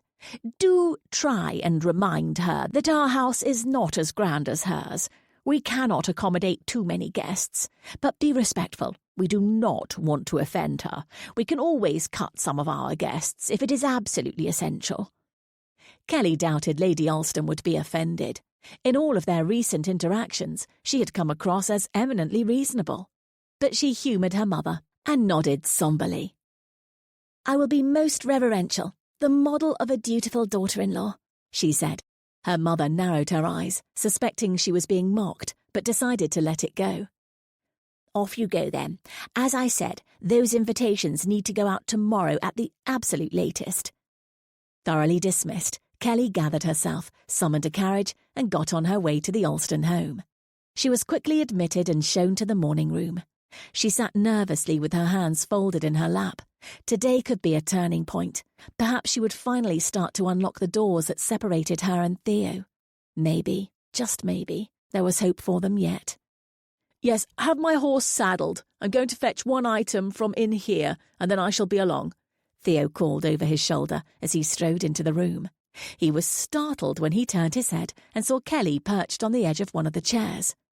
Kelly, Miss Collins, Usually I'm the one stammering, Kelly quipped. Theo chuckled. Indeed, I admit you have caught me unawares this morning. I didn't know you were here. He lowered himself to the chair next to her. Lord, it was good to see her, especially alone. It seemed the only times he had seen her in the past weeks had been at one public social function or another. He was by no means happy about their impending wedding, but he no longer saw the point in trying to suppress the attraction he felt for Kelly. I can delay my outing and stay a while if you like. His smile was heavy with implication. I'm not here to see you, Kelly said frostily. Theo drew back immediately. I'm here to see Lady Alston about preparations for the wedding breakfast. Her tone was even and flat, carefully controlled. Where was this coming from? The last time they had spoken, alone at least, had been the day he had brought her flowers. She had been sweet and open then, and perfectly polite in their public meetings since. What had brought about this change? Although she was waiting on tenterhooks to speak to Theo's mother, Kelly was unwilling to give rein to the spark of hope that Madison had lit inside of her. All she wanted at this moment was to melt into Theo's arms, allow him to kiss her and soothe her, but she didn't dare let herself be that vulnerable. Her heart, her entire happiness, was hanging in the balance. I hope I haven't done anything to upset you, Kelly, Theo said carefully, watching her face for any clue. Kelly was usually an open book when it came to her emotions, but her face betrayed nothing. Bravo, he thought sarcastically. She had learned well from him. Not at all, Lord Alston. Kelly felt her voice quivering. Keeping up the careful facade took a painstaking effort. She felt a small twinge of pity for Theo, who had spent years wearing this armour. Theo waited for her to say something more, but she avoided his gaze and looked down at her hands. Well, then, I shall see you later. He stood up, pausing for one more awkward moment. Good day, Miss Collins. Then he walked out of the room, forcing himself not to glance back over his shoulder. Kelly fought back tears. She had never felt such conflicting emotions. Love and longing for Theo, despair over the distance between them, fear that she might never fulfill the future she dreamt of for them. Theo's mother entered the room quietly. Kelly did not notice her immediately, which gave the older woman an unguarded view of the younger's emotions. She did not know Kelly very well yet, but the heavy feelings were evident in her hunched shoulders, her trembling hands, and her flushed cheeks. Eleanor felt sorry for her. She knew that Theo was not an easy man to love. He made it difficult in almost every way, and she suspected that love was exactly what young Kelly was suffering from. Ah, Kelly, good morning, she said as she slowly made her way across the room. Kelly straightened up immediately and forced a smile onto her face. Good morning, Lady Alston.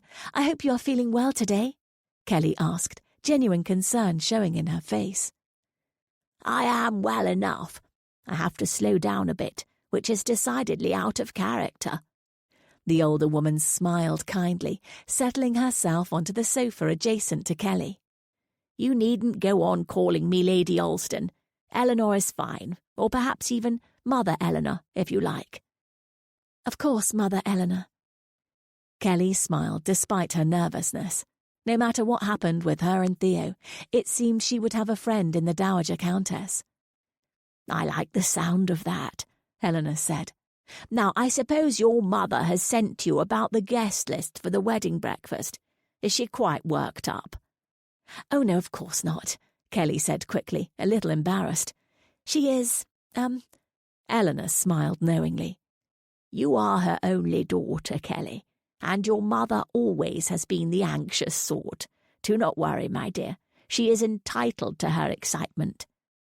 Kelly nodded, trying to muster up the gumption to address her real purpose. Lady Alston, Mother Eleanor, she mumbled. My mother did send me about the wedding, but there is something else I would like to ask you about.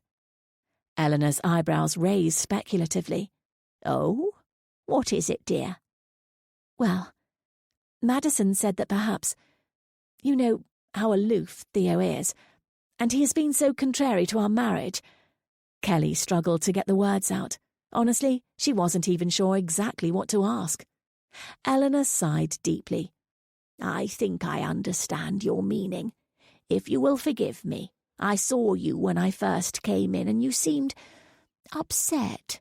Perhaps you can give me a little insight." "Well, Theo has... It has been so difficult. I don't want you to think that I think poorly of Theo," Kelly continued to stammer, but Eleanor reached over and took her hands in her own. "Kelly, I think it would be best if we didn't try to dance around things. It is plain to me that you adore Theodore. You always have." She squeezed Kelly's hand tightly. Kelly felt the tension start to flow out of her. "I love him," Kelly said plainly. "I love him so much." Eleanor's satisfaction was clear. "I suspected as much." "But he does not love me. Or maybe he won't let himself love me," Kelly began. "You see, when he proposed to me at the ball, I really thought he had changed his mind. I had seen flashes of it before. He was trying to keep his emotions under control, but it sometimes seemed that he was developing a true affection for me. So when he gave me your ring, I thought he had finally realized that he loved me as well." "Did he say something to that effect?" Eleanor asked interestedly. "No," Kelly admitted. "But I thought it was only that he wasn't ready, that he wanted to marry me but couldn't bring himself to say it yet. I was managing that. I was willing to let him say it in his own time. But later, he said something else, and I realized I was wrong. He doesn't want to marry me. Not at all," she finished bitterly. Eleanor was silent for what seemed like an eternity, and Kelly wondered if she had shared too much. When she finally spoke, her voice was laced with sadness. "I think I should tell you about my marriage to Theo's father." Kelly looked up questioningly. Whatever did that have to do with this? Taking a fortifying breath, Eleanor continued, though Kelly did not think of her as old. As she began to speak, it seemed like her face aged instantly. "I was quite young when we married, only 17 years old. Theodore's father 10 years older. He wasn't eager for marriage, but he knew it was his duty to marry and continue the lineage. When his father arranged the union, he didn't protest. At first I was smitten. He was quite handsome, if you remember, much like Theo. But things changed quickly. Beyond creating an heir, the elder Lord Alston did not have much use for me. My own parents' union had been cordial, not a love match, but there was genuine affection. I expected as much for myself. But Theo's father was cold, distant. I thought if I pushed hard enough, I could break through that layer of him and find the warmth beneath." "He sounds a lot like Theodore," Kelly said softly, bemused. "No," Theo's mother said sharply.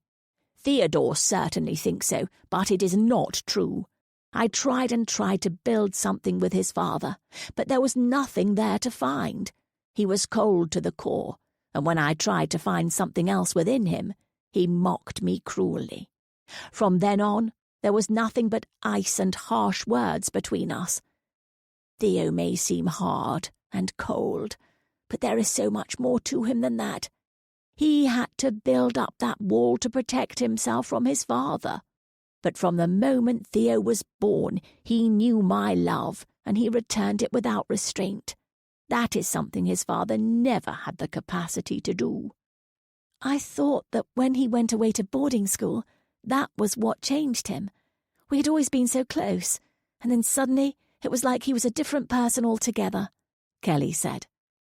"I sent him to school at Harrow so he would not have to spend every waking moment under his father's tyranny.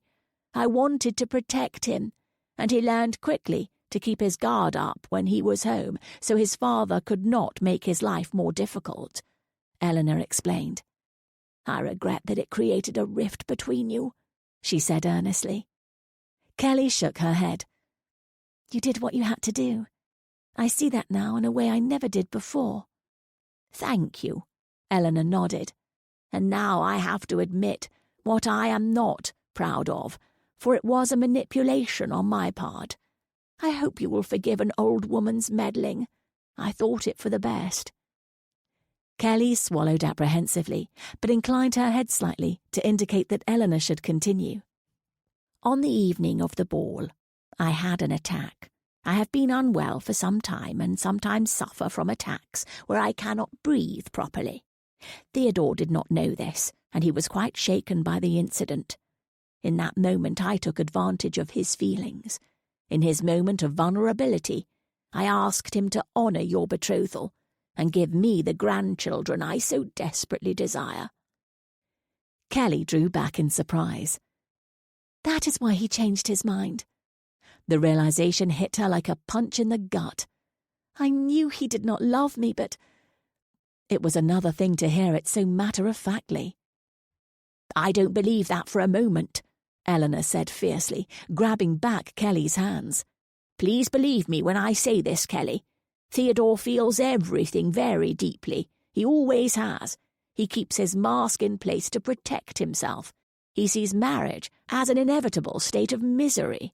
He truly believes that any marriage will devolve into something like his father and me. But he only agreed to marry me because... Kelly started, but Eleanor interjected. He fought so hard against marrying you because he cares about you profoundly. If he did not, it wouldn't matter because he wouldn't fear hurting you. But I believe he cannot bear the thought of causing you the kind of pain that his father caused for me. So he will not let himself get close to you. But Theo would never hurt me. Not intentionally, I know that, Kelly protested. You know that, and I know that. But Theodore does not know it. He does not believe it, Eleanor said. She patted the unoccupied bit of the sofa next to her, imploring Kelly to come sit closer. Kelly did as she bid, sitting knee to knee with the mother of the man she loved so desperately.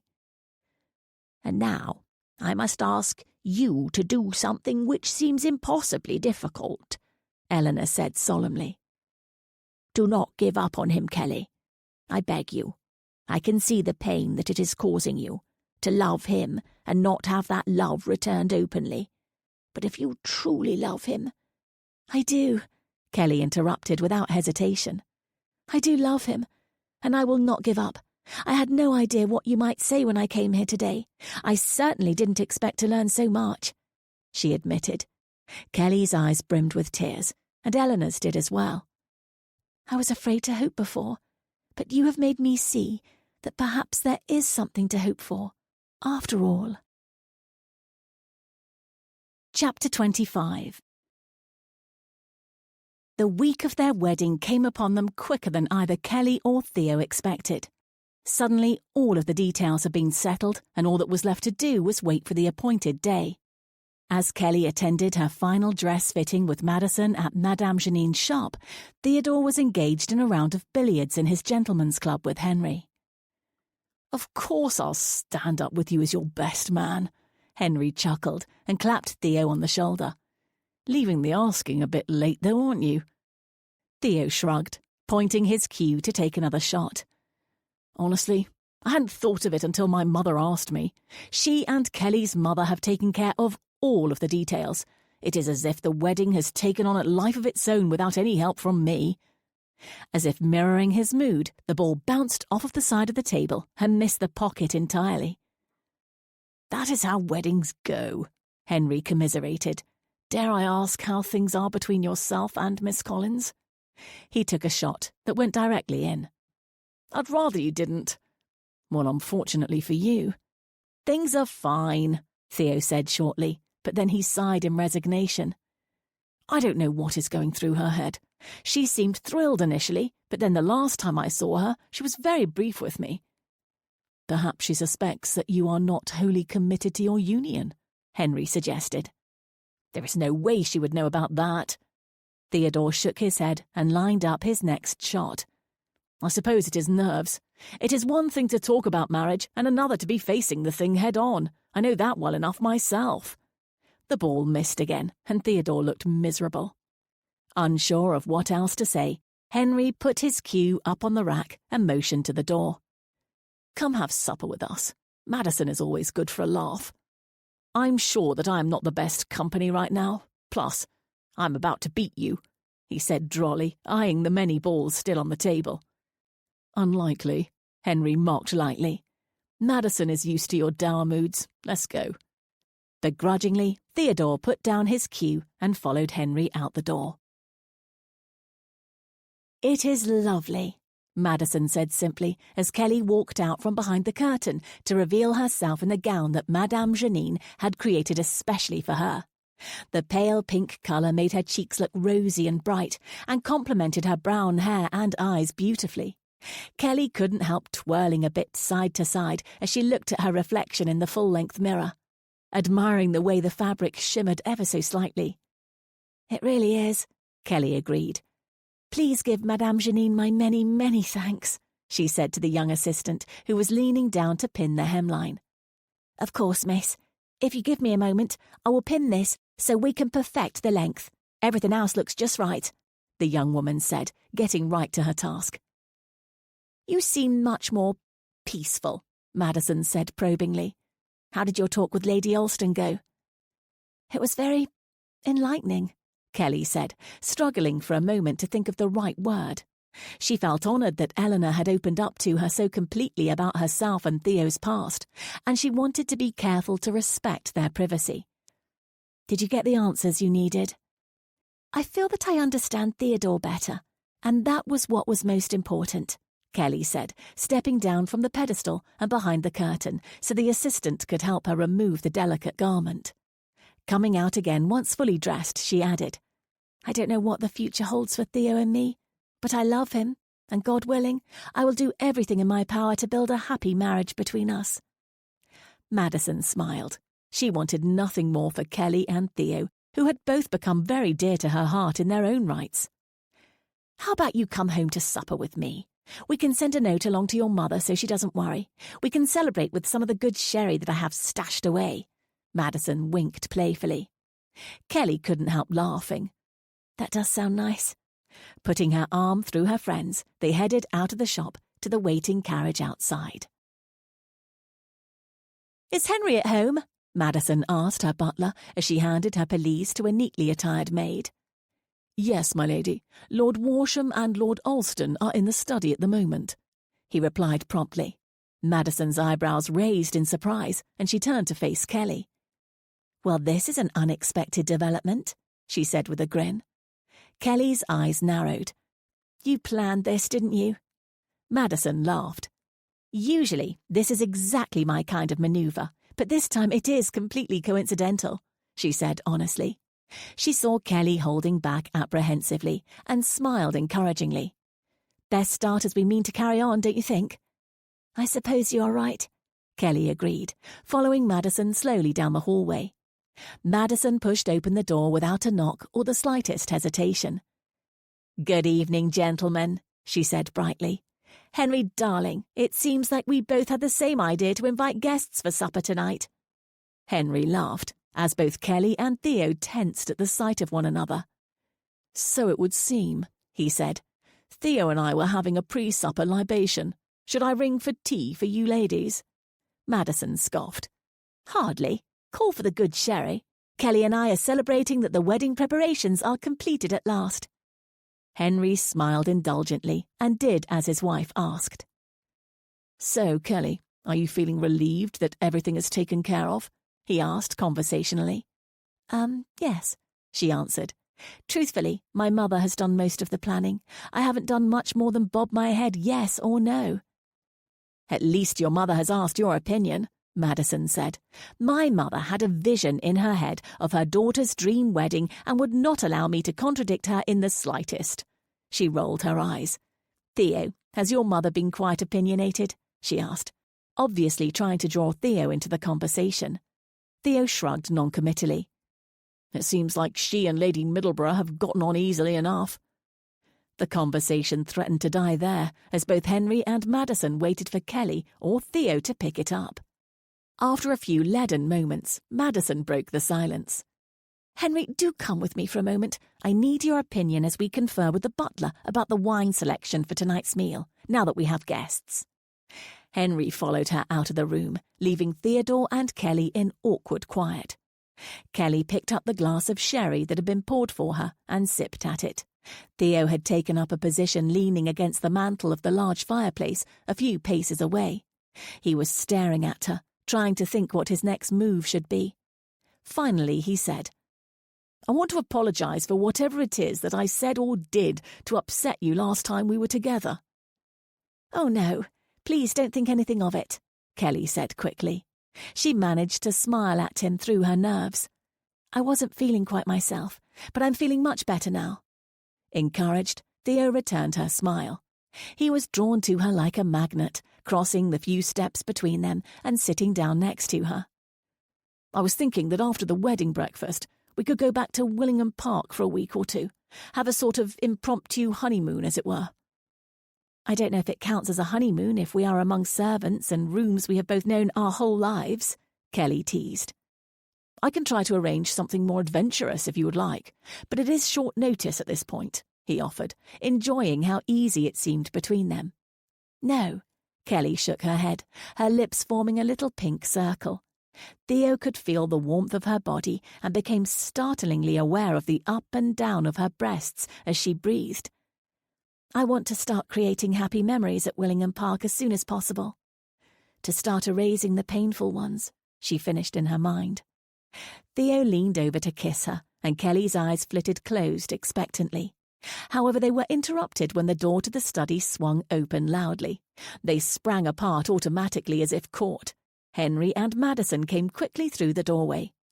"A messenger arrived from my sister Leonora. Her husband was in some kind of riding accident." The dismay on her face was clear. Though this might at any other time be her kind of maneuver, as she had said earlier, her honesty in the moment was undeniable. "I am so sorry, but we have to leave right away." Kelly and Theodore stood up immediately. Kelly embraced her friend.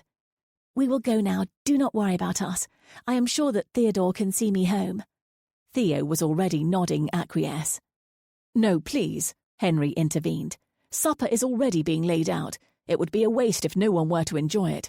Besides, I'm sure everything will be fine, and we may even be back to join you before supper is over." He put his arm around his wife reassuringly and began to guide her out of the room.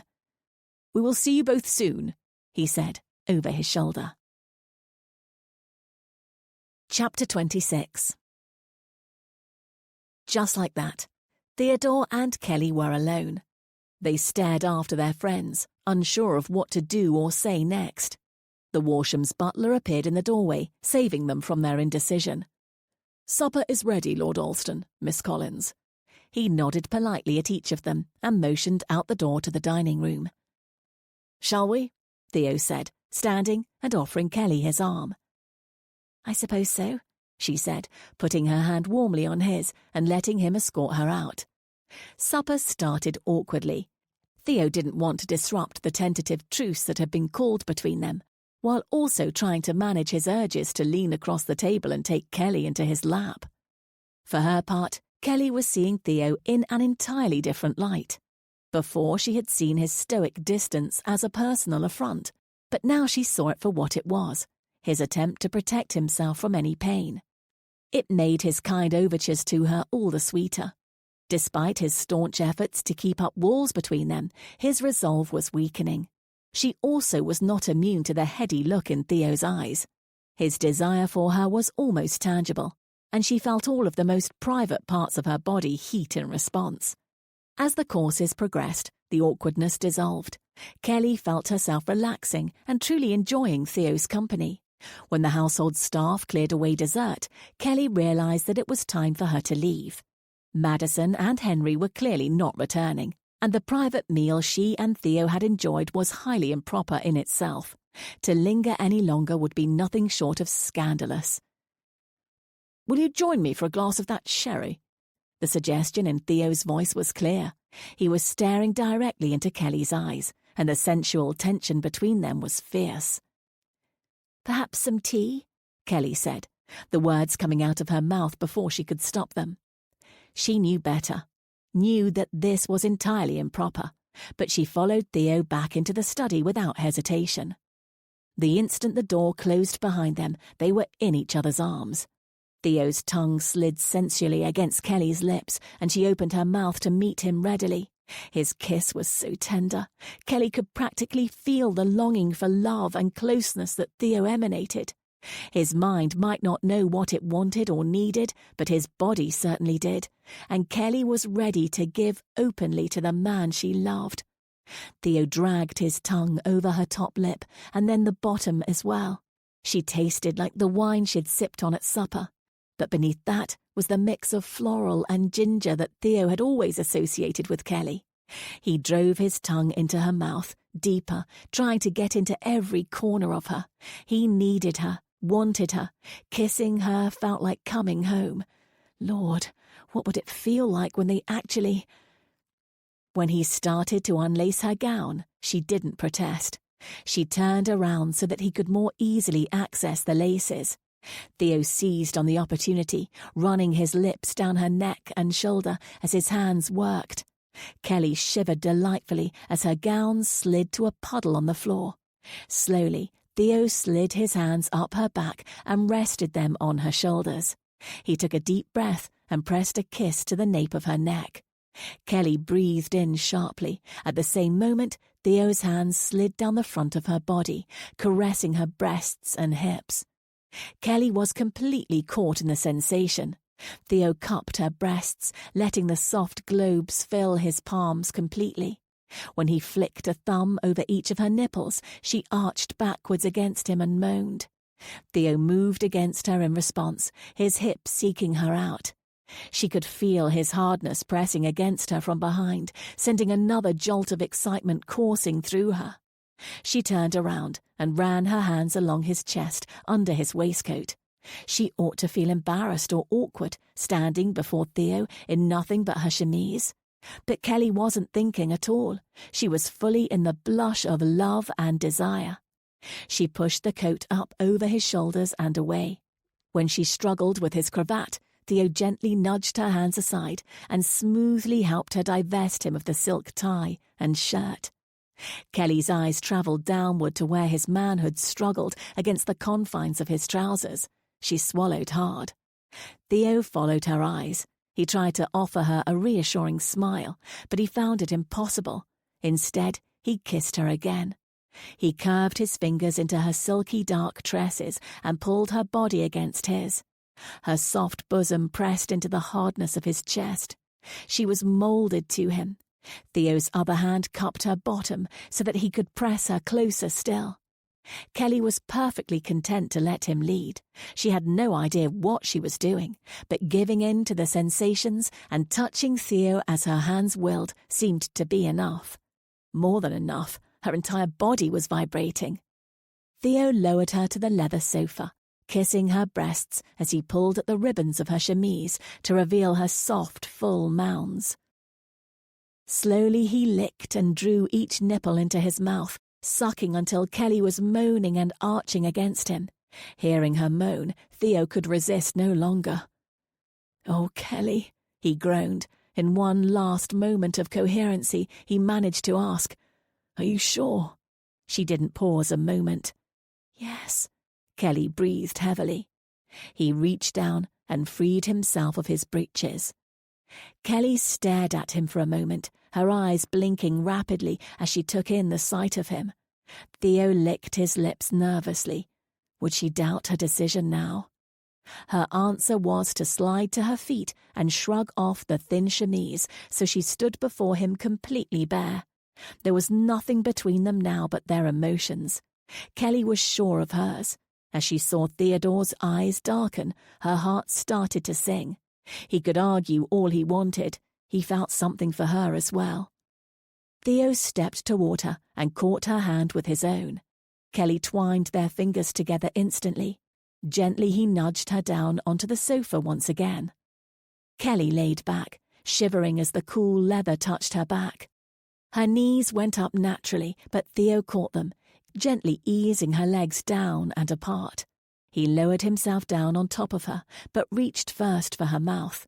He gave her a soft, lingering kiss, completely at odds with the fire raging inside of him.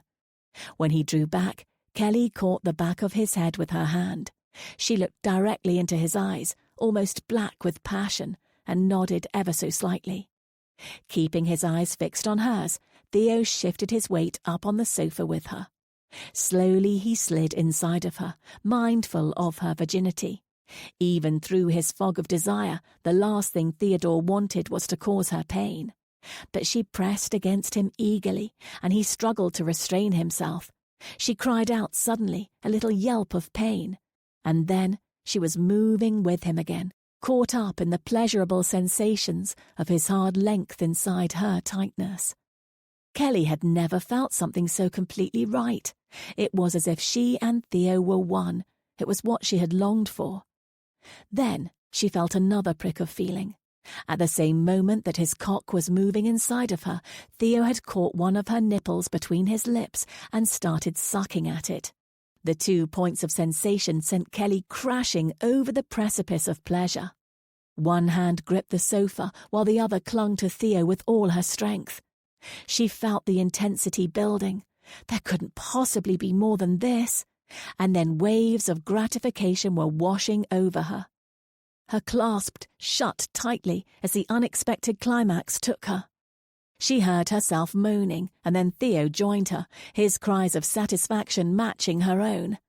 His hips slowed, and he let out a long, deep sigh. For several long minutes, Kelly lay there in Theo's arms. He softly kissed her hair, neck, and shoulder. She revelled in the warmth of his body, the entire length of it still pressed against hers. "Theo," she whispered lovingly. He ran his hand over her stomach, making her shiver anew. "I suppose we absolutely must be wed now," she said lightly. Where Kelly might have once taken offence, she now saw him trying to make light of the situation, to mask his emotions. She rolled over to face him. The sofa where they lay was not large, so the action brought their bodies even closer together. She reached up tenderly and ran her hand along his cheek and jaw. "All will be well now, Theo. We have each other. You don't have to guard yourself with me," she said softly. Theo drew back so he could better see her face. "What do you mean by that?" he asked, his brow furrowing. "Only that you can trust me," she answered. "Theo, I know things have been difficult for you, and you haven't always seen the best parts of a relationship, but—" "What are you talking about?" Theo sat up now, putting more distance between them unconsciously. Kelly hesitated, but couldn't help but be honest. "Your mother told me about how it was with your father and—" "You spoke to my mother about me?" His face reddened, with embarrassment or anger Kelly wasn't sure, but the betrayal in his voice was unmistakable. The warmth and closeness that had been between them moments before were evaporating at an alarming rate. "I only wanted to better understand, Theo," Kelly said defensively. "You had no right to interfere like that." Theo stood up, yanking on his breeches and reaching for his shirt. "Theo, I was trying to help." She trailed off pitifully as he pulled his shirt over his head and threw his waistcoat over his arm. "This was a mistake," Theo said angrily, and without another word, he stormed out of the room, the door closing with a sharp thud behind him. Kelly stared at the door in complete shock. Looking around her, she took in her naked skin and her clothing strewn on the floor. She could hardly process what had happened.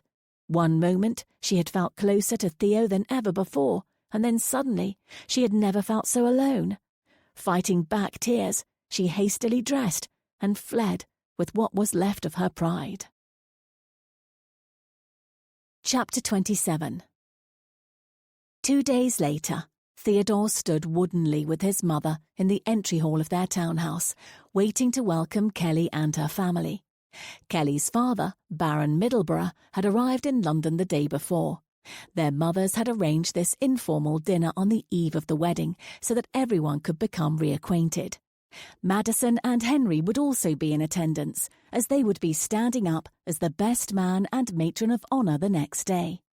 The Walshams arrived first and were greeted warmly by Lady Alston. "I was so sorry to hear about your sister's husband, Lady Walsham. Theo told me there was an accident," Eleanor said kindly. Madison gave a small smile of thanks. "He will make a full recovery, it seems, but he certainly gave Leonora a fright." She turned her gaze to Theo. She hadn't had a chance to speak to Kelly since she and Henry had hurried away a few evenings before, and her servants were attempting to be discreet. But she sensed that some sort of incident had occurred. "All's well, Theodore?" Madison said archly. "Of course," he answered without emotion and avoided her gaze. Madison narrowed her eyes but didn't push further.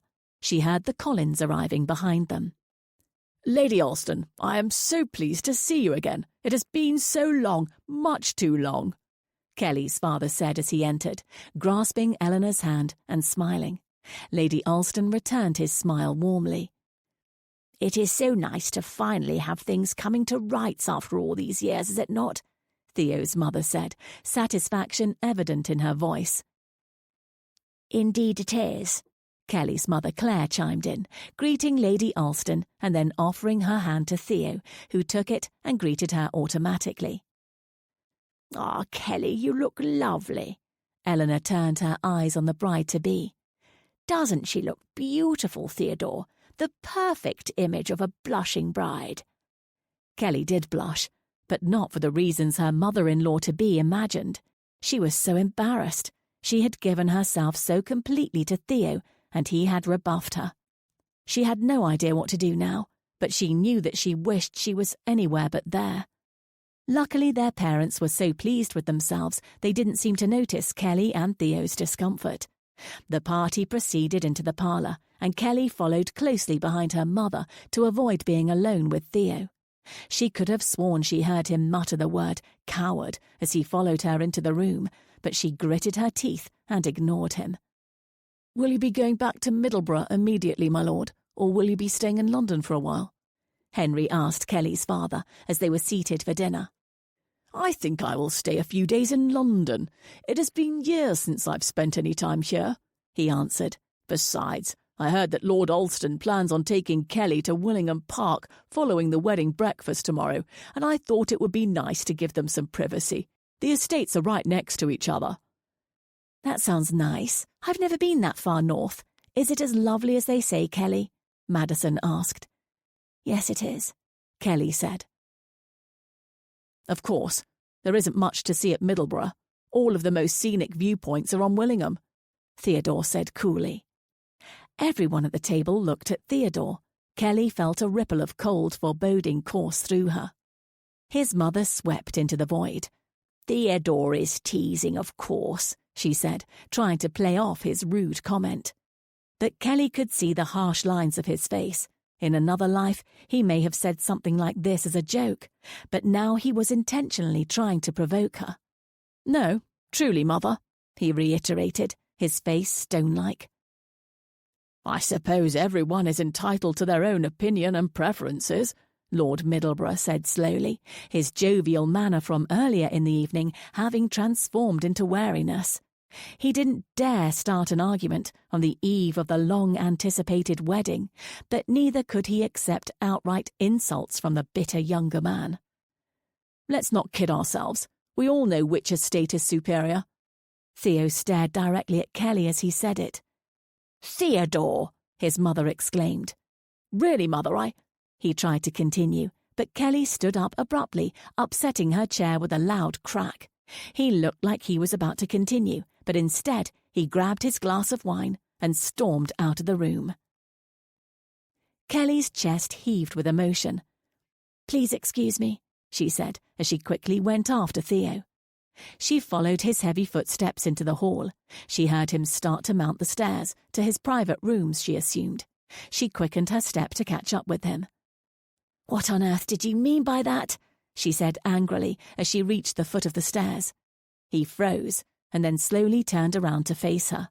"Why don't you tell me? You seem to have my motivations all figured out now you know all my secrets," he said coldly. "Oh no. Every time I think I have you figured out, you find some other new way to crush me," she threw back. "So you thought you would go to the source, ask my mother about my personal business. That's a new low, Kelly, even for you." "Low? What have I ever done to you?" she asked, shocked. "You came to London to trick me into marrying you." I came to London to try and get you to honour a legal contract, a contract that any decent man would have honoured years ago. But I was honest with you, which is more than you deserved after the way you ignored me all those years," she cried angrily, all the old hurt and fear of insufficiency rising to the surface. "And I was honest with you. Marriage is a nightmare, and I did my best to tell you that. Even if we start with the best intentions, it will all go to hell in the end, but you wouldn't be swayed, and now here we are, with no other choice." His eyes were darkening with anger, and his voice was growing louder. "It's only a nightmare if we let it be, Theo. I know your father was cruel to you and your mother, but I would never do anything to hurt you. I love you," she exclaimed, tears brimming in her eyes. "But you did exactly that. You betrayed me, went behind my back and tried to deceitfully manipulate me with your knowledge. That isn't love." Kelly felt as if someone had punched her in the stomach. "You are wrong," she said, "but I will not stand by and listen to you insult my family and my home." "It doesn't matter. As soon as we are married, it will all be mine anyways," he said nastily. Her voice shook with anger. "Maybe you are more like your father than anyone thinks, Theodore." Theo took a step back as if she had struck him. Then he turned on his heel and disappeared up the stairs. As Kelly stared after him, she felt a warm hand on her arm. She turned to see Madison standing behind her. "Did you hear everything?" Kelly asked morosely. Madison sighed and put her arms around her friend. "Oh, sweetheart." Chapter 28. "Tell him we cannot wait any longer. We need to be on our way to the church," Lady Alston said. She had acquired a cane so that she did not exert herself too much while walking, and she tapped it impatiently on the floor as she sent her butler upstairs to retrieve her son. "That is not necessary. I am ready, Mother," Theo said as he descended the stairway. He took her arm and helped her into the carriage waiting outside, but offered no other comment. "That scene last night was ghastly, Theo," Eleanor said as soon as the horses jolted the carriage away. He had stayed in his rooms all last night, and she had been so angry she hadn't dared to knock for fear of what she might say to her son. "I know that you were taught better manners than that, so I will not waste my time lecturing you about proper decorum." Theo cringed. He had embarrassed her, and he felt bad about it. His mother had always been a faithful ally, and she undoubtedly deserved a better performance from him. "I am sorry for how I made you feel, Mother. I didn't mean to hurt you." "Me? Hurt me?" she said sharply. "Have you gone daft?" He was momentarily taken aback. His mother rarely used a harsh tone. In his whole childhood, he had only heard his mother raise her voice a handful of times, maybe only once or twice at him. "Mother, Hear me now, Theodore. I have tried your entire life to protect you, and in doing so, I have done you a disservice. While I tried to keep you from experiencing pain, I also kept you from experiencing love." "That is nonsense, Mother. I love you immeasurably," he protested. She smiled slightly, but shook her head. "You never saw a girl on the street and longed to meet her and know her name. You never had an adolescent crush on the older sister of one of your schoolmates. You certainly never had a youthful sweetheart. And because of all that, when true love came knocking, you had no idea what was in front of you," she said sadly. Theo looked doubtful. "Mother, I think you are overestimating what there is between Kelly and me." "I heard Kelly when she told me she loved you weeks ago, and I heard her again last night. Trust me, Theo, no woman would put herself through the trials you have made that girl endure if she did not love you, and she will prove her love again when she shows up at the church and walks down the aisle." "All that would prove is that she is desperate to protect her family and her home," Theo argued. "No.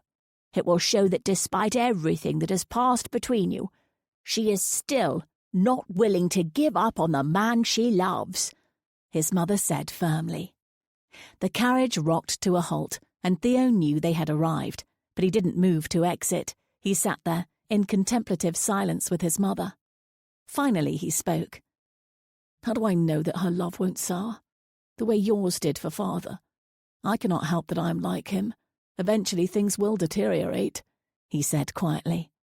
His mother grasped his hands in her own and looked directly into his intense blue eyes, the mirror of her own.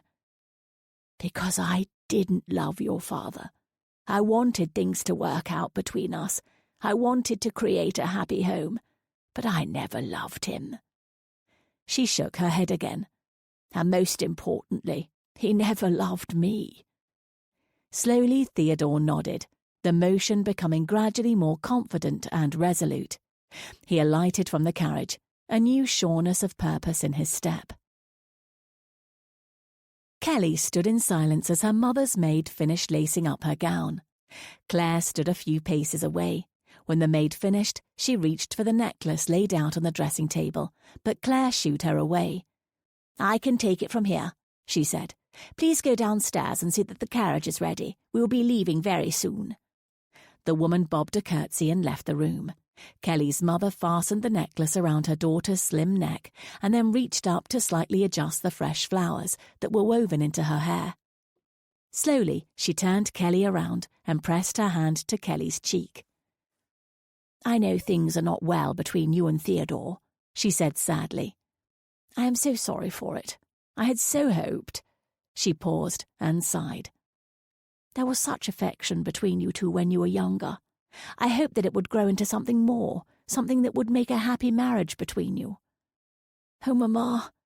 Kelly could see the tears in her mother's eyes, and she struggled to keep her own at bay. For me it did, she said softly. But for Theo, it isn't that simple. I feel like I am taking you to a prison on what should be the happiest day of your life. The guilt rang in her voice. But Kelly shook her head. No, please, do not do that to yourself. I have always known I would marry Theo. It is true, the circumstances are not what I thought they would be, but I love him, so I will do as I have promised, to you and him. She took her mother's hand and kissed it tenderly. The older woman nodded, her smile still sad. Well, we had best be going, if we are to arrive on time. Together they made their way downstairs into the entry hall, where Kelly's father was waiting for them. Ah, both of my ladies look so beautiful, he said with a smile, kissing each of their cheeks. I believe the carriage is waiting for us. He looked over at the housekeeper and butler, standing against the wall. They nodded affirmatively. The butler came forward and opened the door, and Lord Middleborough escorted Kelly's mother down the stairs. Kelly followed behind them. Ho there! Don't you make a stunning bride, said a loud voice, familiar but slurred. Kelly was astounded to see Christopher Bowden making his way down the street. He stopped and leaned upon the edge of the Collinses' carriage, taking in the wedding-attired family. Too bad you're wasting yourself on a cold fish like Alston, he said, stumbling a little over his words. Kelly looked at him strangely. Mr. Bowden, are you drunk? She asked with consternation. He laughed rudely. Foxed, I believe, is the term. Sir, we really must be on our way, Kelly's father interceded. He had never met Christopher Bowden, but he certainly didn't like the impression he was getting now. Right, Mr. Bowden slurred, pointing his finger around wildly before settling on a direction. To the church. Yes, excuse us, Lord Middleborough said, trying to signal an end to the conversation by moving his wife forward towards the carriage. Ha! The young man snorted. He won't be there, you know. Pardon me? Kelly's eyes widened. Her father sighed. Kelly, ignore this man. Get on up into the carriage. One moment, father, Kelly said. She turned back to Christopher. What do you mean, he won't be there? Alston isn't going to show, Bowden said, giving her a pitying look. It's making the rounds in all the gentlemen's clubs. He doesn't want to be married, and he won't be forced by some country girl. Kelly closed her eyes and bit her lip as pain coursed through her. Now Kelly's mother interceded. "Are you saying Lord Alston means to stand my daughter up publicly today?" she demanded, her eyes widening with concern. Mr. Bowden shrugged, an action which off-balanced him. He had to grab the rail of the carriage again for support to keep from stumbling over. "Looks like it," he said. "We must send someone over to the Alston townhouse at once. We need to know," Kelly's mother began, but Kelly interrupted her. "No, Mamma. I do know," Kelly said, her voice tortured with pain. "I should have known all along." "Kelly," her mother tried to say something, but there was nothing she could think of.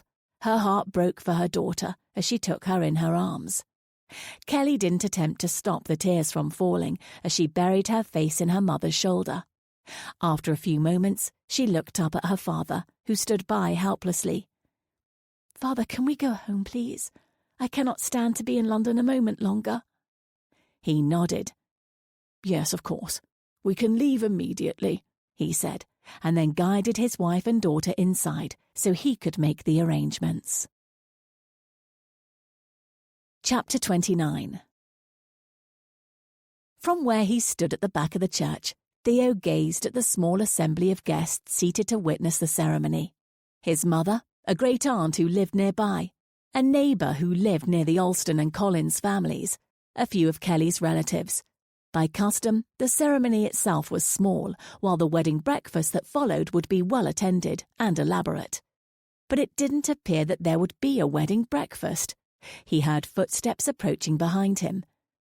"What time is it?" he asked. "It's 11:15, Henry answered. "The pastor says that if Kelly does not arrive soon, there will not be enough time to complete the ceremony before noon, and it will have to be postponed." When Theo didn't respond, Henry continued. "The Collins house isn't far. I can go and see what is delaying them. Maybe someone has fallen ill and they've been too caught up to send word," Henry offered. "No," repeated Theo. "I need to go myself." "It's my fault. It's my fault." The words coursed through Theo's head over and over as he rode the short distance from the church to the Collins residence. He shouldn't have provoked her so cruelly the night before. It was more than any person should have to endure, as his mother had so wisely pointed out. Of course she was questioning whether she wanted to go through with the wedding. Or maybe she didn't love him after all. The thought crept into his head unbidden. Maybe his mother was wrong. No, he dismissed the thought firmly. He would go to her now and apologize. He would say that he was willing to give their marriage a try, to try and see what happiness they could build together. It wasn't a declaration of love, but it was as much as he had to give. Surely it would be enough for Kelly. As he approached the Collins townhouse, he could see some hustle and bustle outside. It appeared that heavy trunks were being loaded into a wagon. The Collins butler was standing at the wagon directing the young male servants, while the housekeeper stood at the open door to the residence, issuing orders to maids and valets. "Lord Alston!" The butler stepped back in surprise when he saw Theodore dismounting. "Please inform Miss Collins that I'm here and I need to speak to her immediately," Theo said. "I am afraid that I cannot do that, Lord Alston," the butler said, his nerves apparent. Theo sighed. Kelly must have forbidden the staff to allow him access to her. "Look, I must speak to Miss Collins. I have wronged her, but I need the chance to explain myself so we can get things back on schedule." It was hard for him to admit out loud, especially to a servant, but he would do whatever was necessary to speak to Kelly. "Yes, sir, I'm sure," the older man sighed with resignation.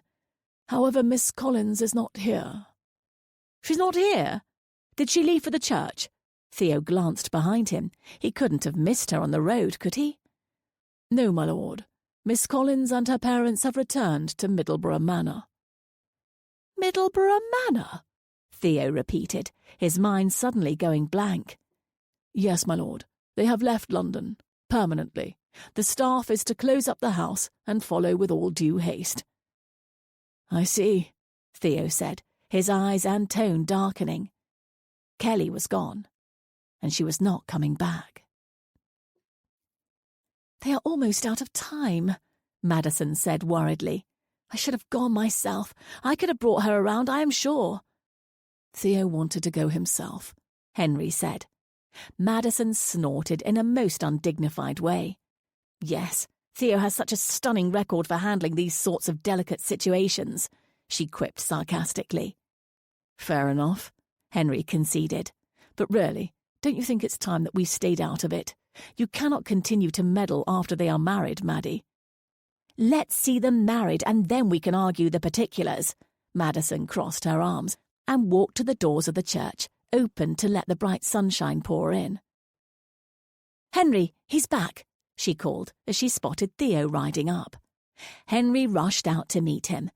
Is Miss Collins coming behind you? Shall I tell the pastor that we will be proceeding momentarily? He asked hopefully. No, Theo said stonily. Tell everyone to go home. She's not coming. Chapter 30. Henry observed his friend from the doorway before he made himself known. Theo was seated in a heavy leather chair facing the window. Their gentlemen's club was bustling with activity as usual, but Theo had chosen a secluded corner of a quiet room. Henry had almost missed Theo entirely as he had walked the room searching for him. Clearly, Theo wanted to be alone and undisturbed. So naturally, Henry poured himself and Theo a finger of brandy and pulled up a chair adjacent to him. Theo glanced up at Henry as he handed him the glass, but took it without speaking. It had been almost a week since his aborted wedding. He had spent most of those days exactly like this, brooding darkly. Occasionally, he took out his horse and galloped until they were both breathless. They didn't talk, but sat in silence, born of long friendship. As they sat there, a few more men entered the room, taking up cues to play at the billiards table behind them that had been previously unoccupied. Theodore tried to ignore them. It's a shame, really. She was a good-looking girl, the first said. Yes, not the kind you notice right away. Brunettes aren't really in fashion, you know, but once you looked at her, she was very fair, agreed the second. A third chuckled. Well, I certainly noticed, for all the good that it did me. One of the others clapped him on the shoulder. Don't take it personally, chap. She didn't even seem to consider anyone else. I didn't understand that. What made her so determined? There were plenty of other gentlemen who were interested. Family obligations and all that, I suppose, one of the men said as he leaned over and took a shot at the table. Did you hear that Alston was going to stand her up? My valet had it from someone in his household that they had a terrible row the night before and that there was no way Alston was going to go through with it. Theo and Henry sat up instantly. Sure did. I told her myself, Christopher Bowden said smugly as he lined up to take the next shot. Granted, I was still a bit foxed from the night before, but I think I got the point across. What did you say? Theodore growled as he ripped the billiards cue out of the other man's hands. Mr. Bowden stumbled backwards a few steps in shock. The other two gentlemen's surprise showed on their faces. Alston, we had no idea you were in here, one of them started to say, but Theodore's menacing look cut him off. What did you say about talking to Kelly? Theo said fiercely, advancing on Christopher. I spoke to her on the morning of the wedding, he admitted, looking nervous. He glanced at his two friends for support, but they were clearly not going to get in Theo's way. He looked murderous. You spoke to her? And what did you say? I only repeated what I'd been hearing all night, Christopher said defensively. And what was that? That I wasn't going to be at the wedding? That I was going to stand her up? Theo was nearly yelling. Henry stepped in, putting his hand on Theodore's shoulder. Theo, take a breath, man, he said, but Theo shook his hand off. Tell me now, what did you say to her, or... Theo let his eyes finish the threat.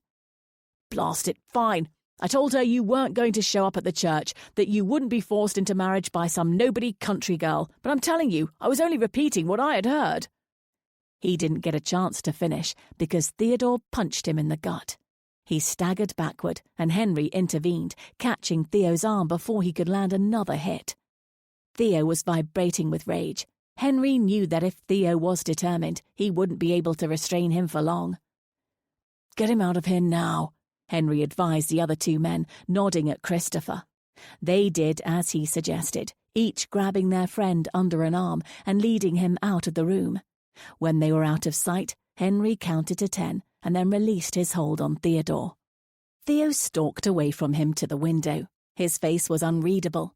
After a few moments, he reached over and downed the brandy that Henry had poured for him earlier.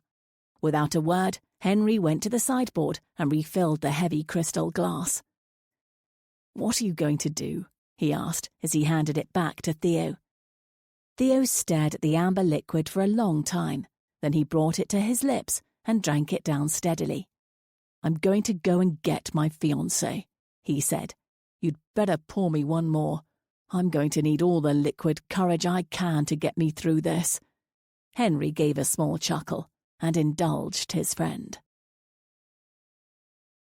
Chapter 31. Kelly spread out a blanket on the bank of the stream. Her mother had sent her with a basket of food. It was brimming with rolls, hunks of cheese, fresh fruit, even some sweet pastries.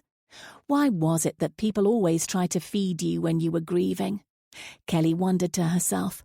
She ate from the basket absent-mindedly, not really tasting the delicacies her mother had so lovingly arranged. Nothing seemed to have flavour anymore. She supposed that was what happened when your heart was broken. Her mother and father, bless them, had been nothing but kind and loving.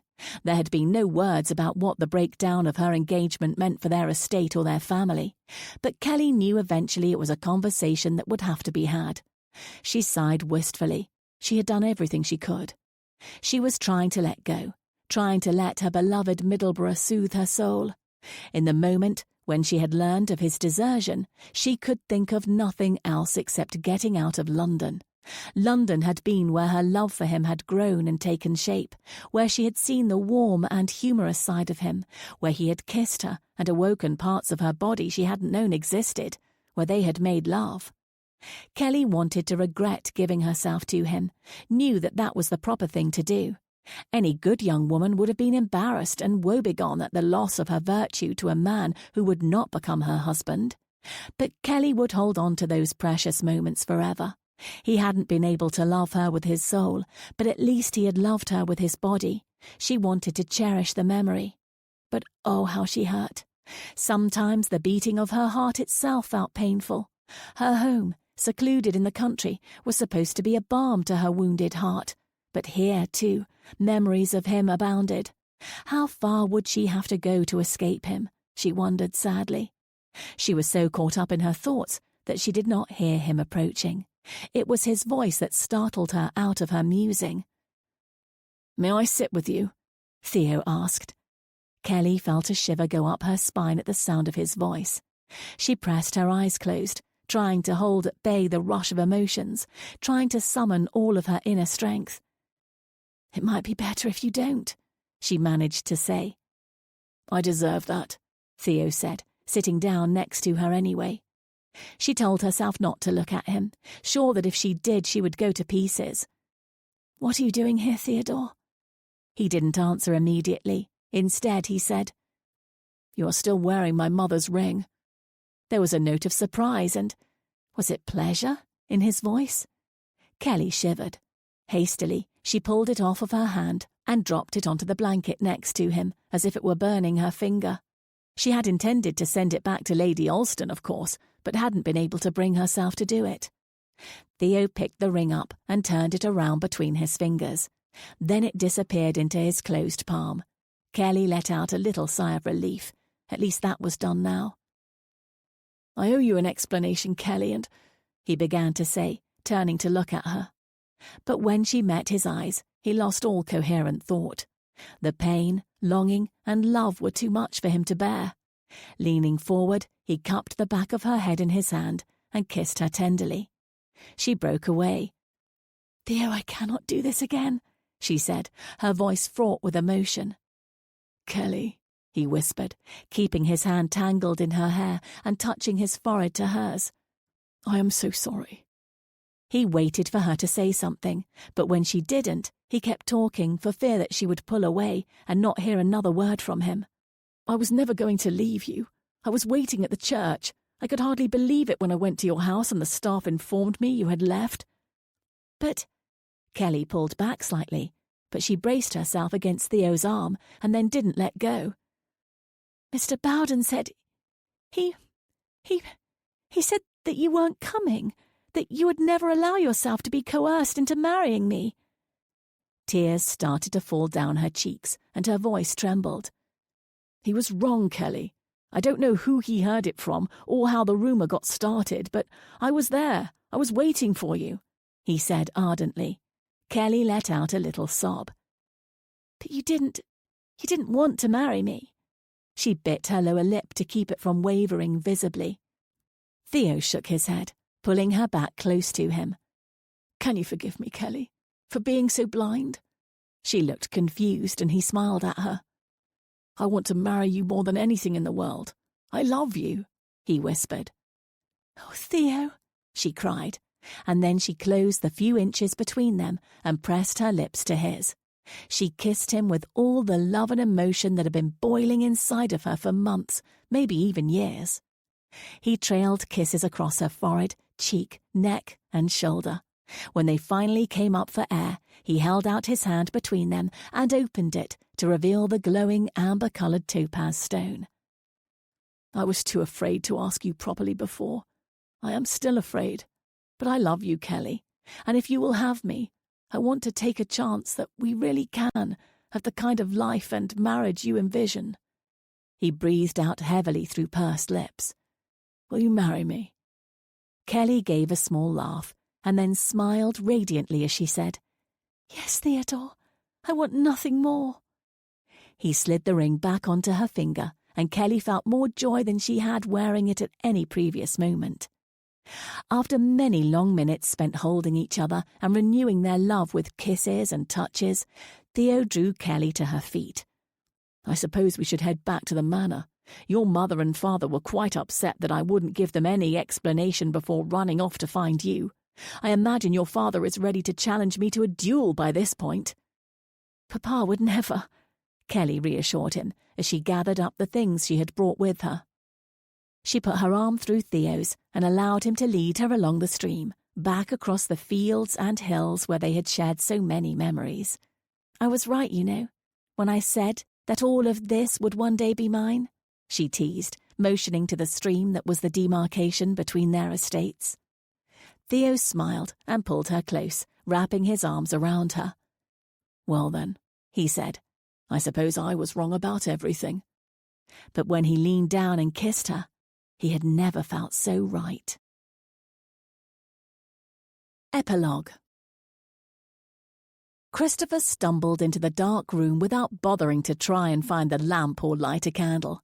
He knew where the decanter was, and that was all that mattered to him at this moment. He gripped his side, which had been wrapped in several layers of sturdy bandages to stabilize and protect from further injury. Right that moment, it didn't feel like it was doing a thing to ease the pain of the rib that Theodore Alston had broken. Hence, he sought the decanter and the fiery liquid within. He made his way around the low table and the corner of the sofa and reached his goal. Letting out a sigh of relief, he pulled out the stopper and started to pour. Ruining a wedding really is bad form, even for you, a voice said disdainfully from behind him. The whiskey sloshed all over the place, and Christopher jumped in surprise. The action caused pain to tear through his side, and he swore virulently. He ignored the voice and poured his drink, more successfully this time. Limping slightly, he turned around and eased himself onto the sofa. Still have a knack for sneaking in where you don't belong, I see, he said to the figure seated across from him. I don't even have to sneak, Christopher. Your butler admitted me willingly. It is amazing what one can achieve with a little civility. The implication in the comment was harsh. Civility is overrated. He took a long drink. It is apparent that you think so, based on the way you have been behaving. I have never been ashamed to claim friendship with someone until today. Well, then spare yourself the embarrassment and don't claim me as anything, Christopher said spitefully. Oh, that it was that simple. But for once, I need something from you. What could you possibly need from me that your uppity Lord whatever cannot provide? He scoffed. Do not speak of my husband that way, she warned. Sorry, Christopher muttered into his glass, but she ignored him and continued. I cannot travel for the next several months, and given my condition, I need Henry to stay close to home, she said. Your condition? Christopher sat up and leaned closer, trying to get a better look at her in the dim light filtering in from the street outside. I am with child, she said, but waved her hand dismissively as if it was nothing. But this is not about me. Then what is it about? He asked, his interest piqued despite his disaffection. He winced as he leaned forward and unintentionally aggravated his injury. It's about Mira. She has disappeared, Madison said, and I need you to find her. This concludes Meant to Be Mine by Cara Maxwell. Narrated by Sophie Hunter-Scott. Copyright